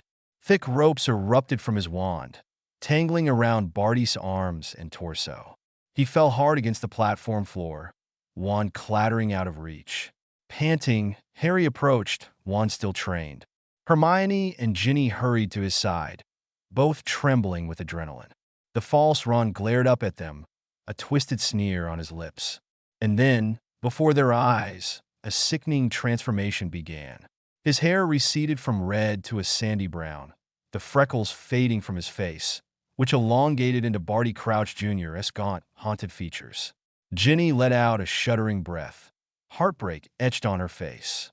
Seeing Ron's features disappear, replaced by the face of the man who had once terrorized them, hammered home the realization. Her brother was still lying unconscious in the hospital wing. Hermione glared down at the captive. "You vile, how could you do this?" "Why, Ron?" Barty sneered. "We needed access to your precious wards to gather every scrap of knowledge. Ron Weasley was the perfect vessel, close enough to Potter to learn everything. And now I have it." He smirked, brandishing the parchment in his bound hands. "All the details of the wards, the flaws, the keystones. My master will be most pleased." Harry's stomach clenched. "Your master?" "Voldemort's echo. What remains of the Dark Lord," Barty corrected. "It's only a matter of time before he reclaims his power. Even your precious wards can't stop him forever." Hermione's one hand shook. "We're taking that parchment and you're going straight back to Azkaban, if not worse." Barty smiled a horrible, twisted smile. "You'll have to wrest it from my cold, dead hands, Granger." A moment later, Aurors, led by Kingsley Shacklebolt, burst onto the tower. Within seconds, they seized Barty, confiscated the stolen parchment, and threw up heavy binding hexes that made Harry's ropes look like child's play. Barty spat curses, writhing in fury, but he was hopelessly outnumbered. Kingsley, frowning deeply, signaled his subordinates to escort the prisoner away. "Merlin's beard. How did he slip in?" one of the Aurors murmured, glancing at Harry with awe and concern. "Impersonating Ron Weasley. How did we miss it?" "We'll figure it out," Harry said tightly. "But first, we need to see to the real Ron." Ginny nodded, tears brimming. She didn't trust herself to speak. Hermione placed a comforting hand on Ginny's arm. "Come on." They descended the tower steps in a somber group, hearts pounding with relief that the impostor was captured, but fear gnawing at them. What about the information Barty had already passed along? The stolen notes on the wards might have already been signaled or sent to some unknown conspirator. Harry could feel the weight of that question pressing in his chest. When they returned to the hospital wing, they found Dumbledore waiting by Ron's bedside. The headmaster looked up, his expression dark and thoughtful. "We have Barty Crouch Jr. in custody," he said softly, "but the damage may be done." He was overheard bragging about passing on vital knowledge. Whether that is bluster or truth remains to be seen. Hermione stared at Ron's still form. "Can we wake him?" Madame Pomfrey, standing by an array of potions, sighed heavily. "I'm trying." The stunner he received was no normal stunner. It bears a trace of some dark, draining hex I haven't encountered in years. Ginny bit her trembling lip, stepping up to the bedside and gently brushing the hair off Ron's forehead. "He's going to be okay," she whispered, as if by saying it, she could make it so. "He has to be." Harry moved closer, placing a hand on Ginny's shoulder. "We'll make sure of it," he murmured, voice fierce with promise. Dumbledore inclined his head. "Rest assured, we will do all in our power to free him from this curse. Until then, vigilance must be our watchword." Barty Crouch Jr. is merely one piece of a larger puzzle. Voldemort's echo lingers. McGonagall, who had followed them in, set her jaw. Let the staff know we are still on high alert, she told Dumbledore. And the Aurors as well. If there's any second agent among us, we must root them out. Dumbledore agreed, turning to Harry, Hermione, and Ginny. The three of you stand ready. We may need you again, especially if the castle wards show signs of interference. But for now, rest and keep each other close. That night, the news spread through Hogwarts, though somewhat subdued and controlled by the staff, that a disguised intruder had been apprehended. Rumors flew in the hallways, and anxiety prickled at every conversation in the common rooms.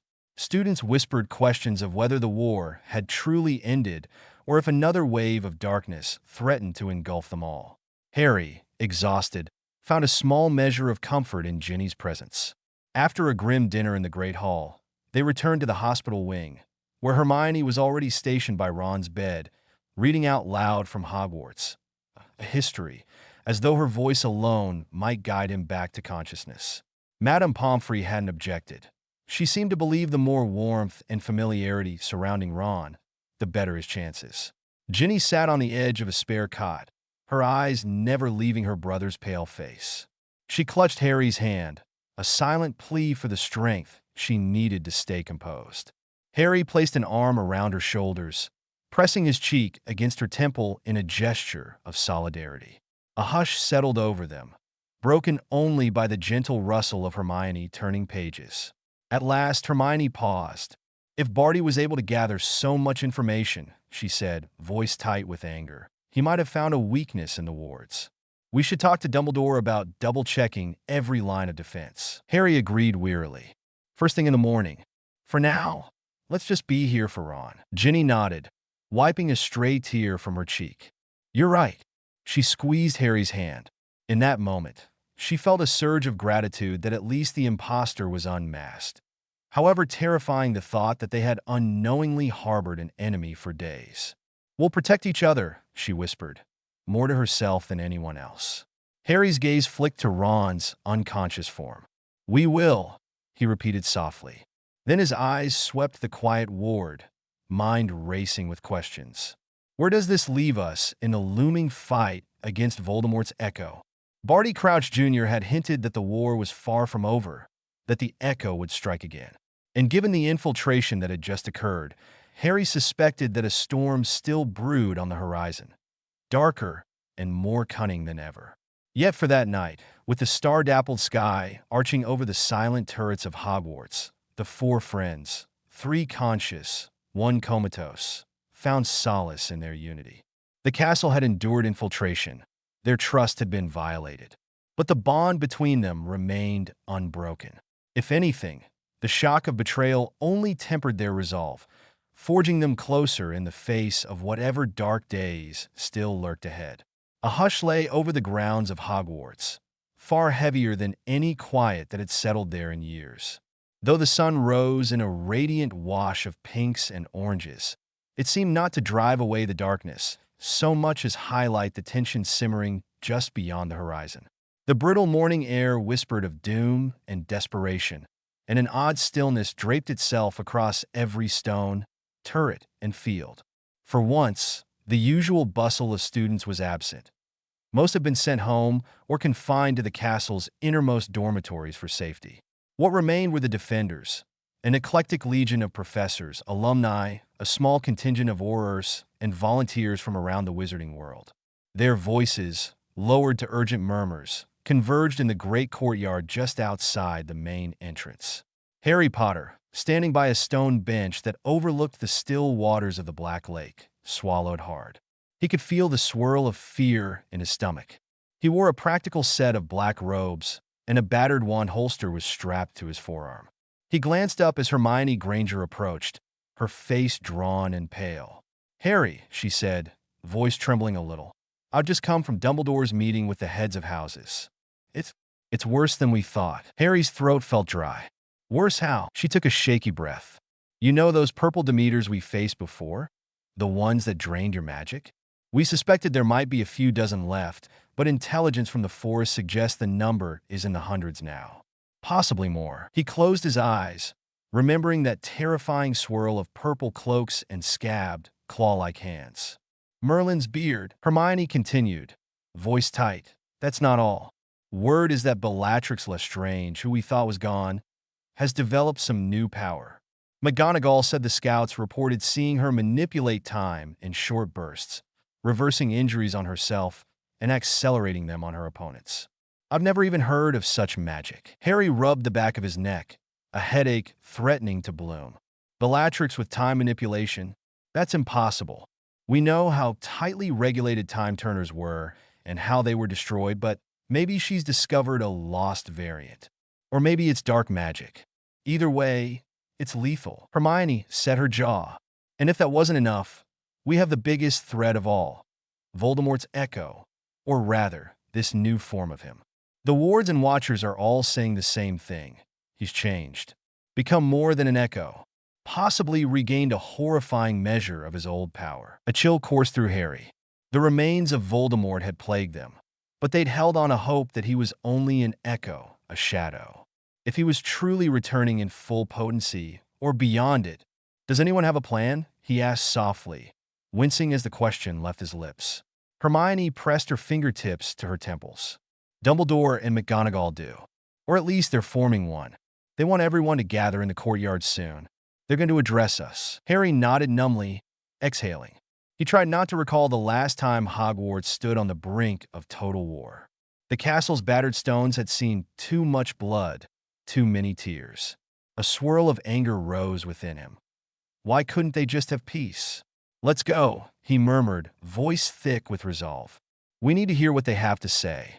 And we need to be ready. 10 minutes later, the courtyard near the castle gates bustled with activity. The defenders of Hogwarts gathered in small knots, aurors in crisp robes, wand holsters at the ready. Older students who refused to leave, posture taut with righteous determination. The professors and staff, each sporting a grim yet resolute expression. The wind carried the distant caw of a crow, as though heralding the gloom of a battlefield about to form. At the center stood Albus Dumbledore, wizarding robes swirling around him in royal blue embroidered with swirling, vine-like patterns. His silver beard moved in the breeze, and though his face was kindly, it was lined with tension. By his side was Minerva McGonagall, wearing a stern look of iron resolve. She gripped the handle of a short, crackling blade of pale blue lightning that flickered with electric arcs. Even from a distance, one could sense the crackle of power emanating from it. Around them were other notable figures. Kingsley Shacklebolt, the Minister for Magic, had arrived with a personal guard of aurors. His voice boomed occasionally as he directed them to check perimeter wards. Fleur Delacour stood near Bill Weasley, wands at the ready, eyes scanning the skies. Neville Longbottom, sporting a determined visage, conferred quietly with Professor Sprout about herb-based defenses. There was an undercurrent of desperate anticipation in the air, a common sense that something unstoppable loomed. When Dumbledore stepped forward, the hush spread in ripples. Harry, Hermione, and Ron, finally recovered from his injuries, nudged their way to the front. Ginny joined them, sliding her hand into Harry's for a brief squeeze of reassurance. Dumbledore raised his wand, amplifying his voice. Friends, colleagues, esteemed defenders of Hogwarts, he began, quietly yet clearly. We stand today on the threshold of a crisis the likes of which even I had hoped we would never see again. Voldemort has reemerged, and not as a half-formed shade, but with new powers that defy all logic. Beside him stands Bellatrix Lestrange, rumored to have mastered an unholy manipulation of time, and an army of purple Demeters bent on draining the very essence of our magic and will. A murmur of dread passed through the crowd. Dumbledore's eyes swept the faces, gentle yet firm. We have no illusions. This battle will test us in ways we have never been tested. But Hogwarts stands united. We have faced tyranny, hatred, and despair before, and each time, love, unity, and courage have prevailed. McGonagall stepped forward, her Scottish lilt ringing with fierce energy. You have all chosen to stay and fight, or joined us from afar to defend what we hold dear: knowledge, freedom, the very foundations of our world. I vow to do everything in my power, she paused, hefting the lightning blade in her hand, arcs of electricity dancing over her knuckles. To protect this castle and all who reside in it. There was a muted cheer from the crowd, though the faces remained grim. Professor Flitwick nodded vigorously, hand twitching at his wand, as though longing for the moment he could unleash powerful charms. Hagrid, towering above many of the others, stood with crossbow in hand, jaw set. Even Peeves the poltergeist hovered at the edges, wide grin absent for once. Harry caught sight of Dumbledore's eyes flicking toward him. There was an unspoken question there. "Are you ready for this?" He tried to project confidence, giving a minuscule nod. Dumbledore inhaled, resuming. "I will be coordinating defensive lines around the castle. We have a strategy that involves layering wards in concentric circles, each fueled by the synergy of multiple casters. But we know Voldemort's new strength may shatter conventional defenses. For that reason, you must know, I have also been preparing a direct countermeasure." At this, McGonagall's gaze slid to the headmaster. She stepped aside, letting him speak. "Some of you may have heard rumors that I have gained an ability seldom seen in wizarding kind. I will not speak of it lightly or with pride, for it is a heavy burden. But it is true I have studied an ancient earth manipulation technique. This will be crucial to containing Voldemort's raw power." A flicker of fascination rose in the crowd, an undercurrent of hushed exclamations. Earth manipulation? The very idea conjured illusions of rending the ground, shaping the terrain, controlling the planet's energy. "And I," McGonagall said crisply, holding up her lightning blade, "have discovered a conjuration that harnesses elemental energy, lightning, in this case, to focus my spells. Think of it as a magical extension of my will." She looked down at the crackling weapon. "These are the extremes we are pushed to in such times." Kingsley stepped forward, expression solemn. "Even with these extraordinary measures, we're up against formidable odds. Our scouts indicate Voldemort's forces approach from the north, crossing the old battleground near the Forbidden Forest. They will likely breach our perimeter wards at sundown if we do not meet them. We have only hours to finalize our lines, gather our courage, and prepare for the fight of our lives." A heavy silence followed. Nobody cheered. Nobody applauded. They simply stood, absorbing the gravity of the news. Harry found himself trembling, less from fear and more from the overwhelming sense of this is it. They could not escape. They could only face the storm head-on. As the crowd dispersed, the core group, Dumbledore, McGonagall, Harry, Hermione, Ron, Ginny, Kingsley, Flitwick, and a few key Aurors, convened in the Great Hall, which had been emptied of long tables and now functioned as a strategic nerve center. A gigantic map of Hogwarts and the surrounding area floated in midair, enchanted to show real-time updates of wards, patrols, and potential enemy movement. McGonagall tapped her wand on the floating map. "We expect the main push from this sector," she said, indicating a broad swathe near the east side of the Forbidden Forest. "Bellatrix is rumored to be on the front lines.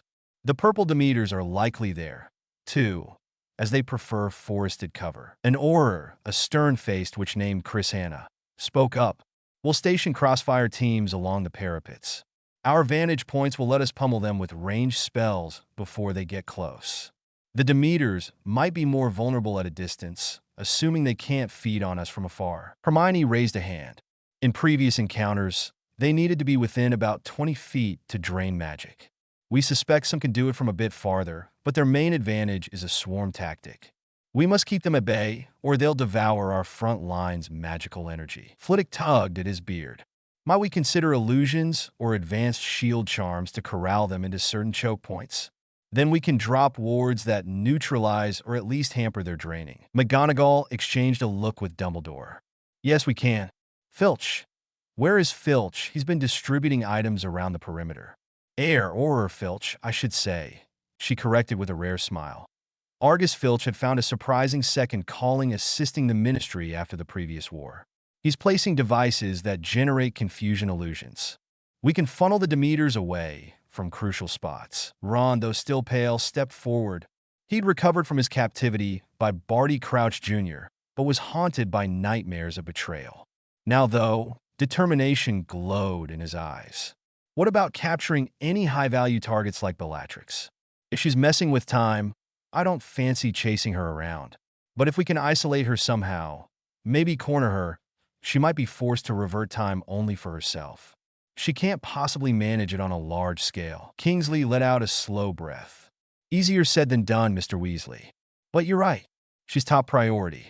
If we can neutralize Bellatrix and her time-warping ability, we cut off a huge advantage. Dumbledore nodded.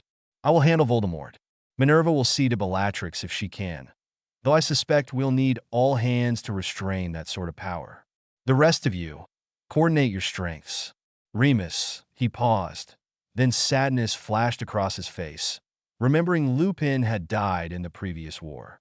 Forgive me, old habits, he murmured, grimly acknowledging the losses. Hermione swallowed. Let's just do what we can. We have a few hours to place wards. We'll set up triage in the Great Hall. Madame Pomfrey's begun preparing potions, bandages, everything she can. The house elves have offered to help, under supervision for their safety. Dumbledore surveyed them with a solemn nod. Very well. Let us move. May we find victory, or at least keep the darkness at bay long enough for a new dawn to rise. With that, the strategic meeting concluded. People scattered in different directions, wands at the ready, determined to fortify every inch of Hogwarts grounds. Outside, the sun began its languid descent, painting the sky in ominous hues of gold and crimson, as though foreshadowing the blood that might be spilled by night's end. Outside, in a small courtyard behind the Transfiguration classroom, Harry found Ron pacing beside a stone gargoyle. Ron's freckles stood out against his pallor, and his wand twirled nervously in his fingers. Hey, Harry said, approaching softly. You all right? Ron jerked his head up, giving a rueful smile. Define all right, mate. We're facing unstoppable Demeters, a superpowered Voldemort, and a time-bending Bellatrix. I'm as good as can be expected. Harry nodded, leaning against the gargoyle. He hesitated, then softly asked, How have you been? I mean, since the Barty Crouch Jr. ordeal? You've seemed distant. Ron let out a ragged breath. It's messed with my head, Harry. The idea that I was replaced, that someone walked around as me. My friends were talking to him, trusting him for days. I still feel like I was robbed of something. And then, there's the guilt. I keep wondering if you lot think I betray you. Like Barty did. Harry's eyes flashed with empathy. Ron, come on. You're my best friend. We know that wasn't you, not for a second. No one believes you'd willingly betray us. Ron looked away, jaw clenched.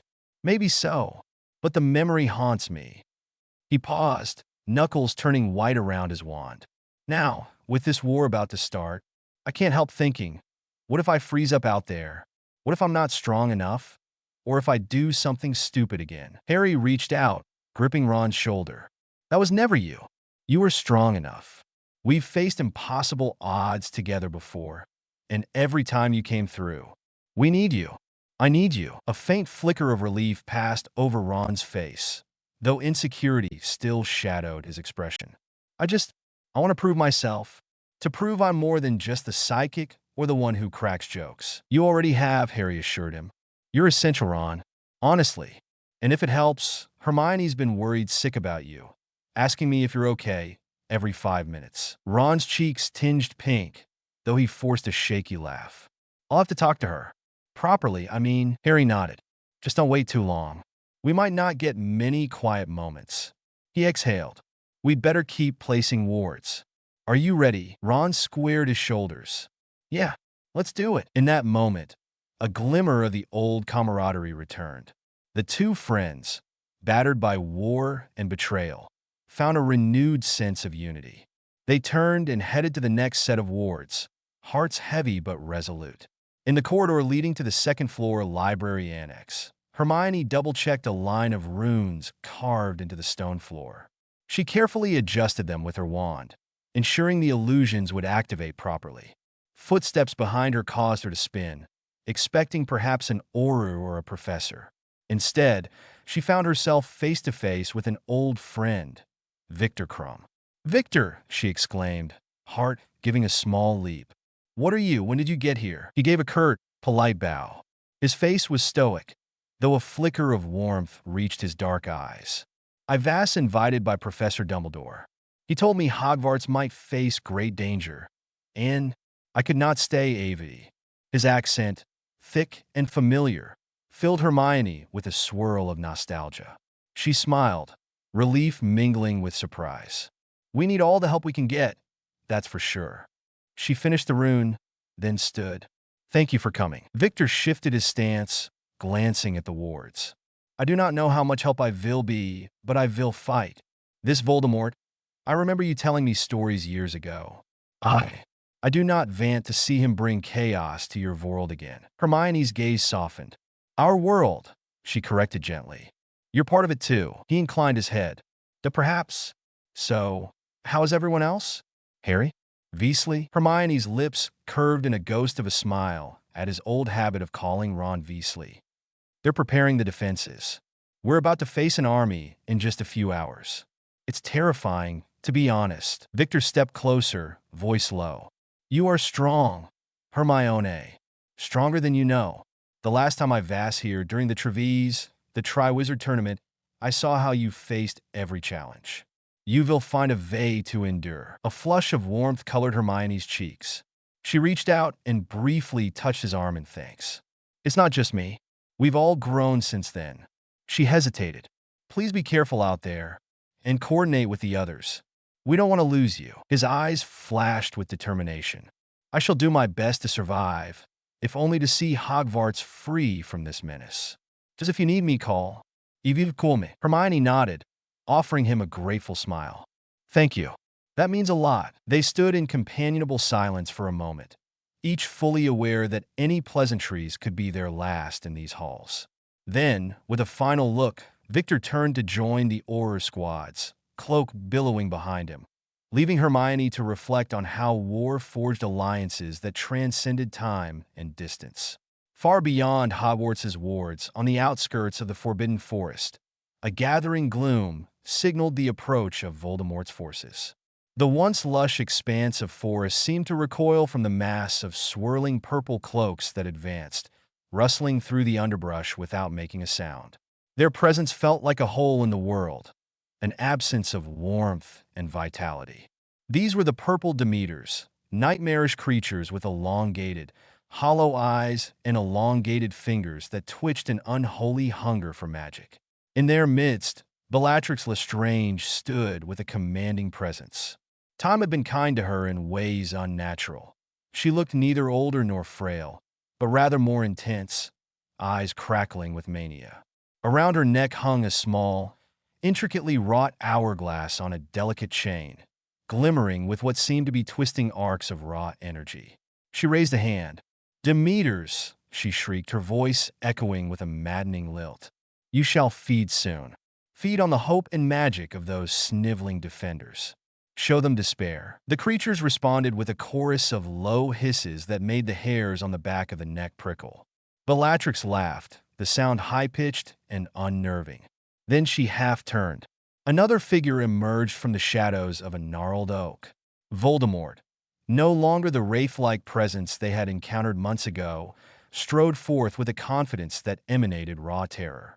He was taller, more solid than before, clad in robes of midnight black that seemed to flicker with faint lines of crimson magic. His serpentine face, though still bearing that inhuman quality, glowed with an eldritch vitality. A twisted wand lay in his hand, pulsing with an aura that made the very air around him distort. Bellatrix inclined her head in reverence. My lord, the Demeters are ready. They hunger. Voldemort's lips curved into something resembling a smile. Excellent. They shall have their feast soon enough. And what of your preparations, Bellatrix? Have you mastered the technique? She shivered in dark pleasure. Oh yes, my lord. The weave of time is but clay in my hands now. That fool from the Department of Mysteries never imagined his research would be put to such glorious use. Even small tears in time shall devastate their lines. An injury undone for me, accelerated for them. They will watch their spells crumble before their eyes. Voldemort gave a soft hiss of approval. Then you shall stand at my right hand as we approach. But do not get ahead of yourself. We must handle Albus Dumbledore, who has grown bolder and stronger than I expected. He wields Earth itself, or so the whispers say. Bellatrix's eyes flickered with fanatic glee. Dumbledore and McGonagall both. Let them come. We have grown more powerful than ever. She clutched the hourglass around her neck.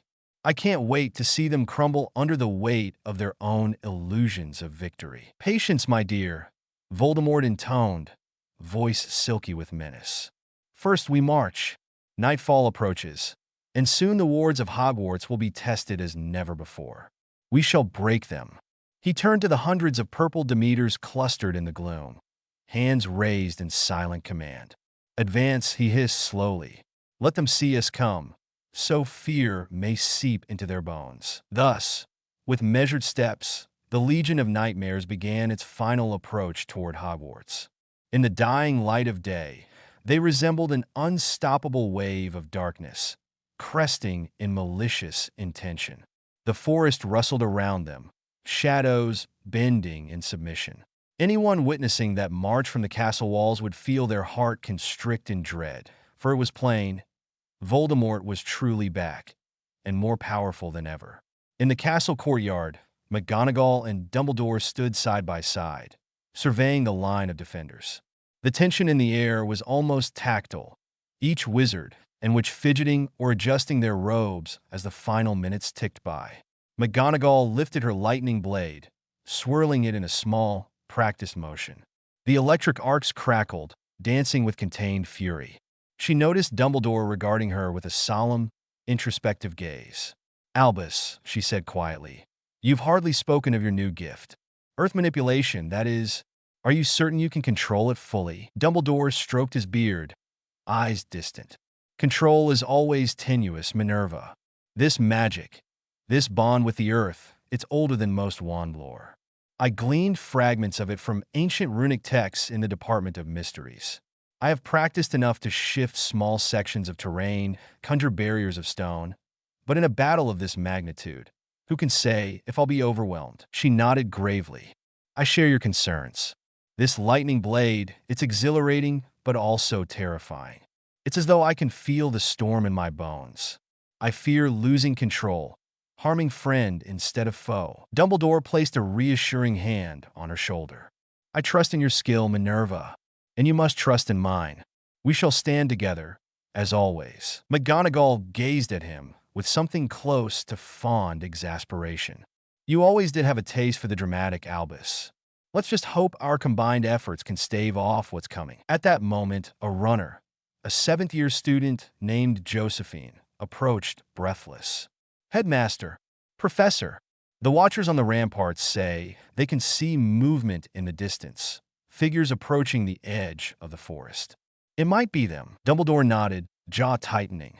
Then it begins. McGonagall's grip tightened on her blade. Gather everyone. Form up. We have little time. Josephine dashed off. Dumbledore glanced at McGonagall, and a silent resolution passed between them. They would protect Hogwarts, no matter the cost. The atmosphere near the main gate was electric. Aurors, professors, alumni, and defenders formed into loose ranks, wands at the ready. Some wore traditional wizarding robes, while others donned practical battle gear with enchanted armor. Hagrid loomed at the front, crossbow loaded with bolts the size of small spears. Next to him, Neville Longbottom patted a large satchel of lethal magical plants, determined not to be sidelined.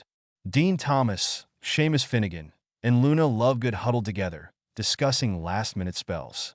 Across the yard, Hermione, Ron, and Harry stood with Ginny, rechecking the function of each other's wands. Hermione's was polished to a shine, a faint hum of protective charms resonating. Ron fiddled with a small protective talisman around his neck, courtesy of Bill Weasley. Harry closed his eyes, centering himself. He had no special elemental power, but he had his training, his Patronus, and the fire of purpose that had seen him through every trial so far. Kingsley walked down the lines, giving brisk instructions to the Aurors. Remember, we hold the perimeter. If they break through, fall back to the courtyard. Only retreat inside the castle, if absolutely necessary. Our final stand is behind the inner wards. A hush fell as Dumbledore and McGonagall took positions at the front. Quietly, Dumbledore addressed the assembled crowd, not raising his voice so much as letting it fill the silence. Stand firm. Stand united. Remember the reason we fight: to protect the innocent, to preserve knowledge and freedom. We face darkness incarnate, but our light is not so easily extinguished. McGonagall followed with an uncharacteristically fiery edge to her tone. This castle is our home, our refuge. We will not yield it to those who would corrupt or destroy it.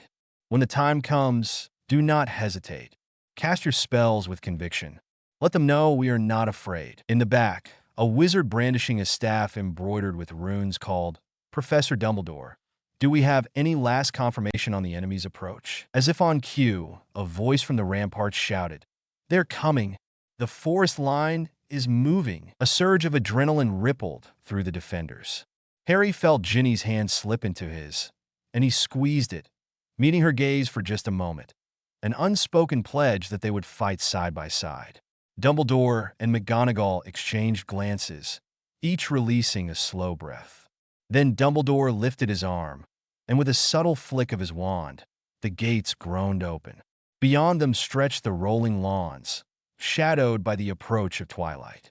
Far in the distance, shapes could be discerned, drifting closer with an almost lazy inevitability. "That's them," Ron muttered, swallowing hard. Hermione pursed her lips. "No illusions now. It's real." Harry flexed his wand hand, heart pounding as though it would break his ribs. "Then we stand," he said softly. And stand they did, forming a line that spanned the width of the courtyard entrance. Wands glimmered in the gathering darkness, the hum of layered enchantments thrumming in the air. A cosmic hush descended, as though the world itself held its breath. Amid the creeping line of purple Demeters, a single figure advanced. Bellatrix Lestrange, robed in swirling black tatters, tossed her mane of dark curls, hourglass necklace catching the last glimmers of twilight. She moved with graceful menace, stepping just close enough that her high, mocking voice could ring out across the field. "Hogwarts," she called, flinging her arms wide in a theatrical gesture. "Are you prepared to meet Oblivion tonight?" A few Aurors raised their wands, spells at the tip of their tongues, but Kingsley gestured for them to hold. Bellatrix's eyes burned with zealous mania. "We have come to finish what the Dark Lord started long ago." You quake behind your wards, clinging to pitiful illusions of safety. But no wards can stop time itself. She seized the necklace, and a faint glow emanated from the hourglass, swirling with arcs of purple-blue energy. Nor can they stop the new might of he who must not be named. From the defender's line, McGonagall took a step forward, lightning blade crackling. "You've always been long-winded, Bellatrix. Care to prove you've gained any real skill beyond big talk?" Bellatrix's lip curled. "Ah, Minerva, so feisty. I look forward to unraveling your spells, reversing your pathetic attempts to harm me. And you, Dumbledore," she purred, shifting her gaze. "I hear you fancy yourself an avatar of the earth now. How quaint." Dumbledore inclined his head calmly. "Bellatrix, we need not do this. Surrender and renounce Voldemort's madness." Her laughter was piercing. "Oh, how noble. But your pleas fall on deaf ears, old man. The Dark Lord returns in glory. His powers outstrip your dusty knowledge. I serve him faithfully, then, now, and always." Her tone dropped to a hiss. "We have an army of hungry Demeters. We have the might of forbidden magic. You have what heartbreak and sentiment." McGonagall's lightning blade let out a violent crack. Sparks flew. "We have something you'll never understand, you twisted witch, solidarity born of love. And yes, heartbreak too, if that's what it takes to defend our own." Bellatrix cocked her head, eyes narrowing. "Then let heartbreak be your final gift." She threw back her head and cackled. "Voldemort is coming. Shall you watch as he tears Dumbledore's stone pillars from the earth? As he slaughters your precious children? That's what you risk by resisting." A hush lingered. Harry's fist clenched. Anger roiled in him. He stepped forward. "We stood against him before and won. We'll do it again." Bellatrix sneered. "Ah, the little boy who lived. Do you truly believe your luck will hold this time? My lord has transcended the limitations of mortal flesh. He is more potent than ever. And you are just you. Harry refused to quail. I might be just me, but I'm not alone. He gestured to the ranks behind him. You're messing with all of us, and we aren't afraid. Bellatrix shook her head in feigned pity. Silly child. Then she raised her hourglass necklace. Time's almost up. She flung out her arms, and from the darkness, the purple Demeters let out a collective hiss. We shall be with you soon, she promised. In a swirl of black robes, Bellatrix slid backward into the mass of monstrous silhouettes, her deranged laughter echoing across the silent field. Dumbledore's voice was quiet. Take positions. The defenders fanned out, forming layers of wards and attack lines. On the ramparts, ranged casters readied shield-breaking curses. On the ground, pairs and trios of witches and wizards supported one another, forming synergy spells. The glow of protective enchantments shimmered like an aurora over the courtyard. McGonagall summoned a swirl of brilliant sparks with her lightning blade. I'll take the left flank, she told Dumbledore. You handle the center. He nodded. Flitwick, coordinate the right with the Aurors. Kingsley, you can roam, plugging gaps as needed. Kingsley patted his wand holster. Understood. Harry, Ron, Hermione, and Ginny lingered near Dumbledore, determined to be in the thick of it. Dumbledore eyed them with fatherly concern. Harry, you and your friends might be best stationed near the vanguard. No, Harry cut in softly, but firmly. We stand with you, Professor. If Voldemort is truly unstoppable, we can't just hide behind the lines. Hermione's cheeks were flushed. We've come too far, learned too much. We want to help. Dumbledore's gaze fell on them. Sorrow mingled with pride. Very well. Stay close. But heed my instructions. Ron flexed his wand hand, a grim smile quirking his lips. We do that, right, Harry? Harry gave a half-chuckle. Sometimes. Ginny's eyes burned with determination. Always, if it means saving the people we love. Dumbledore lowered his head. Indeed. Then let us be about it. The sun had nearly set, leaving only a faint orange band in the western sky. Already, the wide lawn leading to the Forbidden Forest was cast in deep purple shadow. Occasional flickers of movement hinted that Bellatrix and the Demeters were repositioning. Only an unearthly quiet stretched between the two forces, as though the planet itself recoiled from what was about to unfold. McGonagall, from the left flank, summoned a swirl of lightning around her blade, testing the arcs, ensuring the power was stable. The air crackled with each movement, the scent of ozone filling nostrils. Professor Sprout and Slughorn took positions behind her, wands drawn, potions at the ready. Meanwhile, near the center, Dumbledore closed his eyes. He extended a hand toward the earth. The ground shuddered softly, and a low rumble reverberated through the stone beneath their feet. Harry and the others watched in awe as thin lines of emerald green energy traced across the lawn, marking out potential fault lines or places Dumbledore might manipulate. Hermione whispered, He's connecting to the ground's ley lines, I think. Dumbledore opened his eyes. The land is old here, full of memory and power, he said softly.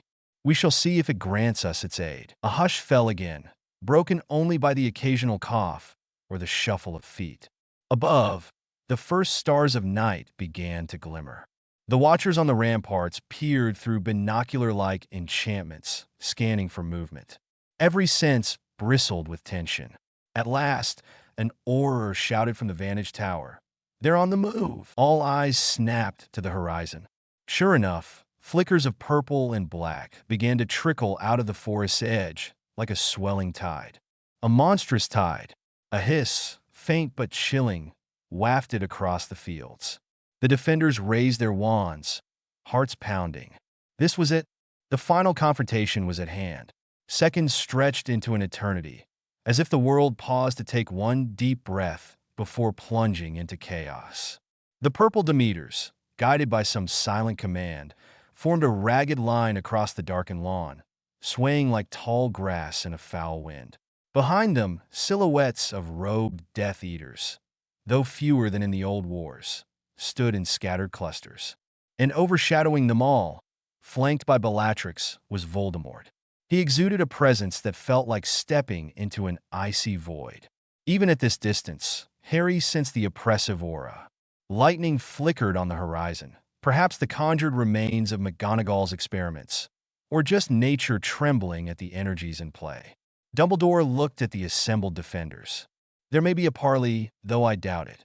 Remain alert. Indeed, Voldemort took a few steps forward, stopping well out of normal earshot. Yet his voice slithered across the distance, amplified by dark magic. Children of Hogwarts, do you truly believe you can stand against me now? Your illusions are pitiful. McGonagall raised her blade. Our illusions are more than you can comprehend.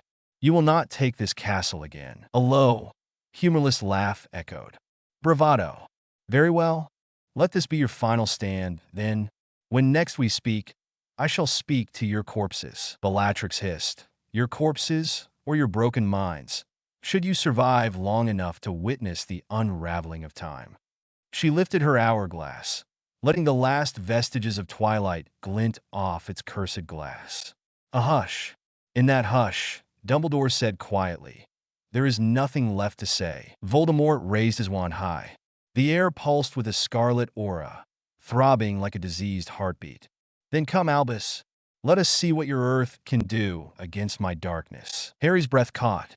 He glanced at Ron, Hermione, and Ginny. None of them spoke, but their eyes shared the same vow.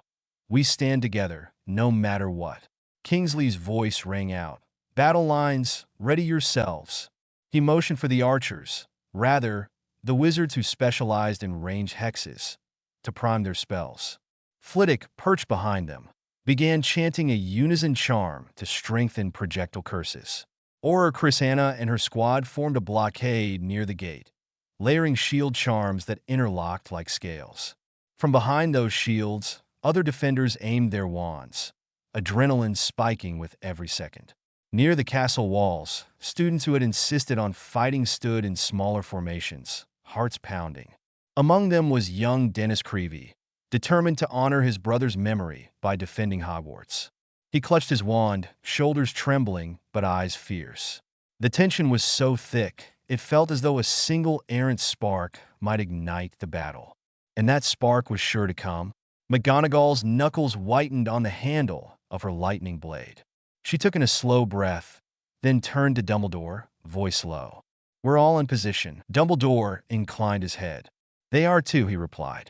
He gestured at Voldemort's ranks, which seemed to shift restlessly, like predators waiting for their master's command. Harry caught sight of one of the Demeters drifting forward. The creature's movements were unnervingly smooth, almost serpentine. It let out a rattling breath, and purple mist curled around its mouth. He suppressed a shiver. Hermione swallowed audibly. The wards are set to engage once they cross the first boundary. That might slow them, but likely not for long. Ron nodded, sweat beading on his forehead. We'll have to fight tooth and nail. Dumbledore closed his eyes briefly, touching the ground with his free hand. The earth hummed in response. Tiny pieces of gravel floated upwards, defying gravity. This land remembers us. It will do what it can, he murmured. Then he rose, eyes flashing.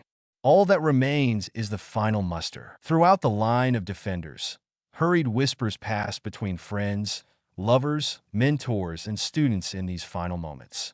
Dean Thomas clasped Seamus Finnegan's shoulder. You with me? Seamus gave a shaky laugh. Till the end, mate. Luna Lovegood, dreamy-eyed yet focused, tapped her wand on her ear. Nargles or no, I know these Demeters won't be friendly. We must do our best. Neville, adjusting a strap on his bag of plants, responded with uncharacteristic firmness. We're going to hold them off. I have some new hybrids that might slow the Demeters. Venomous tentacula crossbred with stinksap pods. Might be messy. Near the front, Bill Weasley gave Fleur's hand a comforting squeeze. Stay safe, my love. She leaned in, kissing him swiftly. As safe as I can be. Amid these pockets of tense conversation, no one truly felt at ease. How could they? The twilight was nearly gone, replaced by the inky blanket of night overhead. Torches and magical lights dotted the parapets, illuminating the defenders in a stark glow. Then, in the distance, a haunting shriek pierced the hush. A single purple Demeter had unleashed an eerie cry, like a wind howling through a graveyard. It signaled that the moment of conflict was nigh. Flitwick shouted, "Wands up! Prepare for volley fire on my mark." McGonagall tightened her grip on the lightning blade. Hold, hold! Dumbledore stood at the center, silent, gaze locked on the distant figure of Voldemort. The tension coiled so tightly that the slightest release would send them hurtling into battle. Harry's heart pounded so fiercely he could hear it in his ears. He thought of everything he was fighting for: friends, family, the future. A glance at Ginny, who gazed back with unwavering resolve, reminded him that love was indeed worth every risk. Across the field, Voldemort lifted his wand. The air flickered with a sudden swirl of dark red energy, spiraling into the sky. All watchers knew that once it descended, the front lines would clash. Bellatrix glided forward, brandishing the hourglass, lips moving in silent incantation. Harry caught glimpses of the air around her distorting, as though reality itself were fracturing near her. The Demeters swayed, then, as if receiving some telepathic signal, advanced. The defenders tensed, wands pointed. In the back line, one young wizard panicked, launching a single red stunning spell at the nearest Demeter. The bolt lit up the night, crossing the gap in a sizzling arc. It struck a Demeter in the shoulder, causing a brief flash. The creature hissed, but did not fall. That single spark was all it took. A deafening roar arose from the Demeters. They surged forward in a wave, purple cloaks fluttering like the wings of a malignant swarm. With unearthly shrieks, they crossed the first boundary of wards. Lightning-like arcs from the wards crackled over them, slowing but not halting their progress. Flitwick cried, "Fire at will!" Instantly, a volley of spells streaked across the field.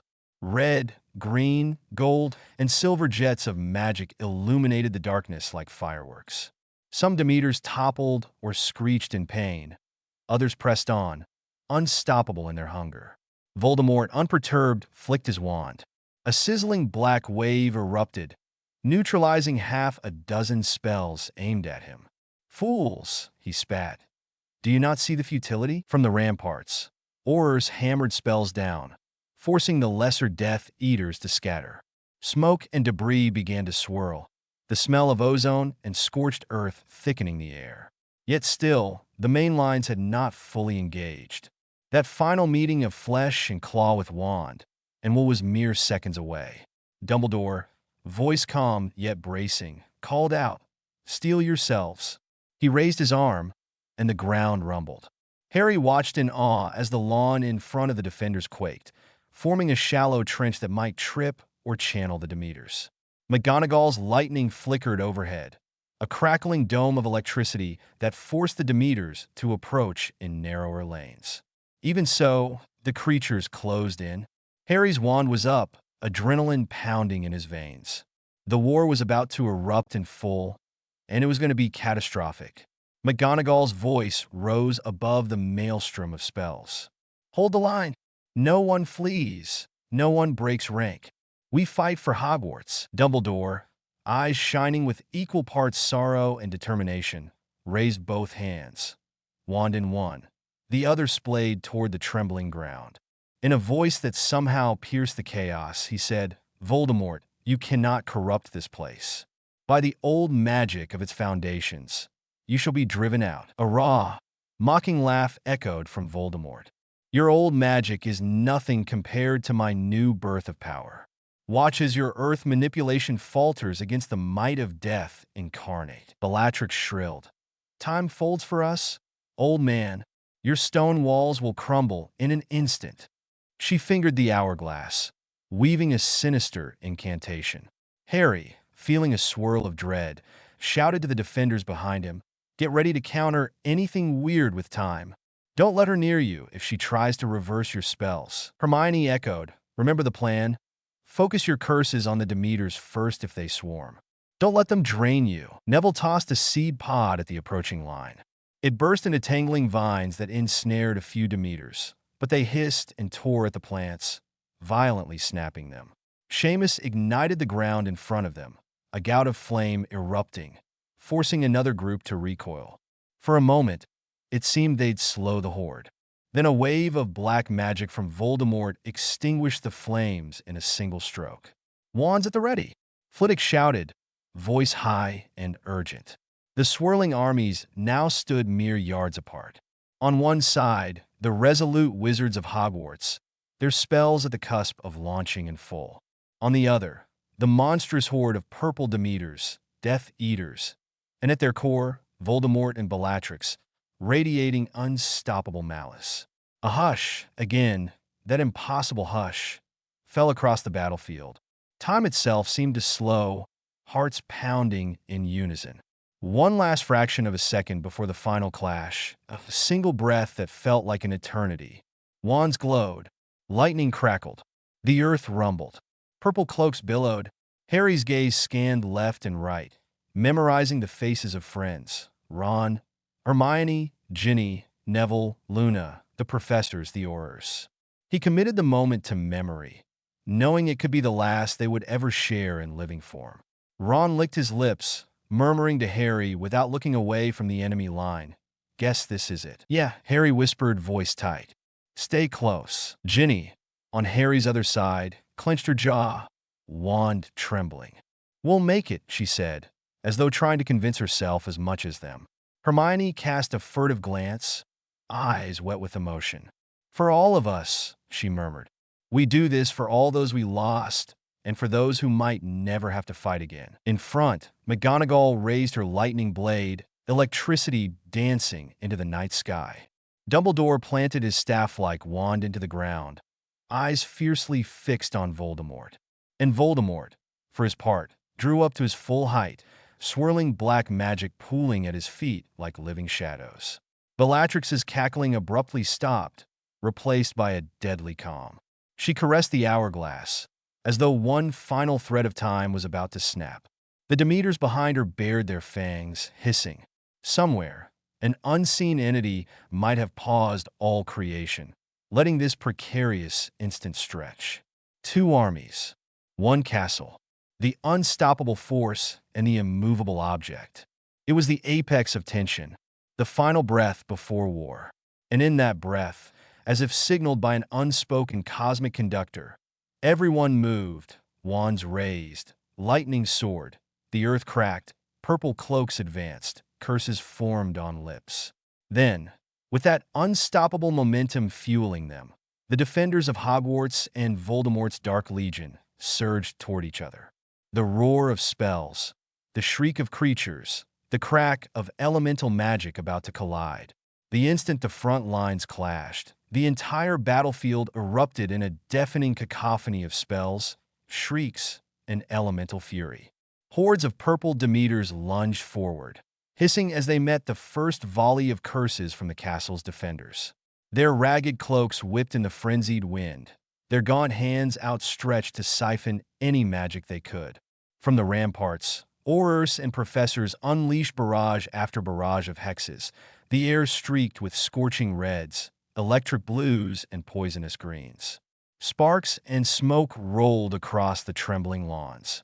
Every heartbeat seemed to signal another explosion of conjured flame or crackling lightning, as McGonagall's blade tore the sky overhead with arcs of thunderous energy. Yet the Demeters pressed on, snarling with an unholy thirst for the essence of life and magic. Harry stood shoulder to shoulder with Ron, Hermione, and Ginny just behind Dumbledore's central position. Their wands wove through the thick air, each incantation fueling bright jets of light that converged on the Demeters surging toward them.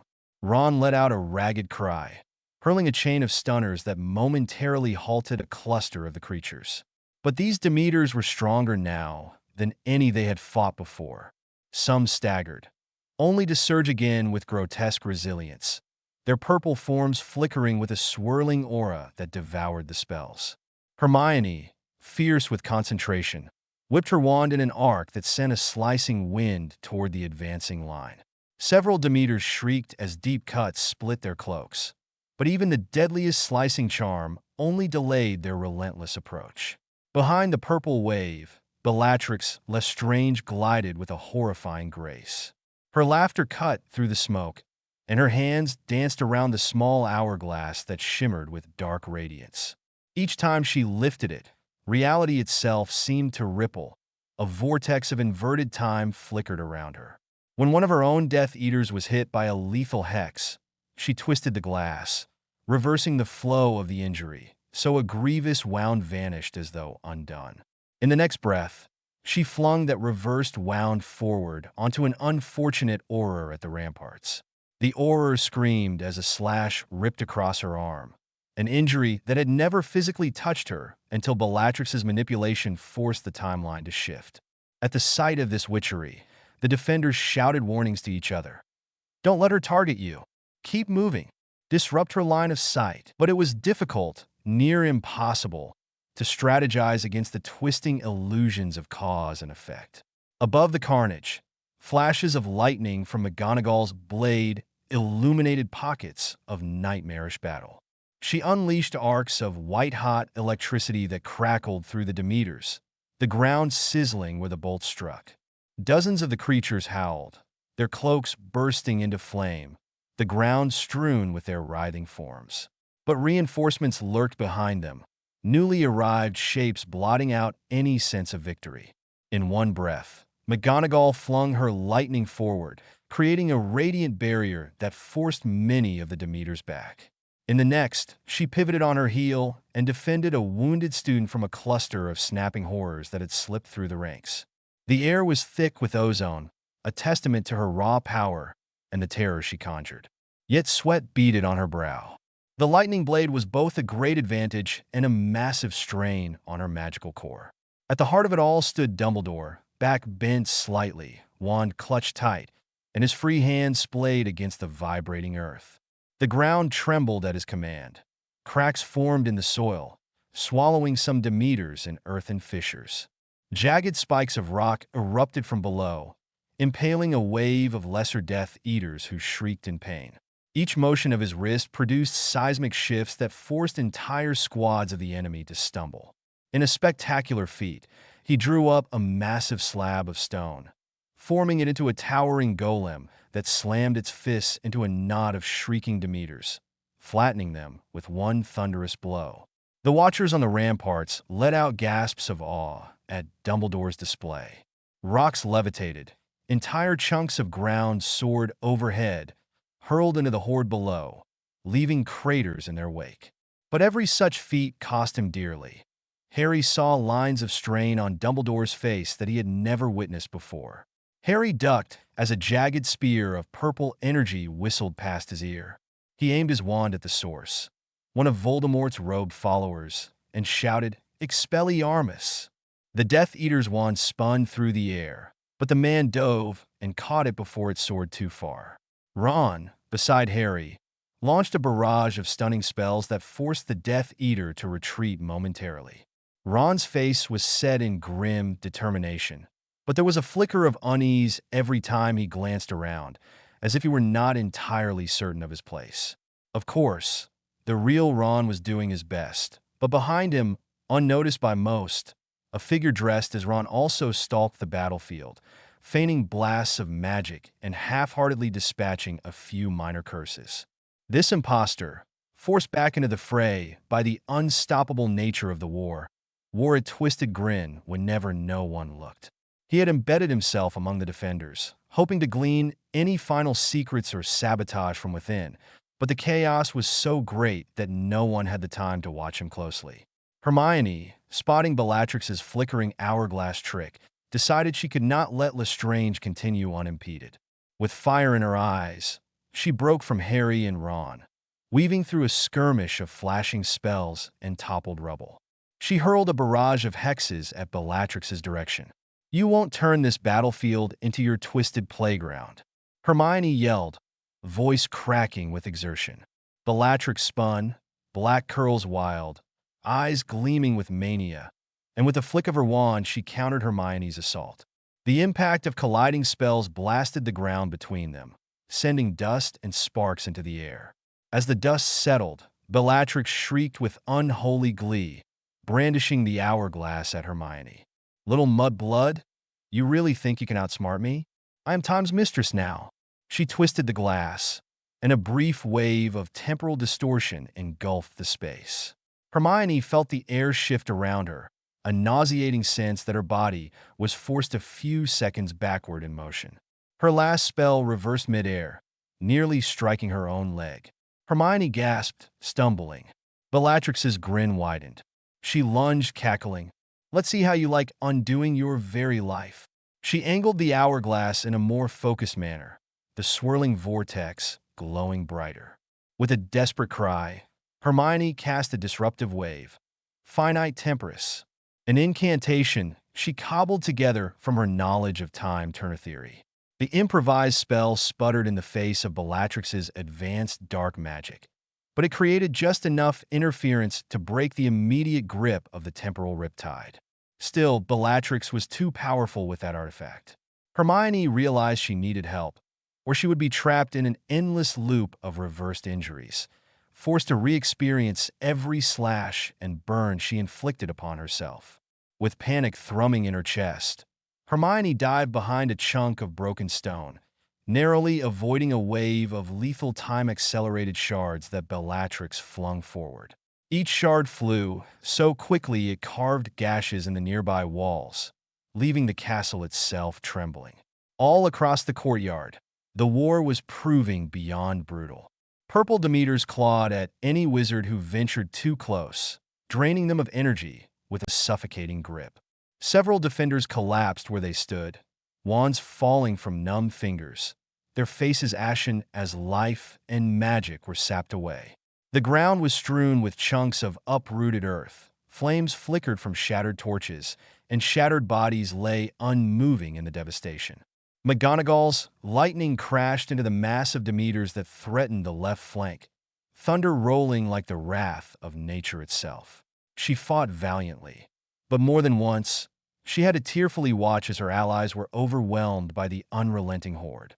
She slashed her blade in an arc of crackling white that tore 5 creatures apart, charred remains flung aside, and still more advanced in their place. Exhaustion tugged at McGonagall's limbs. She pressed on, eyes shining with tears of fury. On the opposite side, Dumbledore had turned his attention to the figure striding across the center of the field. Voldemort, wreathed in an aura of roiling darkness, radiated a might that sent shockwaves through the ground with each step. His piercing red eyes locked onto the headmaster, and a sneer of inhuman confidence shaped his serpentine features. Nearby defenders tried to shield Dumbledore with layered wards, but Voldemort casually flicked his wand, unleashing a wave of shimmering black energy that crumpled those wards as if they were parchment. Several Aurors were cast aside like rag dolls, groaning in pain or lying deathly still. Harry, seeing the path of destruction, felt his stomach plunge. He dashed forward to help, ignoring the piercing pain in his own side from a near-miss spell. Ron and Ginny followed, determined to stand at Dumbledore's back. Dumbledore stood his ground, summoning deep rumbles beneath his feet. With a harsh gesture, he commanded 2 earthen spires to erupt around Voldemort, attempting to crush him in a stony vice. For a moment, the towering pillars snapped shut, and massive chunks of rock groaned under the strain. Many defenders paused, breath held in hope. Then Voldemort's mocking laughter echoed, and a surge of blackish fire burst from within the spires, shattering them into a hail of debris. Dumbledore braced himself, conjuring a thick stone shield that took the brunt of the projectiles, but the blast wave knocked him back several steps. Cracks formed in the shield before it collapsed into rubble. Dust swirled, and the faintly glowing lines of the Earth's ley energies flickered around Dumbledore's feet as he tried to summon new reserves of strength. Voldemort stepped through the falling rocks, smoke curling around him, eyes glittering with demonic triumph. "You toy with ancient forces, Dumbledore, but I have become a master of all darkness, of the very essence of mortality. Even your earth manipulation pales in comparison." Dumbledore's jaw tightened, refusing to yield. He slammed his wand into the ground, forcing a quake that tore a fissure across the courtyard, nearly dividing the entire battlefield. Many onlookers shouted in alarm as the quake spread, dust clouds rising. Voldemort stumbled, just for a fraction of a second, But he raised his wand and conjured a shimmering bridge of black energy under his feet, stepping smoothly across the yawning chasm. In a single breath, he thrust his wand forward and unleashed a spear of shadow that bored straight into Dumbledore's hastily formed rock barrier, piercing it like paper. Dumbledore twisted aside, feeling the spear graze his ribs in a burning slash of agony. His face paled, and he staggered, though he refused to fall. Harry, gasping, rushed in with a volley of stunning spells aimed at Voldemort's flank. Voldemort swatted Harry's spells aside with practiced ease, though he scowled at the boy's interference. "Potter, always meddling. Will your heroics never cease?" He fired a roiling orb of black energy directly at Harry, who barely managed to shield. The impact threw him backward, slamming him into the ruined statue of an old headmaster. Ginny and Ron dashed to his side, helping him to his feet. In the swirl of dust, Ron shot a glance back, seeing if anyone noticed his doppelganger. The impostor was nowhere to be seen, or possibly mingling with the other fighters, feigning desperate spells. But in that moment, Ron had bigger worries. Harry coughed, blood trickling from a cut on his lip, and nodded shakily that he was all right. Dumbledore, clutching his side, inhaled slowly and then thrust his wand at Voldemort again, chanting an ancient phrase that made the air quake. Long, serpentine tendrils of living rock erupted from the ground, snapping at Voldemort with stone jaws. The Dark Lord displayed a flash of annoyance before conjuring a withering necrotic field that corroded the rock to dust. Dumbledore followed immediately with a hail of smaller stone missiles, each the size of a fist, streaking toward Voldemort from multiple angles. Some actually struck their mark, slamming into the Dark Lord's chest and shoulders, staggering him. Cracks of protective black magic flickered around him, but the force was enough to draw a hiss of pain from his lips. The defenders nearby let out a ragged cheer of hope. But Voldemort snarled, a wave of manic wrath contorting his face. He raised his wand high and unleashed a swirling maelstrom of shadows that coalesced into a massive serpent's head, snapping at Dumbledore from above. Dumbledore tried to dodge, conjuring a spire of stone to intercept, but the spectral serpent crashed through the spire, its jaws clamping down on the headmaster with savage power. Harry watched in horror as Dumbledore was lifted off the ground by that conjured serpent of darkness, pinned in midair. The aura around the serpent flared black-red, and Dumbledore gasped, wand slipping from his grasp momentarily. Straining with everything in him, the old wizard reached out and invoked a final quake that shook the entire courtyard, toppling lesser Death Eaters and even some defenders, but the serpent clenched tighter. Harry yelled, "No!" charging forward with wand outstretched, attempting to sever the dark serpent's hold. Ginny, tears in her eyes, joined him, and together they aimed a savage slash of light at the spectral coils. For a brief moment, the coils began to loosen, flickers of blackness dissipating. But Voldemort arrived in the next heartbeat, his own wand aimed at Dumbledore's chest. A smile of cruel triumph twisted his lips. In a voice that dripped with sadistic pleasure, Voldemort said, "You have meddled for the last time, Dumbledore."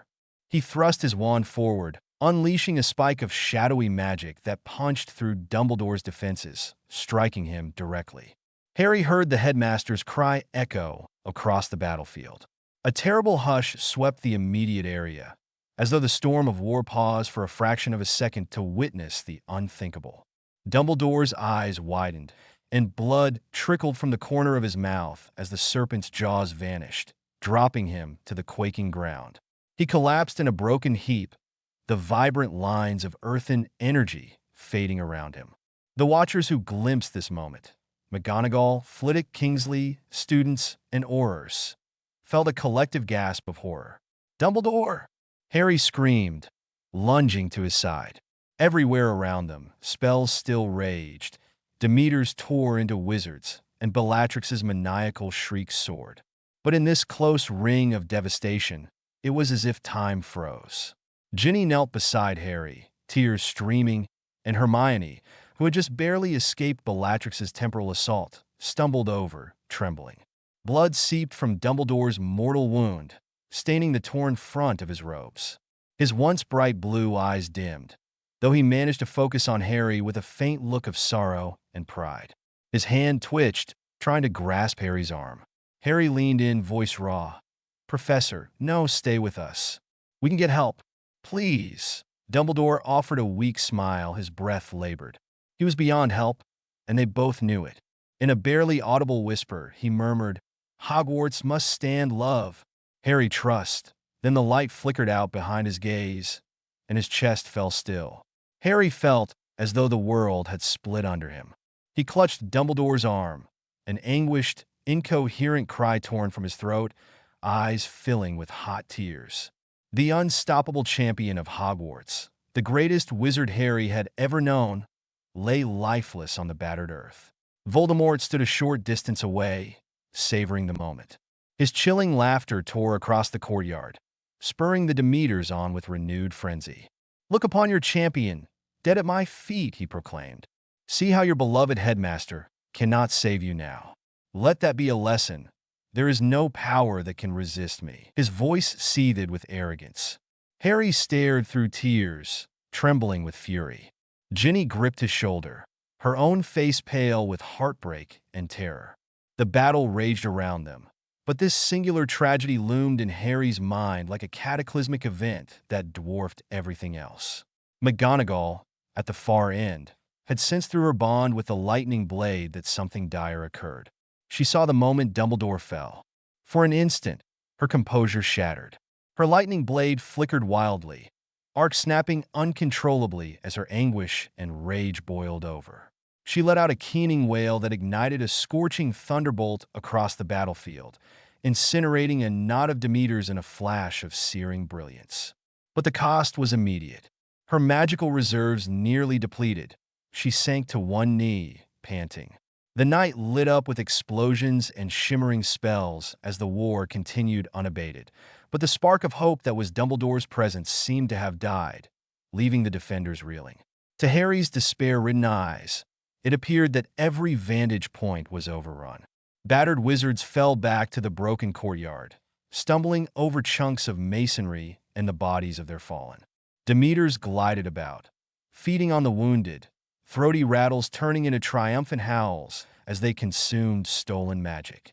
Shrieks of pain echoed across the once proud castle lawns. Huge sections of earth had been torn up by Dumbledore's final quakes, leaving cratered terrain that made coherent defenses nearly impossible. Flames licked at the edges of the collapsed walls, smoke pouring into the starless sky. Harry had never seen such utter destruction, not even in the previous war. It was as if the wrath of the entire cosmos had descended upon Hogwarts. Bellatrix, drifting within a swirling haze of temporal illusions, spotted the moment of Dumbledore's death and let out a shrieking cackle that echoed across the yard. "He's fallen. The old fool is gone. Rejoice, my lord!" She pivoted, trying to locate Hermione again to finish their duel. Hermione, though consumed by grief, forced herself to rise from where she knelt by Dumbledore's body. She had to keep fighting. She didn't have the luxury to mourn. Fury guided her steps as she hurled curses at Bellatrix, tears streaming down her cheeks. Bellatrix responded with swipes of time-warping distortions that twisted each hex's trajectory, scattering them. "You can't possibly want to keep dancing, dear girl," Bellatrix hissed.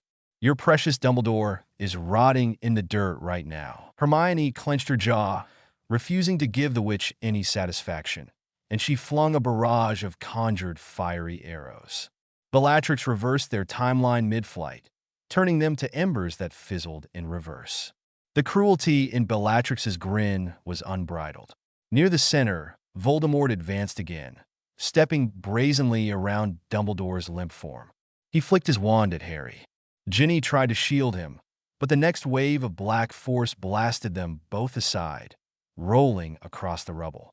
Ron sprinted forward, summoning what courage he had left, firing off multiple spells to keep Voldemort's attention away from Harry. Only for a second did Voldemort look mildly inconvenienced before deflecting Ron's curses. As Voldemort prepared to hurl a finishing blow at Ron, the real Ron's eyes momentarily darted to the side, where he caught a glimpse of a figure wearing his own face, an exact duplicate that fired a few half-hearted curses at some unsuspecting Death Eaters. Rage and confusion intermingled in Ron's expression. The impostor realized he was seen and quickly slunk behind a collapsed arch, hoping not to be confronted just yet.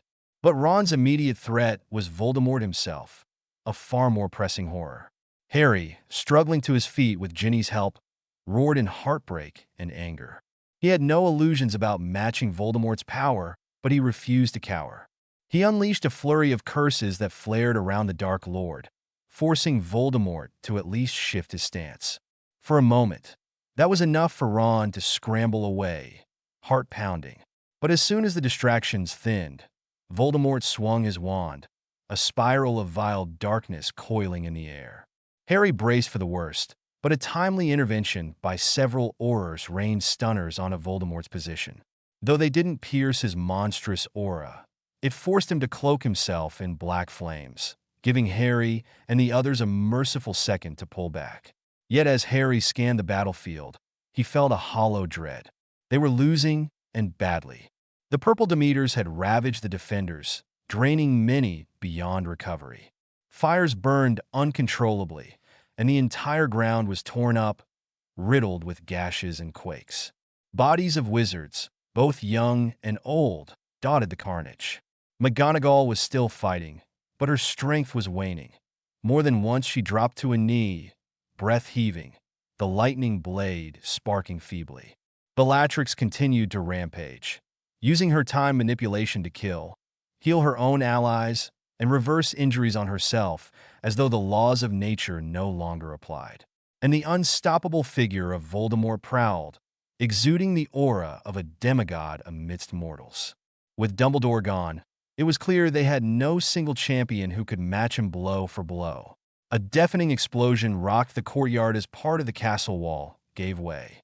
Apparent sabotage from inside, or perhaps the cumulative effect of unstoppable spells, caused the stones to crumble, toppling in a thunderous crash that buried a score of friend and foe alike under a cloud of choking dust. The ground beneath Harry's feet shook violently, throwing him off balance. He seized Ginny's arm to keep from falling, and they both coughed as the air choked with debris. He glimpsed Hermione still locked in a vicious duel with Bellatrix, the younger witch darting behind half-collapsed walls to avoid Bellatrix's twisting blasts of accelerated time. Each time Hermione tried a cunning strategy, Bellatrix answered with a sadistic flourish of that cursed hourglass, unraveling the sequence of events in her favor. Even if Hermione landed a blow, it seemed undone a split second later, leaving Bellatrix cackling in near invincibility. All around the battered courtyard, the defenders' lines collapsed into clusters of desperate survivors who tried to fight back-to-back against the encroaching tides of Demeters. Professor Flitwick, battered and bleeding from a slash across his forehead, coordinated a final stand near the rubble of the main gate. But the seething mass of creatures threatened to overrun them at any moment. Screams mingled with the roar of collapsing stone. Lightning from the blade of a half-conscious McGonagall still sparked overhead, casting flickering shadows that danced on the ruins. Kingsley Shacklebolt's voice rang out somewhere beyond the dust, ordering a retreat, but it wasn't clear if anyone could even manage to retreat. The earthen trenches and arcs of stone that Dumbledore had created once served as protection, but now, without his guidance, they snarled the battlefield, making flight a labyrinth of chaos. Harry turned to see a line of Demeters loping toward him and Ginny, arms outstretched, their hollow eyes fixated on the potent magic swirling around the pair.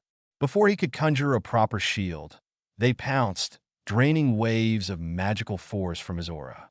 Harry felt a dizzying rush of weakness, as though the ground beneath him would vanish. Ginny screamed, blasting one in the chest with a last-ditch reductor curse. It staggered, but another latched onto her shoulder, draining her with horrifying speed. Harry mustered enough will to hurl a Patronus, a shimmering, stag-like shape, that drove them back in a burst of silvery light. Gasping, he caught Ginny, who nearly collapsed. Her face was pale, lips trembling. She tried to smile, to reassure him, but blood trickled from the corner of her mouth. He wiped it away, heart pounding in utter terror. Behind them, Ron and the real Ron's acquaintances fought in confusion. The impostor had tried to slip away in the chaos, but an auror caught sight of him, apparently aiming a curse at the back of another defender. A short scuffle ensued. The impostor, desperate to keep his cover, threw a random hex that struck the auror. But in the swirl of fighting, no one else noticed. The impostor quickly turned and pretended to defend some random students, all while wearing Ron's face. The real Ron, now engaged in a frantic magical brawl with two Death Eaters, had no chance to track him down. Every second demanded new spells to avoid instant death. In the thick of it, Harry's eyes roamed over the smoldering field. He saw McGonagall lose her lightning blade momentarily, the weapon clattering across the ground. Flitwick, cornered by monstrous Demeters, firing off charms with dogged determination. And beyond them, Hermione, battered and desperate, still trying to hold Bellatrix at bay with advanced charms that were all but undone by that twisted hourglass. Bodies of friends and enemies alike littered the courtyard in a grotesque patchwork of casualties. The savage cracks in the earth from Dumbledore's final stands had swallowed many, leaving only arms or legs protruding from deep fissures. Fires roared from the toppling ramparts. The sky seemed to weep ash. All the while, a triumphant Voldemort strolled across the carnage, methodically crushing any pockets of resistance with contemptuous blasts of dark energy. His legion of Death Eaters, though fewer, maintained a perimeter, cutting off any path of escape. Harry clenched his teeth, chest heaving with ragged breaths. He realized with crushing certainty that there was no rallying point left. Dumbledore was dead, the castle was falling to pieces, and the defenders were scattered or dying. The wave of unstoppable destruction left him with a single, nauseating conclusion: they were going to lose. Every flicker of courage that once held them aloft was drowned by the unstoppable force of a reawakened Dark Lord, his insane Lieutenant Warping Time, and the hungry horrors of purple Demeters. Harry had seen hopelessness before, but never so absolute. This was what it meant to face total annihilation. Another deafening boom rattled the battlefield as Bellatrix, enraged by Hermione's persistent resistance, slammed a time-distorted hex into a partially standing tower. The tower collapsed in a roar of stone, dust billowing out like a thundercloud. Through the dust, Hermione screamed, trying to shield a pair of younger students. Bellatrix advanced, eyes gleaming with sadistic excitement, hourglass raised. Time to unravel your last moments, Granger. Let me watch your heart freeze in your chest, backward or forward, as I please. Harry wanted to rush to her, but a barrage of curses from two Death Eaters forced him and Ginny back behind the rubble of a fallen statue. Every breath was agony. Her eyes, tear-filled, locked with his. "Harry, we can't hold them," she whispered. "Everyone's where it's all falling apart." His mind whirled, searching desperately for any last shred of hope. But as he peered across the battlefield, he saw unrelenting devastation. Voldemort prepared another monstrous conjuration, swirling red-black energy that lit the carnage like a macabre sun. Across the cratered grounds, Harry glimpsed McGonagall raising her lightning blade again, evidently ready to make a final stand, though she was half-slumped from injury. Ron, battered and bloodied, stumbling but refusing to yield, fired curses that fizzled uselessly against a phalanx of Demeters. Hermione vanished behind a billowing cloud of dust in her attempt to evade Bellatrix's final blow. Dead or unconscious defenders lay everywhere, moans of the wounded echoing in the background. The walls of Hogwarts were battered and broken, massive sections caved in. Towers that once stood proud now toppled in jagged ruin. In that moment, Harry felt dread lock his throat. He had known war, but never had it seem so brutally final, so completely unwinnable. This was a cataclysm. It was as though some ancient prophecy declared that this was the end of Hogwarts, the end of their world. His one hand trembled, tears mixing with sweat and grime.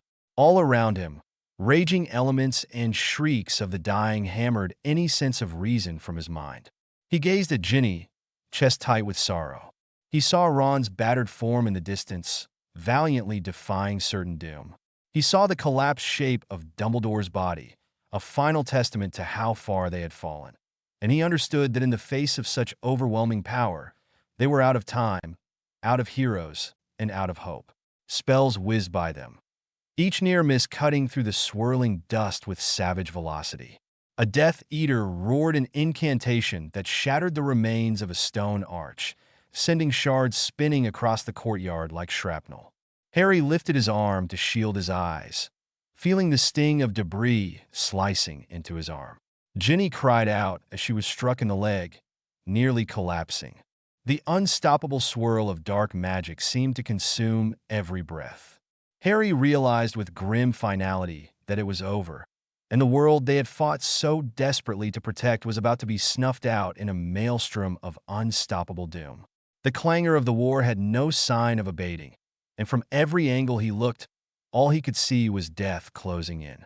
And so, in the center of that ruin, with blood-streaked faces and wands that felt impossibly heavy, Harry and the few survivors stood in the gloom of their final battlefield, the flames licking at the sky, the crumbled remains of the once magnificent Hogwarts at their backs. Bellatrix's cackles thundered with insane triumph. Voldemort's aura of dark supremacy flared unstoppable, and the Demeters closed in like feral beasts on a wounded prey. The battleground shook with raw fury, an inferno of destruction that threatened to swallow everything. In the swirling inferno of dust, ash, and twisted magic, as Harry looked at what remained of their forces, he could only think one thought. They were all about to die. They would lose this war, and nothing on earth or in heaven seemed capable of saving them now. The world burned before his eyes, and Harry Potter could no longer feel anything but a cold numbness gnawing at the edges of his consciousness. The once magnificent grounds of Hogwarts lay in ruin, swamped by flames licking at shattered walls and gnarled piles of rubble. Columns of dark smoke billowed in the night sky, casting everything in a grim orange haze. Bodies, his friends, his professors, nameless defenders, littered the scorched earth in a silent testament to the carnage unleashed. Even the wind seemed to lament, howling across the devastation with a voice like a tortured spirit. Harry's limbs felt leaden. Every breath scoured his lungs, as though he were breathing ashes. For a moment, he couldn't even remember where he was or how he had gotten here, because the crushing weight of it all smothered every coherent thought. He stumbled forward, his foot catching on a shattered stone that might once have been a piece of the castle's proud parapets. His vision blurred in and out, but he forced himself to see. He had to know if anyone at all, remained alive. But as he staggered past a wall that had collapsed in on itself, his heart clenched at the sight of familiar faces. Dean Thomas's still form was half buried under smoldering debris, unmoving, wand snapped in two. A short distance away, he saw the unmistakable light brown hair of Seamus Finnegan, eyes staring vacantly at the smoky sky, fingers rigid in death's final spasm. Pain flooded Harry's chest, so excruciating he almost vomited. His friends, his classmates gone. He reached down, trembling fingers brushing Seamus's shoulder, but the flesh felt cold and stiff. Harry yanked his hand back as though burned, choking on a sob that refused to fully emerge. Everywhere he looked, more reminders of how thoroughly they had lost. The once verdant lawn was torn to pieces, dotted with ragged holes from blasts of dark magic and the massive quakes Dumbledore had summoned in his last stand. Fires raged in gashes that cut across the courtyard, belching toxic fumes into the night. Harry tried to shut it out, to focus on any small glimmer of hope, but his mind refused to yield illusions. This was reality. The destruction was total. The silence, save for the crackle of distant flames and the groans of the dying, was worse than any battle cry. He wiped grit from his eyes, but nothing cleared the unrelenting haze of sorrow that dragged him down. He felt so small, so useless, as though the entire world had caved in. He spotted a cluster of bodies near the remains of a toppled stone archway. Harry's knees wobbled, and his heart pounded. He recognized the bushy hair of Hermione among the twisted limbs, her back pressed against a jagged block. A jolt of desperate hope raced through him. Maybe she was just injured, unconscious. Maybe, please, Merlin, maybe she was alive. He stumbled over, nearly tripping on broken masonry, and collapsed by her side. Her eyes, half-lidded, stared at nothing. A single line of dried blood streaked her cheek. Gently, Harry pressed trembling fingers to her neck, searching for a pulse. Nothing. Her skin was cooling too quickly. His mind screamed that it couldn't be real. Hermione, the brightest which he'd ever known, a force of intellect and compassion, was gone. He sucked in a ragged breath, tears streaming, and his voice rasped in a broken whisper. Hermione, oh God, no. Time lost all meaning as he cradled her, blood pounding in his ears. Memories of her warnings, her gentle admonishments, her unstoppable drive to save others, spun through his mind like a cruel joke. She had worked so hard, fought so fiercely, and it had come to this. Harry shook from head to toe, sobs silently racking his chest. He wanted to stay with her, wanted to stay there forever, but his legs carried him onward, a numb automaton, compelled by the horrifying need to see who else had fallen. The wind whipped ashes into his face, stinging his eyes. From the corner of his vision, he spotted a flash of red hair and felt his breath catch. Ron! He stumbled in that direction, though dread threatened to stop his heart altogether. His boots kicked up swirling motes of cinder as he approached a small clearing in the rubble. There, near a collapsed portion of the castle's outer wall, lay a cluster of bodies. Among them, he saw Dumbledore's familiar deep blue robes, torn and stained dark with blood. A few feet away, sprawled at an odd angle, was Ron, motionless. Harry's throat constricted, the finality of it pressed in, choking him. Ron had been there with him, fighting side by side, or so he believed, until everything had shattered. Ron had fought valiantly. Unless... No! Harry's mind reeled with confusion, remembering that strange sense of betrayal, the glimpses of Ron fighting, but somehow off. Now, as he stood only a few steps away, he glimpsed how Ron's eyes were open, vacant, lifeless. But what truly knocked the breath from him was the sight of Dumbledore close by, lying supine on the tattered earth, chest still as a stone. Harry's legs nearly gave way as he collapsed beside Dumbledore's form. His breath hitched in shallow gasps, tears streaking trails through the grime on his cheeks. He almost couldn't bear to look, but he forced himself. Dumbledore's head was turned slightly to the side, silver hair matted with dirt and blood. Those kind, wise eyes were half shut, as if drifting into a dream. Harry had witnessed the old wizard's downfall in the midst of the battle, but seeing the aftermath was far worse. He laid a trembling hand on Dumbledore's shoulder, voice cracking. Professor, he couldn't form coherent words beyond that. The emptiness in his chest felt too immense, as though a black hole was devouring every shred of hope. Then, incredibly, Dumbledore's eyelids fluttered. Harry jerked back in shock, a wild swirl of disbelief and desperate hope flaring through him. The old man let out a faint wheeze, blood bubbling at his lips. He was dying, no doubt about that. Yet for this moment he wasn't gone. Harry leaned closer, tears spilling freely now. Professor, hold on, please. I can get help. He knew it was a lie. He had no help to give. Everyone was gone or too mortally wounded to move. The question of where Voldemort was didn't even surface. Harry didn't have the energy to care. Dumbledore's lips parted in a faint whisper. Harry, you must live, he breathed, voice so soft Harry had to press his ear near the old wizard's mouth. Your eyes, they are just like your mother's. A violent cough shook him, and a new rush of blood stained his robes. Harry's tears fell harder, each drop spattering on Dumbledore's collar. He clutched at the headmaster's hand, nodding frantically, as though he could do anything to comfort him. Professor, don't talk. Save your strength. His own voice was ragged, mind spinning with the impossible heartbreak of this final farewell. Dumbledore's breath rattled in a shallow exhalation. Lily, he murmured, confusion etched on his face, possibly seeing her in Harry's eyes. A flicker of clarity returned for an instant. His grip tightened, unbelievably strong for one so near death. He glanced to the side, and Harry followed his line of sight to see Ron's still form. For a moment, Dumbledore's face twisted, something like sorrow or regret. "I'm sorry, so sorry," he muttered. Then his gaze slid back to Harry, glassy, losing focus.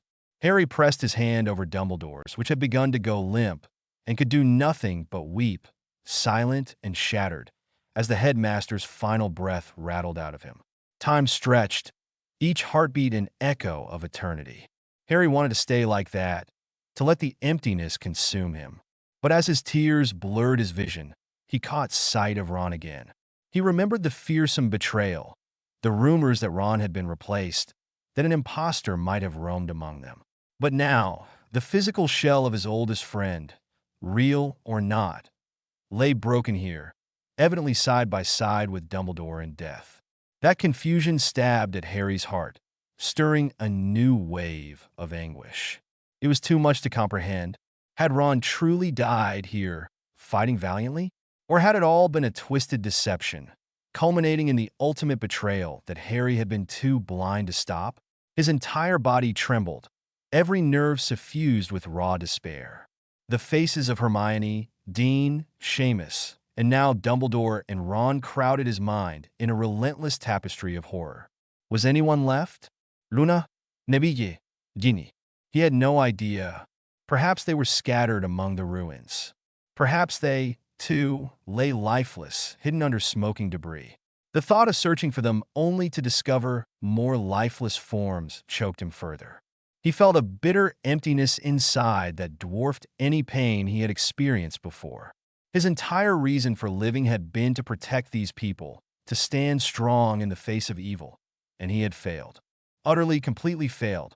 Clutching Dumbledore's hand one last time, Harry murmured, "I'm so sorry," although whether he apologized to the headmaster, to Ron, or to every soul that had believed in him, he did not know. Then with shaky limbs he stood, or tried to stand. His knees buckled, and he collapsed onto the bloody, rubble-strewn ground. A wave of dizziness swelled in his head, pulses of black creeping into his vision. He pressed a hand to his face, tears mingling with the grime. In the distance, monstrous shapes still prowled. The purple Demeters must have finished feasting on any survivors. The sky was overcast with smoke, blotting out the moon. Hogwarts, his home, his refuge, was but a shattered skeleton of walls and cinders behind him. It was then that he felt the cold presence behind him, a dark magic so intense it pressed on his lungs. He turned, sluggish and uncoordinated, to see Voldemort standing among the carnage like a conquering god. The Dark Lord's robes were torn in places, but his serpent-like eyes burned bright with triumphant malice. A swirl of shadows haloed around him, and Harry realized with a dull acceptance that he was alone, with no hope. Voldemort had destroyed them all. He had destroyed Hogwarts, destroyed the illusions of safety, the illusions of victory. Harry felt no anger left, only a hollow sorrow that clung to him like a shroud. He forced himself to pick up his wand with trembling fingers, though he wasn't sure why. Perhaps it was a reflex, a pointless gesture of defiance. Voldemort's voice cut through the crackling of flames with cruel satisfaction. "Harry Potter," he hissed, voice echoing in the near-deserted courtyard. "You stand among your dead, as powerless as a child. Look upon your precious Dumbledore, your dearest friends. Is this not the fate you tried so hard to avoid?" He gestured with a pale hand toward the bodies. A twisted smile curled his lip.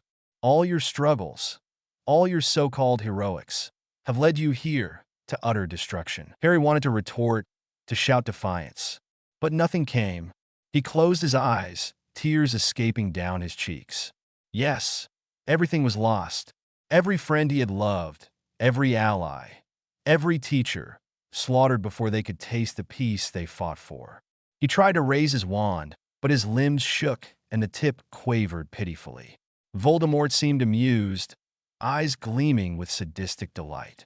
"Do you see now how fruitless it all was?" Voldemort continued, stepping forward over the rubble as if strolling through a garden. "You placed your faith in Dumbledore's illusions, in the power of love, in the bonds of friendship. And what has it earned you? Look around, boy. He swept an arm to indicate the charred expanse of bodies, the collapsed spires, the remnants of magical wards flickering and dying. You are alone. You have nothing left.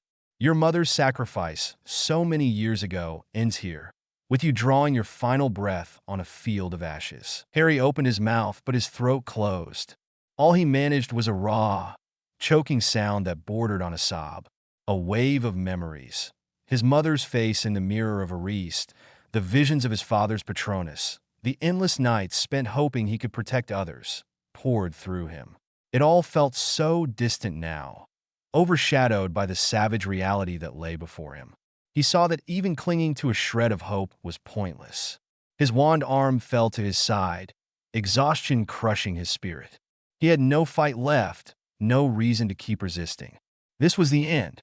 Voldemort glided closer, wand in hand, voice dropping to a cold whisper. I shall grant you a swift death, Potter, if only to see the last spark of defiance vanish from your eyes. Consider this your final gift. He leveled his wand at Harry's chest. The ragged remains of Harry's robes fluttered in the hot, smoke-laden breeze. The tension in the air felt suffocating, as though the entire universe held its breath, waiting for that final blow. Harry closed his eyes, letting his wand slip from his numb fingers. The emptiness roared in him, and he felt certain that death would be a relief now, a release from the agony of failure. If he couldn't save them, if everyone else was gone, what point was there in living? Ron's body, Dumbledore's last words, Hermione's lifeless form. It all tore at him, pushing him into a well of despair from which he never wanted to return. The moment stretched, the hush broken only by the low hiss of flames. Voldemort's lips twisted as he savored the sight of the broken boy. Avada. The syllables echoed through the clearing, every letter dripping with finality. Harry waited. The seconds felt like hours. He pictured his parents, half hoping to see them on the other side. He welcomed the green flash. But just then, something impossible happened. A strange ripple coursed through the air, as though reality itself hiccuped. Harry's half-lidded eyes caught a shimmer at the edges of his vision. It was reminiscent of the distortions he had seen earlier in the battle when Bellatrix manipulated time, but this was different, larger, all-encompassing. Voldemort's spell never finished, his words cut off mid-incantation. The flicker of green at the tip of his wand froze in place, as if someone had pressed pause on existence. The fire no longer crackled. The swirling smoke halted in midair, a grotesque mural of floating ash and embers. Everywhere, across the ruined courtyard, time ground to a standstill. Harry's body, too, refused to move, but his mind felt oddly awake, as if he alone observed this bizarre phenomenon. He realized his heart still thundered in his ears, but everything else was locked in place. No wind, no voices, no motion. 1,000 possibilities flashed through his mind. Was Bellatrix interfering? Was it some final twist of fate? He couldn't turn his head to see. He only felt that something monumental had just happened, something neither he nor Voldemort had predicted. In the petrified silence, he teetered at the brink of death and despair, wholly uncertain whether this was divine intervention or a final cruelty. And that was the moment the world itself hung between heartbeats, as though an invisible hand had reached into the flow of time and clenched it tight. One frozen instant, pregnant with infinite potential, leaving Harry, broken, grieving, on the edge of annihilation, utterly suspended. Time stops. Pain was the last thing Harry Potter remembered.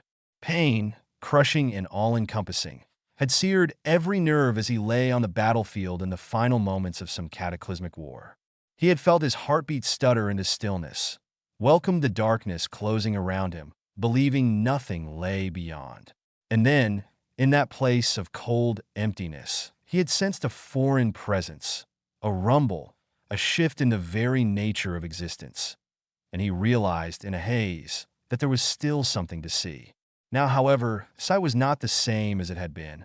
This was not the mortal realm, for the swirl of color around him contained a radiance and a heaviness all at once, as though it formed the edges of a cosmic tapestry too vast for human perception. No longer pinned by rubble or drenched in blood, Harry found himself in a space that was neither bright nor dark. It flickered in and out, as if the concept of light and shadow had merged into one. He blinked, tried to inhale, but found he had no lungs in the usual sense. He was inhaling the essence of somewhere else. His entire being thrummed with an awareness of crossing from life into that spectral boundary known as death. He was sure that he must be dead. For all he knew, his heart had stopped an eternity ago. For a moment, he wondered if this might be King's Cross Station. Yet another vision like the time he had glimpsed the afterlife. But the sense of gentleness was not here. Instead, a low hum of dread permeated the air, and the boundaries of this place felt raw, primal, as though hammered into shape by an ancient hand. A flicker of memory made him think of Dante's Inferno or some old legend about netherworlds. This was no station of comfort. There was a sensation of deep heaviness beneath him, an antechamber of cosmic proportions. He tested his limbs, astonished to find he still possessed form, but it was nebulous, shifting as if made of condensed silver mist. When he tried to move, his feet touched ground that did not exist a second before. The ground answered him by softly rippling like a pool. Harry's breath, if indeed he still breathed, caught in his throat, and he fought an urge to panic. He lifted his gaze, searching for any sign of light or direction. The swirling realm extended infinitely, folds upon folds, but a single pinprick glowed at an unknown distance, as though a massive star lay just out of sight. The hum in the air intensified. He realized with a curious pang that even if he was terrified, he felt no pain, no bleeding wounds, no screaming nerves. Hadn't he been battered and bruised, lungs seared by the smoke of that brutal war? But here, none of that agony remained, only the haunting knowledge that he had likely died. He half remembered Voldemort's face contorted in triumph, the unstoppable curses thrown around him, and the heartbreak of seeing everyone he cherished slain. Everything had gone black, and now he stood in this unearthly space. Was this the fabled afterlife? Suddenly, the entire expanse shifted. The swirling tapestry of color and shadow parted, opening like curtains. In the distance, something colossal moved. The ground beneath Harry's feet changed from that rippling silver into solid stone, jagged, black, and glimmering with hidden embers. He heard the deep groan of tectonic plates grinding, but then realized it was not mere stone. Searing lines appeared, cracks that began to ooze molten lava. The surreal transformation happened in the blink of an eye. An oppressive heat flared up, radiating waves that made Harry's ephemeral body recoil. Where once was a dreamlike haze, there now formed a vast plain of rock and molten flow, a realm of oppressive gloom lit only by the glow of lava veins. The sky overhead, if it could be called a sky, was roiling red and black, like storm clouds tinted with blood. It felt like a nightmare scape, but so vivid it had to be real. Harry tried to step backward, only to realize that behind him was no safe space. The entire plain stretched in all directions, the molten cracks widening. A gust of acrid smoke rose from the lava, stinging his senses. He might have cried out, but the sound died in his throat. Then came the voice, deep as the rumble of mountains shifting. It spoke in no language Harry knew, yet the words resonated within his mind, translating themselves by some cosmic grace. He could not discern precisely what it said, only that the timbre carried unimaginable power. In that breath, the swirling haze parted once more, revealing a figure. Or perhaps calling it a figure did no justice to the sheer scale of presence. The being towered, cloaked in an aura of burning light, skin the color of midnight or perhaps dark bronze, eyes blazing as if they housed entire galaxies. So broad in the shoulders and chiseled in form, it made the largest giant Harry could imagine look diminutive. Its face bore regal strength, crowned by a sort of ancient headdress or swirling ornament. When it moved, each step caused fissures in the molten ground, sending small eruptions of lava spitting up around its feet. Harry's mind was overwhelmed with awe and fear. This was not some ephemeral specter of the dead. This was a deity of unimaginable magnitude. As the being came closer, Harry saw more details. Thick black hair, tied back with a band resembling serpents made of gold. Muscles rippled across broad arms. The loincloth and ornate belt shimmered in the ruddy glow. Around the deity's neck hung a garland of skulls, or perhaps carved shapes, each skull-like visage chanting silent wisdom. A staff or scepter, shaped from a metal that glowed red-hot, was clutched in one mighty hand, the tip carved into a fearsome shape. And then Harry realized who this might be. In stories of Hinduism, told sometimes in passing or read about in a fleeting reference, the god of death was YAMRAJA, the cosmic judge of souls. YAMRAJA, who weighed the deeds of mortals, who presided over the path beyond life. Yet to see YAMRAJA with his own eyes, in this place of swirling lava and cosmic dread, was more than Harry's mind could process. He wanted to shrink back, to hide, but he had nowhere to go. The god's glance was upon him, and it felt as if the entire realm quaked at that single glance. The molten ground flared, lines brightening in arcs of gold and crimson, forging a dais of black rock that rose beneath the god's feet. The dais extended, bridging the gap to where Harry stood, so that soon YAMRAJA loomed above him. Thunder rumbled, though there were no clouds. Harry's heart hammered in a chest he was not sure he still possessed, and he sank to his knees, or perhaps he simply fell. The heat pressed on him from all sides, smothering him. Yet the god's eyes held not cruelty, but something deeper, a gravity that weighed entire universes. When YAMRAJA spoke again, the words resonated in Harry's mind. At first, they sounded like none he had ever heard, but then they smoothed into a comprehension that defied logic. Harry Potter, the god intoned, voice as deep as the cosmic ocean. Your mortal life has ended. Harry dared not answer, only letting out a trembling exhale. A swirl of lava spurted nearby, but the blazing drops were flung aside by an invisible barrier, protecting the space around them. You have walked paths of heroism, of sacrifice, and your deeds echo beyond your mortal plane. The voice vibrated in the air, and lines of flame danced around. But the war in which you died is not the end. The true end lies beyond, in realms you cannot yet fathom. A wave of sorrow crashed into Harry, and he found his voice, quivering though it was. If I'm dead, then have I come to your realm for judgment? He whispered, his words echoing with a hush of unimaginable reverence. YAMRAJA's presence pulsed, and Harry sensed that a cosmic smile, or something akin to it, might have flickered across the god's face. Judgment, repeated YAMRAJA, arrives for all souls, yet your destiny intertwines with threads that outstrip mere mortal comprehension. There is a greater darkness stirring. The evil you faced in life is but a shadow cast by something more ancient, more terrible. This war you perished in? It is a fragment of a grander tapestry of conflict. Harry felt his grief choking him. All he wanted, truly, was to see his friends again, to cling to a hope that they had survived. But he had seen them dead, saw them with vacant eyes, spilled blood, battered limbs. He had seen everything he cherished devoured by unstoppable cruelty. It nearly stripped him of the will to speak. Yet something in YAMRAJA's overwhelming aura kindled a flicker of defiance. It was enough, Harry said quietly, anger and anguish warring in his heart. There was so much death, so much destruction. How can there be anything worse? At that, the lava around them churned, and an updraft of hot air buffeted Harry's hair. YAMRAJA lifted his staff, letting the tip glow with a silvery black radiance. There are evils older than your mortal concept of time, the god said. For eons they have slept, or lingered in corners beyond creation's daily gaze. But the echoes of your war have awakened them.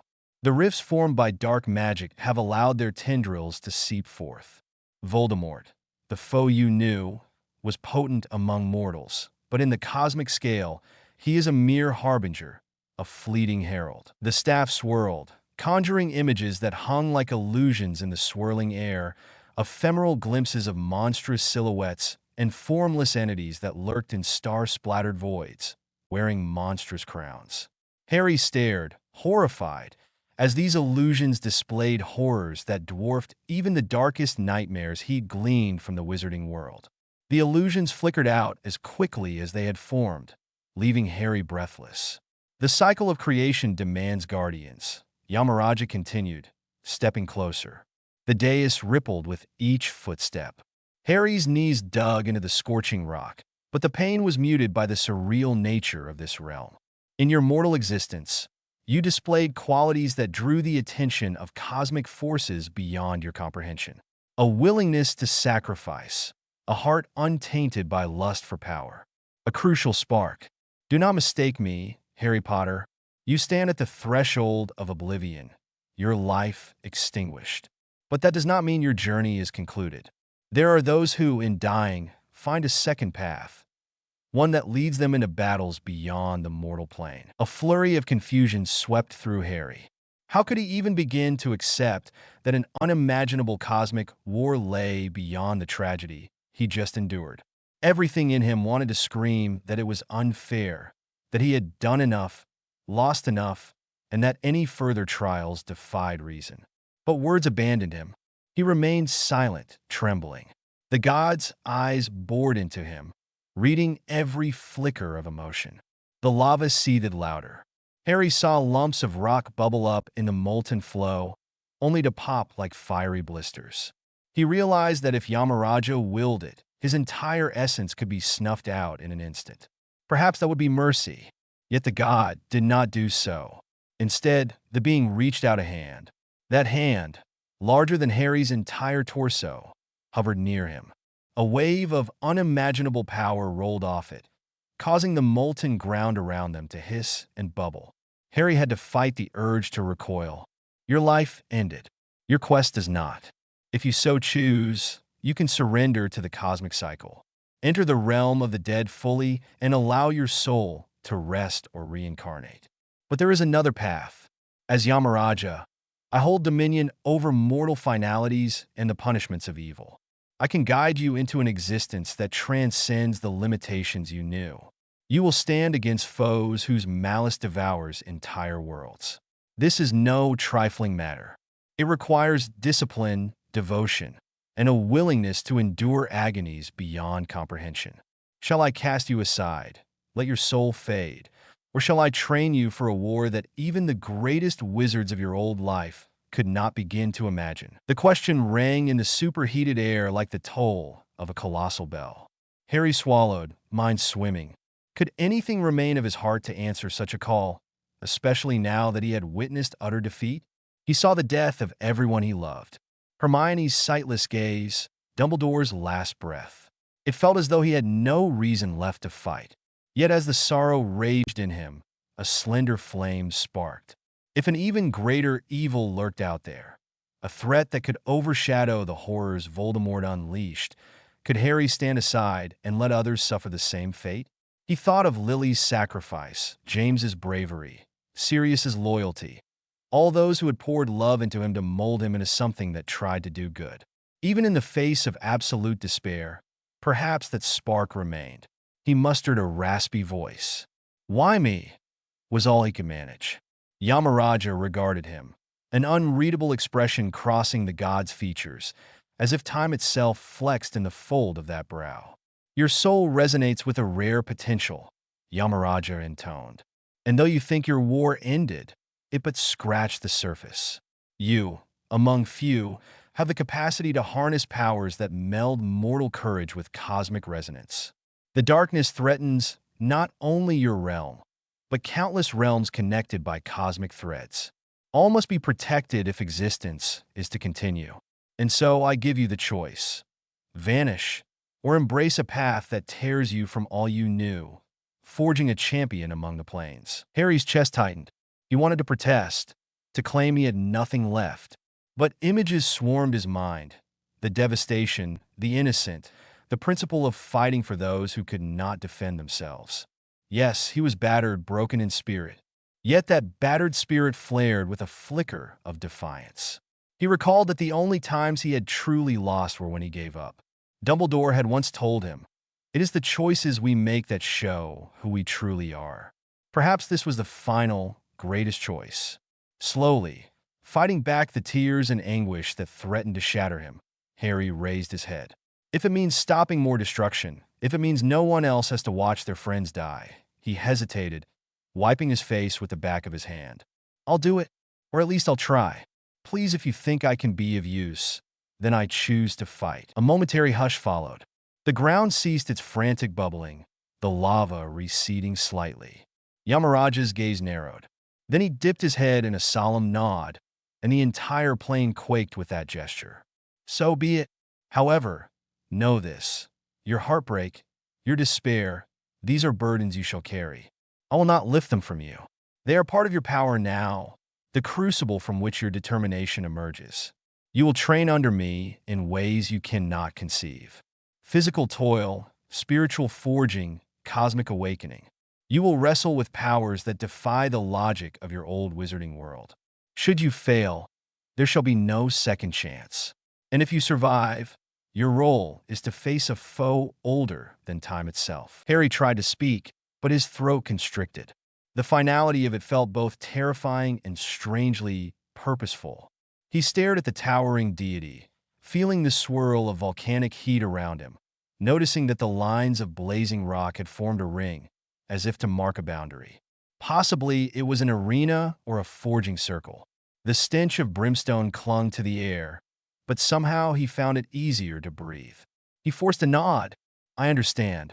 The words emerged soft, but resolute. That was all he could say. There was no grand speech. He was too hollow, too raw. The swirling clouds overhead responded to YAMRAJ's will, unveiling storms of ash and lightning far up in the bloody sky. Thunder crackled with unnatural ferocity. The god lifted his staff, pointing it at Harry's chest. A beam of crimson light, shot through with gold sparks, erupted, striking Harry in the center of his being. He screamed, not in pain exactly, but in sheer intensity. It was as if his soul were set ablaze by a cosmic brand. He glimpsed fleeting visions, arcs of swirling galaxies, armies of monstrous silhouettes, 1,000 eyes staring from beyond the void, and a sense of cataclysmic conflicts that dwarfed any mortal war. Then the beam receded. Harry fell to his hands and knees, trembling all over. YAMRAJA lowered the staff, stepping forward to stand, but an arm's length away. Your mortal coil lies behind you, the deity pronounced, voice echoing. From this moment, you walk a path of cosmic reckoning. The next phase of your existence begins. Now, as if on cue, the molten ground flared with fresh intensity, the cracks widening under Harry's knees. Flames licked higher, turning the air into a scorching maelstrom. Yet Harry did not burn. He braced himself, sweat, or perhaps spectral condensation, dripping down his brow. A swirl of supernatural wind whipped at him, carrying embers that sparkled like dying stars. The dais rose, lifting them above the surging lava, forming a platform that hovered in a near void. The transformation felt instantaneous. 1 second a plain of volcanic rock, the next an isolated chunk of basalt suspended over a sea of magma. Far below, monstrous shapes swam, vaguely reptilian or draconian, twisting in the molten depths. Harry's eyes widened, mind barely able to process the magnitude of it. He forced himself not to look away. If this was the place of training, it was as brutal as any demon's lair from stories he'd read. A part of him wanted to ask about his friends, about their souls. Were they safe? Where were they? Could he see them again? But the intensity of the moment closed his throat, the raw presence of YAMRAJA dominating every thought. The god exhaled, and that simple breath caused the swirling wind to shift directions. You stand at the threshold. The next test is to see if your spirit can withstand the environment of the underworld. If your determination falters, you shall sink into the lava, consumed forever. Harry closed his eyes, inhaling deeply. He recalled all the times he had drawn on internal reserves in the past, from conjuring a Patronus to defying Dementors. Perhaps this was a far grander parallel. And so he remembered them. His parents, Hermione, Ron, Dumbledore's last words about Lily's eyes. They had all died. That knowledge gutted him. but it also made his heart pound with a renewed pulse of defiance. He would not fail them again. He rose, albeit unsteadily, looking YAMRAJA in the eye. "Then I'll do whatever it takes," he said, voice ragged. "I don't understand everything that's happening, but if there's a chance to prevent more suffering, I'll push forward."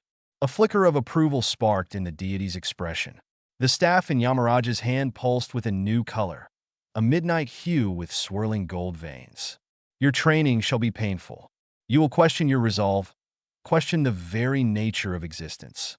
But you shall rise, or you shall be destroyed." There is no middle ground. The swirl of embers intensified around them, forming a vortex that cut off any view of the outside. Harry grit his teeth, bracing. The platform bobbed as though battered by cosmic waves. The lava far below roiled in response. This was truly a vision of the underworld, a forging pit for a new champion. Yet even in that moment of cosmic significance, Harry could not stop the tears from flowing again. The loss of everything he had known, the weight of heartbreak, was too much. YAMRAJA seemed to sense this. The deity's gaze softened by a fraction. "Your grief is your burden and your sword," he rumbled. "Nurture it not as despair, but as the impetus to protect all that might yet live, beyond your own realm and in realms unknown." Sparks leapt from the staff, each spark forming a small ring around Harry's hands and feet. When they faded, Harry found strange golden markings etched into his spectral flesh, bands that glowed faintly, like cuffs of cosmic alloy. He didn't know their function, only that the weight of them pressed on his core like a vow made tangible. Harry parted his lips to speak, but no words formed, and in the next instant, the swirling vortex of embers exploded upward. He gasped, thrown off his balance. He waited for the scorching heat to consume him, but it did not. Instead, everything went white, an encompassing brilliance that drowned his senses. He heard YAMRAJA's voice, distant yet thunderous, overshadowing the roar of the molten sea. "Prepare yourself, Harry Potter, for we begin."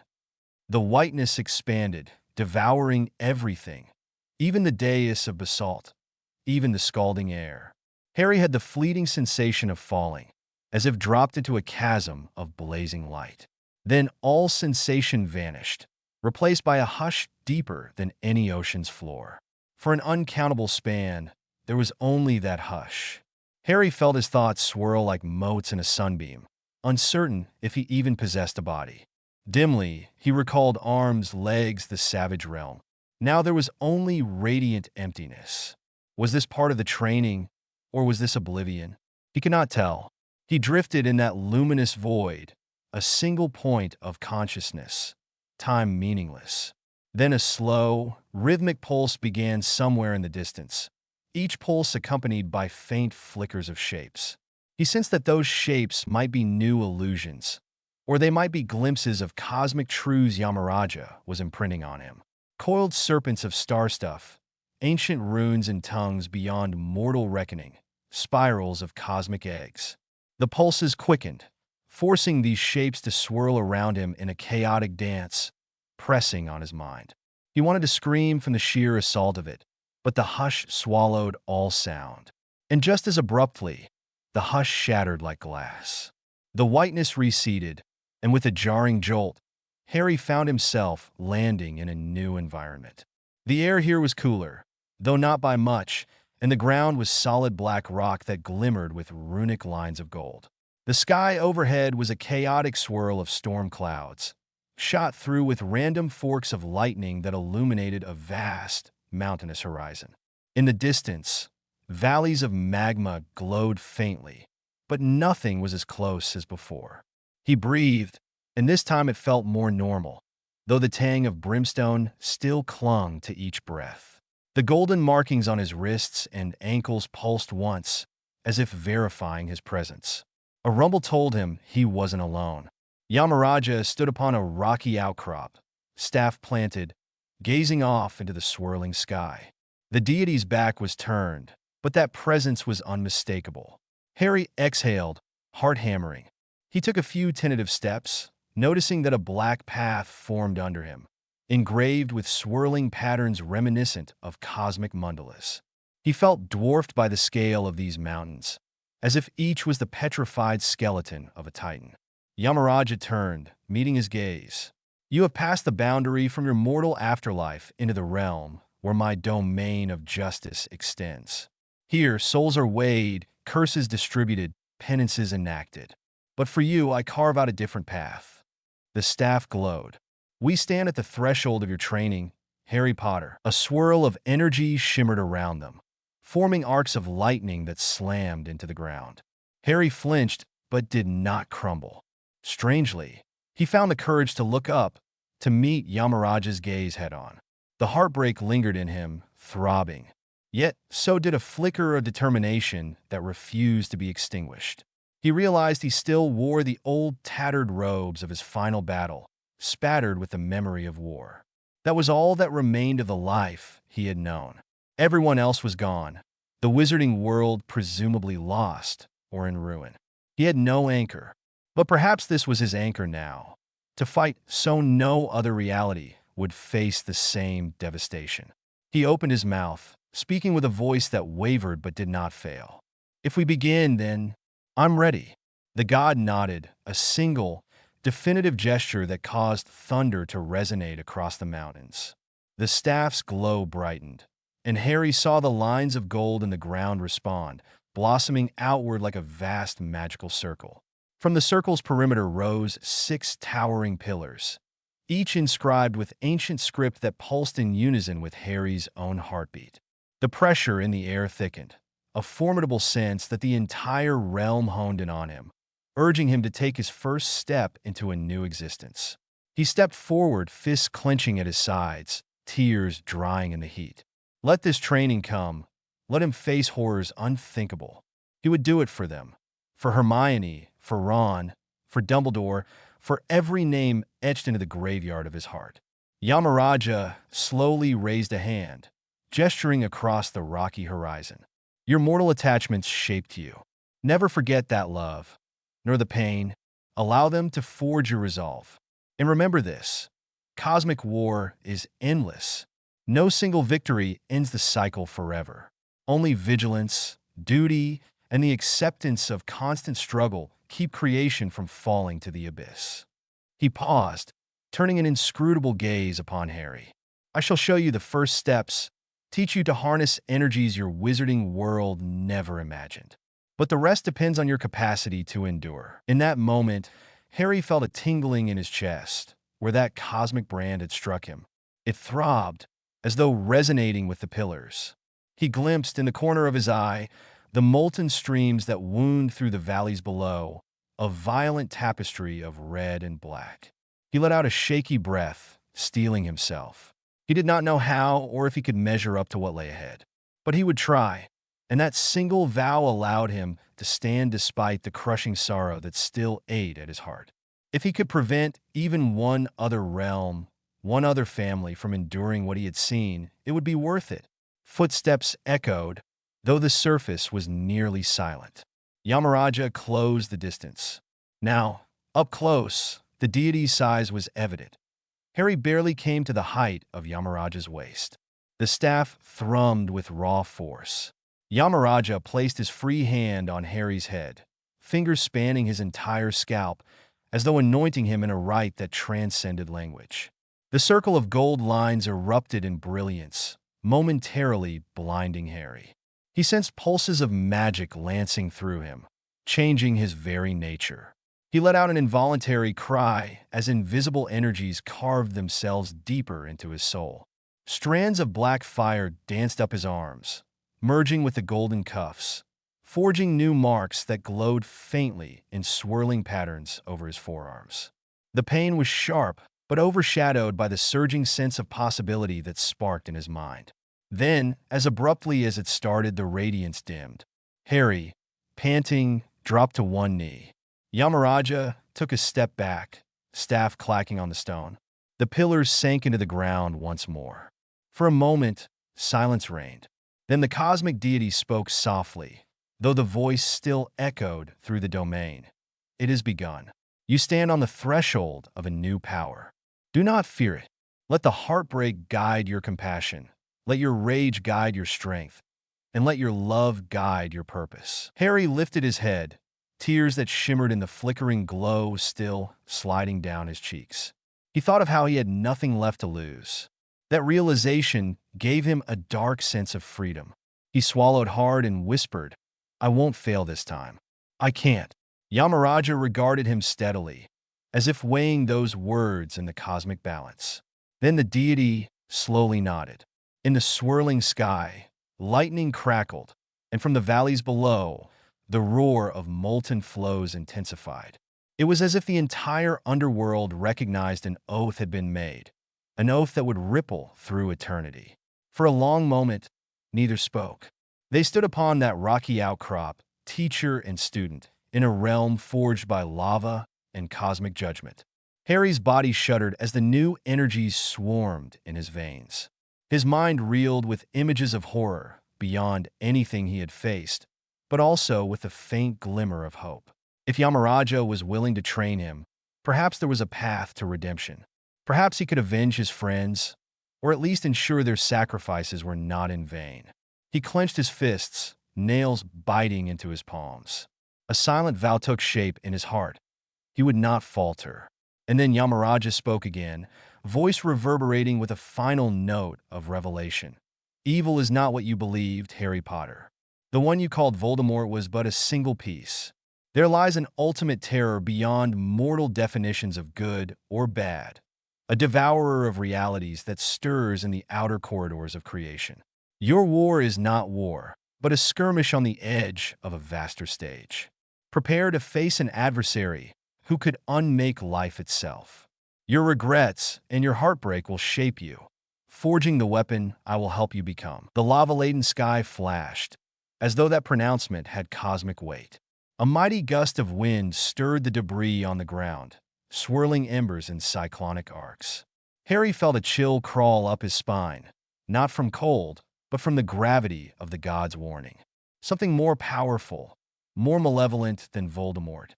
Something that threatened not just wizard kind, but entire universes. His chest tightened with a mixture of dread and purpose. If that was true, how could he do anything to stop it? He was a broken boy who had lost everything.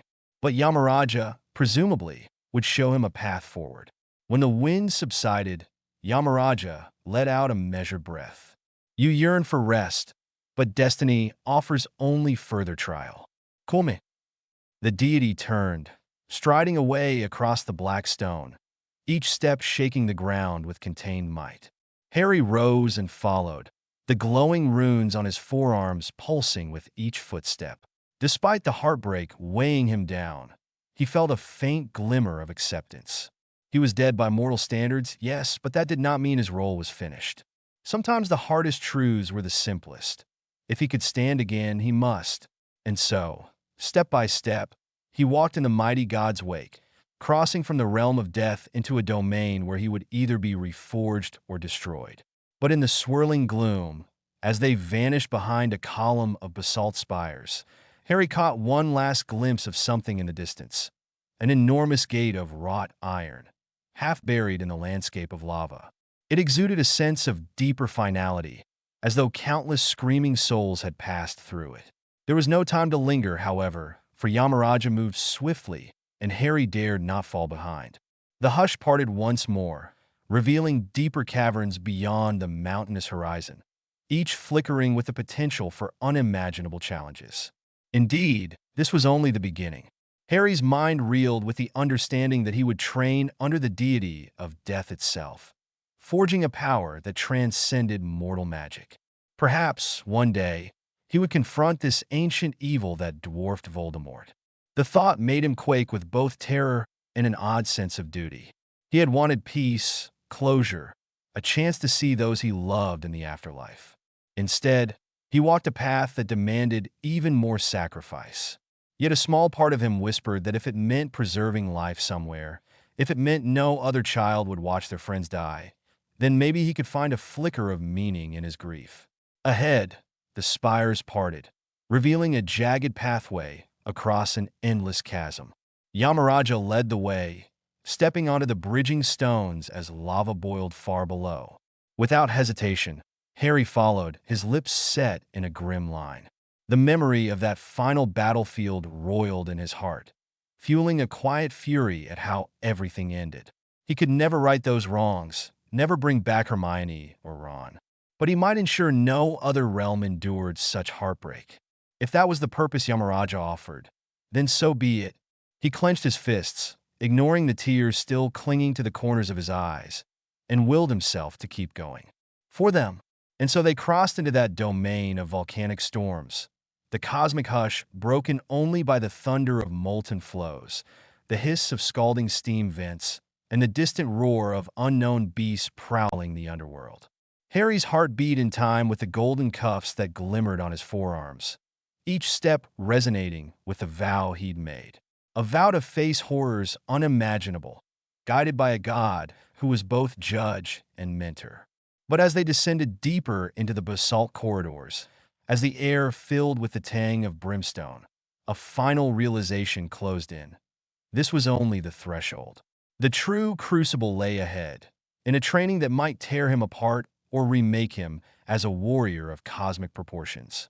Then, without warning, the sky above them flashed a blinding white, and the entire realm trembled under a force that seemed to come from nowhere.